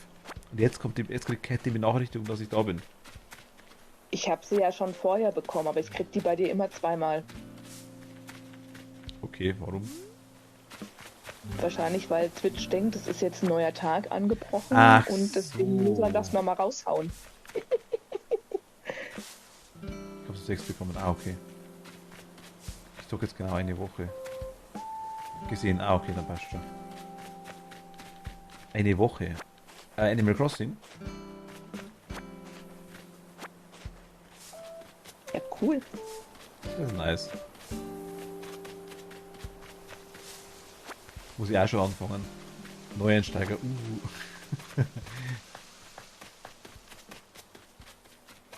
Ich glaube, das Spiel wird aber irgendwie nicht langweilig, oder? Tatsächlich wurde es mir mal eine Zeit lang langweilig. Okay. Für ein halbes Jahr. Und dann kam ich... Wie war das denn? Dann bin ich doch nochmal in das eine Forum rein und dann habe ich die Toni kennengelernt. Im Forum. Toni, Grüße an dich gehen raus. Im Forum habt ihr euch kennengelernt. Im Forum. Also das stimmt, da habe ich erst den Lutz kennengelernt und über den Lutz habe ich dann die Toni kennengelernt, also über den Kai. Ah. Und dann haben sie von Machtel erzählt. So. Und dann geht's einen Weg. Und dann dachte ich, na, du hast ja einen Twitch-Account, geh mal rein. So. Und genau als ich dann bei Machtel drinne war, kam dann auch sehr schnell, 2 oder 3 Tage später, der Raid zu dir. Aber da hast du mich ja schon gesehen gehabt, hast du gesagt vorher. Ja, da hatte ich dich schon gesehen gehabt, weil ich dann gedacht habe, ach, gehst mal gucken, wer noch so Animal Crossing streamt. Und dann bin ich bei dir erstmal kleben geblieben. Ist auch schön. Es ist nicht selbstverständlich. Ich sage, reinkommen tun viele Leute, aber dass da wirklich Leute kleben bleiben, ist eher selten. Was heißt eher selten? Bei Animal Crossing passiert es doch regelmäßig, muss man ehrlich sagen. Aber ich habe einige dabei gehabt, die auch gesagt haben, sie haben jetzt schon 5, 6 Mal zugeschaut, sind schon seit 3, 4 Wochen dabei und dann sind sie erstmal so als Follower quasi dabei geblieben oder haben dann mal geschrieben. Ich habe ein, zwei, die wirklich regelmäßig dabei sind, das weiß ich. Also schreiben sie ja und ich sehe sie ab und zu mal auch, die eigentlich so gut wie gar nicht schreiben. Also mal kurz Hi vielleicht, alle 10 Streams mal, sind aber fast alle jeden zweiten dabei, so nach dem Motto. Ja, deswegen. Und da kam ja dann die Gruppe rüber geradet und dann dachte ich, jetzt willst du dich stark, jetzt kannst du auch was schreiben. Ja, das bist du sogar im Voice, ja? Und jetzt bin ich sogar im Voice dabei hier, glaubst du's? Ja, so ist. Ich bin jetzt erst den 2. Monat bei Twitch, also aktiv. Ich war schon früher da. Ja, das kenne ich aber auch. Ich muss sagen, ich habe bei mir auch, ich habe Ewigkeiten lang einen Twitch-Account gehabt, habe dann einfach die auch Leute gefollowt gehabt, sag ich jetzt mal, und habe dann die Benachrichtigung gekriegt am Handy, aber ich habe halt immer am PC geschaut, jetzt war ich quasi nie eingeloggt, das konnte ich ja fast nie schreiben. Ja, so ging es mir tatsächlich auch. Ja. Und dann jetzt halt, durch das, dass ich jetzt online bin und dann auch mit dem Achtel und allem jetzt, ja, und ich habe ein paar andere, wo man auch noch was schreibt. Aber stimmt schon. Bei mir ist halt wirklich das, dass ich meistens auch, wenn ich halt jemanden zuschauen will, ganz, ganz oft leider keine Zeit nicht habe, weil ich entweder A, arbeiten muss oder B, selber streamen. Darum ist es mir blöd, wenn ich dann, ich würde auch lieben gern mal einfach nur zuschauen. Ja. Wobei ich sagen muss, nur zuschauen finde ich mittlerweile auch langweilig. Dann bin ich doch lieber ein bisschen aktiv. Ja, das stimmt. Aber bei mir ist es halt meistens so nebenbei gelaufen. Die ganze Zeit so, okay, ich mache jetzt irgendwas und dann, ja, hast selber irgendwie gespielt und ist so nebenbei der Stream gelaufen oder sowas. Das war dann schon der Fall. Ja, das war bei mir auch dann. Als Animal Crossing relativ neu war, da habe ich auch einem zugeschaut, der das auch gestreamt hat und da habe ich nebenbei auch selber dann gespielt, weil ich auch gedacht habe, in dem Chat hast du eh keine Chance. Außerdem war ich damals noch sehr, sehr schüchtern. Ganz kurz, Vor einem Jahr. Köln hat sich die OLED-Switch gekauft. Nice. Also.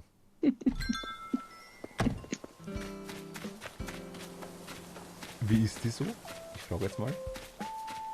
Na gut, du hast wahrscheinlich keinen Vergleich zu den anderen, gell? Das ist wieder schwierig. Wobei, bei mir wird es gar keinen Sinn machen, weil ich spiele eh so gut wie nie auf der Switch. Ich habe es immer am PC dran. Dann wird die bei mir quasi weniger Sinn machen.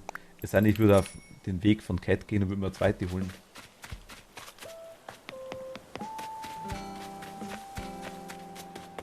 Ja, ich habe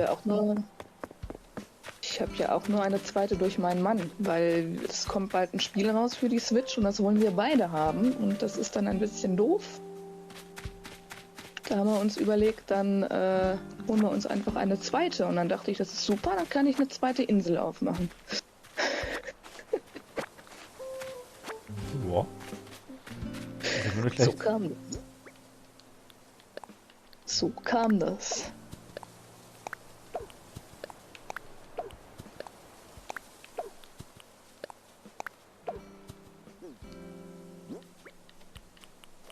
Also ich räume jetzt ein bisschen mit auf. Ich lege es dir ein bisschen ordentlicher hin. Also, du bist immer noch am Schütteln, okay? Ich habe gedacht, ich habe schon alles erwischt. Ich habe, glaube ich, jetzt, keine Ahnung, 150 Äste, glaube ich, ins Lager. Wie viel? Ich glaube, es waren, ich habe vorher schon mal 2 Stacks weggeräumt, glaube ich, und jetzt habe ich, glaube ich, nochmal 4 oder 5 Stacks weg. Ja, pro Baum 8 Stück oder sowas. Oder 6 Stück. Teilweise. Ich schau mal kurz, wie viel habe ich gemeint. Ich hatte ein paar im Lager schon drin, ein paar Stacks. Die wir wieder mal zwischendurch gesammelt haben und eigentlich nicht verkauft und dachte, komm, egal. Die nehme ich mit. Jetzt ich schau mal kurz. Wo haben wir es denn? Da haben wir es. 1, 2, 3, 4, 5, 6, 7, 8, 9, 10, 11, 12, 13, 14, 15 Stacks Ja. Äste. Oh Gott. Also 450. Plus das, was noch rumliegt jetzt gerade. Gibt gutes Geld. Ah. Er hat einen Vergleich. Oder sie. Mein Neffe und meine Frau hat die alte, ja, okay. Ja, okay. Alles gut. Ich sage, für mich wird das keinen Sinn nicht machen, weil ja eh am PC dran. Von dem her, ich nutze das Handheld nutze ich so gut wie nie. Ganz, ganz, ganz selten.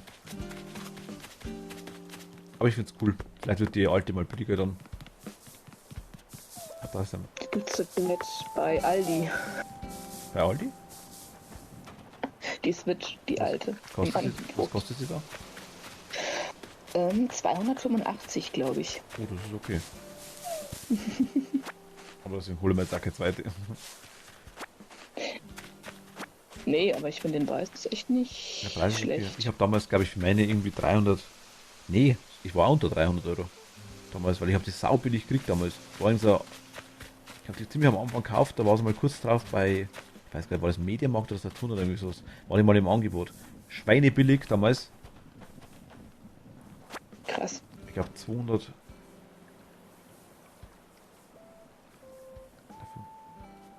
Ich müsste schauen.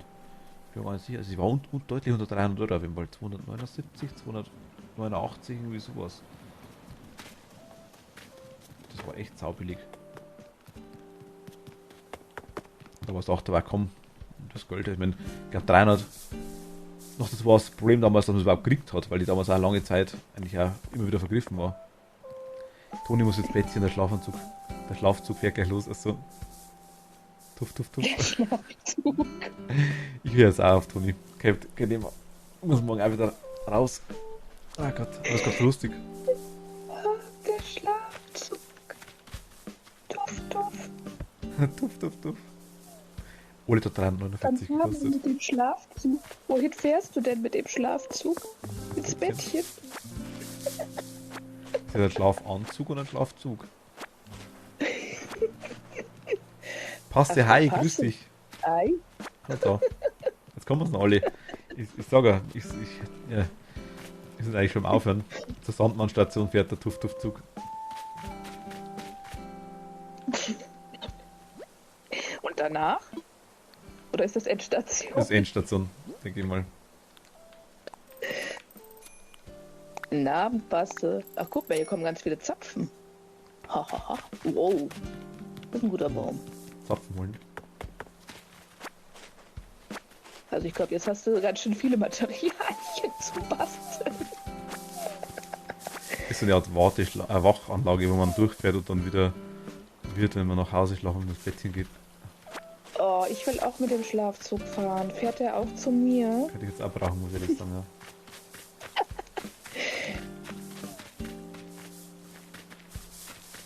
Das Einzige, was ich hasse, ich will da nicht mehr Animal Crossing, ich will es immer nicht aufhören, ne? Das ist das Blöde. Ja. Da will man noch das machen und das machen. Ja, dann schüttelt noch irgendjemand die ganzen Bäume bei dir auf der Insel. Und farmt für dich Ja, die seitdem auch bei Materialien. euch durch. Ach, wie schön. Da freue ich mich, wenn er bei uns auch durchfährt. Schlaf gut, Toni. Schlaf gut, ja. Bis morgen. Bis morgen, bis später, je nachdem, wie man es Genau, sieht. stimmt, bis später, ja.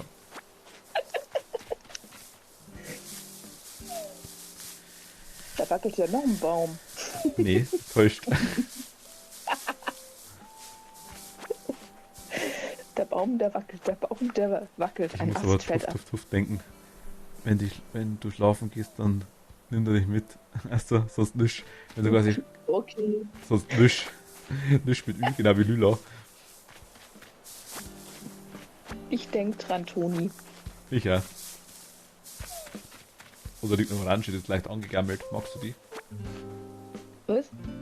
Was? Liegt eine Orange rum, die ist leicht angegammelt, ob du die magst. Wo liegt eine rum? Ich hab schon aufgesammelt gerade. Die glaube ich, habe ich vor 8 Wochen mal geschüttelt. Die ganzen Baumbier waren nicht mehr gefunden. Okay. Gutes Nacht mit Toni. Gute Nacht, Toni, ja. Gute Nacht, schlaf gut. Jetzt haben wir zum Schütteln aufgekommen.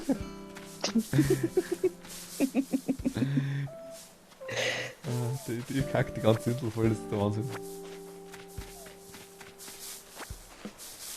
Jetzt kannst du ganz viele Stücke verkaufen. Gibt gutes Money. Gibt es Money? Stücke? Ich glaube nicht so, oder? Ja. Ich bin eigentlich schon immer so 30 Stück verkauft. Doch, da kommt eigentlich eine ordentliche Summe bei rum. Okay, ich schau mal kurz. Ich weiß nur nicht, ob es bei der Verkaufskiste dann so ist. Verkaufskiste ist dann, ich glaube 80% kriegst du da. Ja. Ja, das mache ich auch öfters mal, wenn mein Lager überquillt und ich sehe dann, oh, du hast wieder keine Ahnung, wie Also viele Stöcke im 30 Lager. Stöcke kriegst du dann 150 Euro, 150 Sternis bei. Hm. Also 120 an der Krass. Verkaufskiste und 150 dann drinnen, denke ich mal. Krass. Zapfen kriegt man viel, Dann aber ist es Zapfen, dann doch was Holz mehr oder sowas. Zapfen verkaufe ich nicht. Ja, Holz kriegst du einen Haufen, ja. Ja. Okay, Kat, aber ich muss ehrlich sagen, ich würde das tatsächlich aufhören. So leid es mir tut. Jo. Und so schön wie es ist. Ich flieg da mal rüber. Stimmt, genau, muss man nicht machen. Ach, du wohnst jetzt da.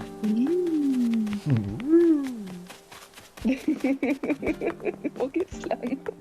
Ich bin schon in den Ausgang. Musst du Tuff machen. Das ist immer nicht mit. Was? Ha, ich sag doch, ich finde den Ausgang.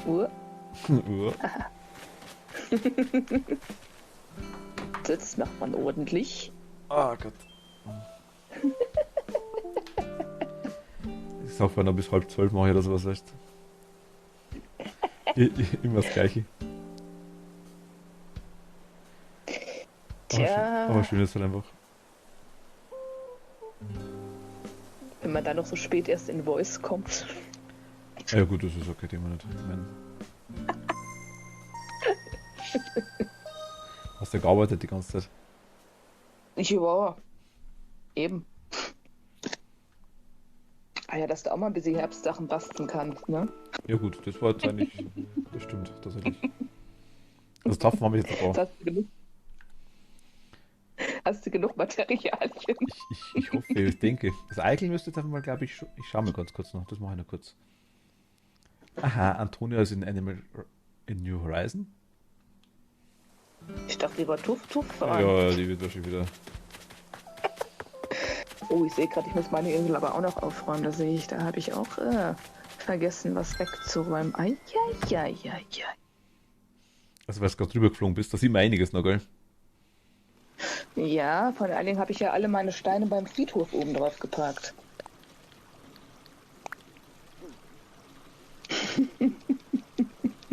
Das hat ewig gedauert, oder? Den Friedhof zu bauen, ja.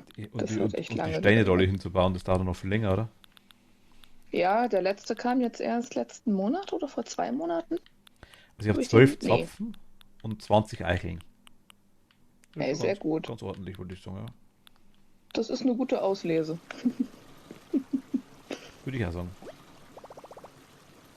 Welche Spiele zockt ihr sonst so? Also ich eigentlich alles. Also wirklich alles. Auf der Switch Mario Kart, Smash Bros. Eventuell, Pokémon Unite, Animal Crossing haben wir jetzt auch die ganze Zeit. Auf PC von Doom über Phasmo bis über Ark, alles kreuz und quer, sag ich jetzt mal. Mario Odyssey habe ich noch gespielt auf der Switch.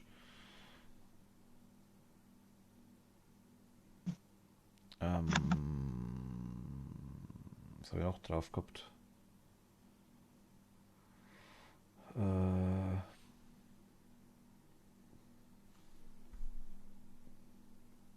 Zelda. Ja. Ich kann mal kurz also genau, hier mal drauf, hier was drauf. Gut, das ist nur eine Demo. Die habe ich noch gar nicht gespielt, Cooking Simulator. Dungeon Nightmares habe ich auch noch nicht gespielt. Mario Odyssey habe ich drauf, genau. Super Bomberman habe ich noch drauf, genau. Auch gekauft, für den, weil der Kumpel gesagt hat, ja, ich will das unbedingt spielen, nie dazu kommen. Das waren die am schlechtesten investierten 4 Euro. Aber müssen wir uns unbedingt das Ding holen dann. In das Spiel müssen wir uns suchen für Cat, sag ich, für Toni.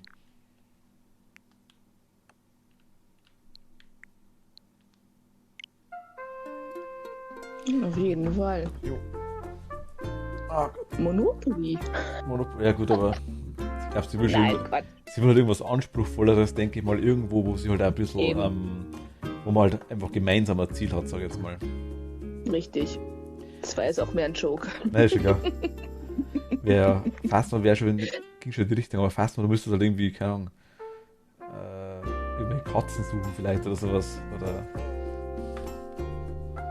Oder mit Leckerlis und weiß ich was, mit Laserpointer, dass sie quasi drauf hinrennen und dann kommen, dass du irgendwie sowas fangen kannst. Sowas müsste es gehen. Gleiches Spiel, bloß entschärft. Ja. Na gut. Ihr Lieben, aber ich werde jetzt mal Schluss machen für heute. Muss morgen wieder raus. Ich bin morgen ab 7:45, denke ich mal, also Freitag 7:45 bin ich wieder da. Mit Animal Crossing wieder. Gut. Ich wünsche euch eine gute Nacht. Schlaft's gut. Danke fürs Zuschauen. Und wir sehen uns wieder und hören uns wieder. Danke euch.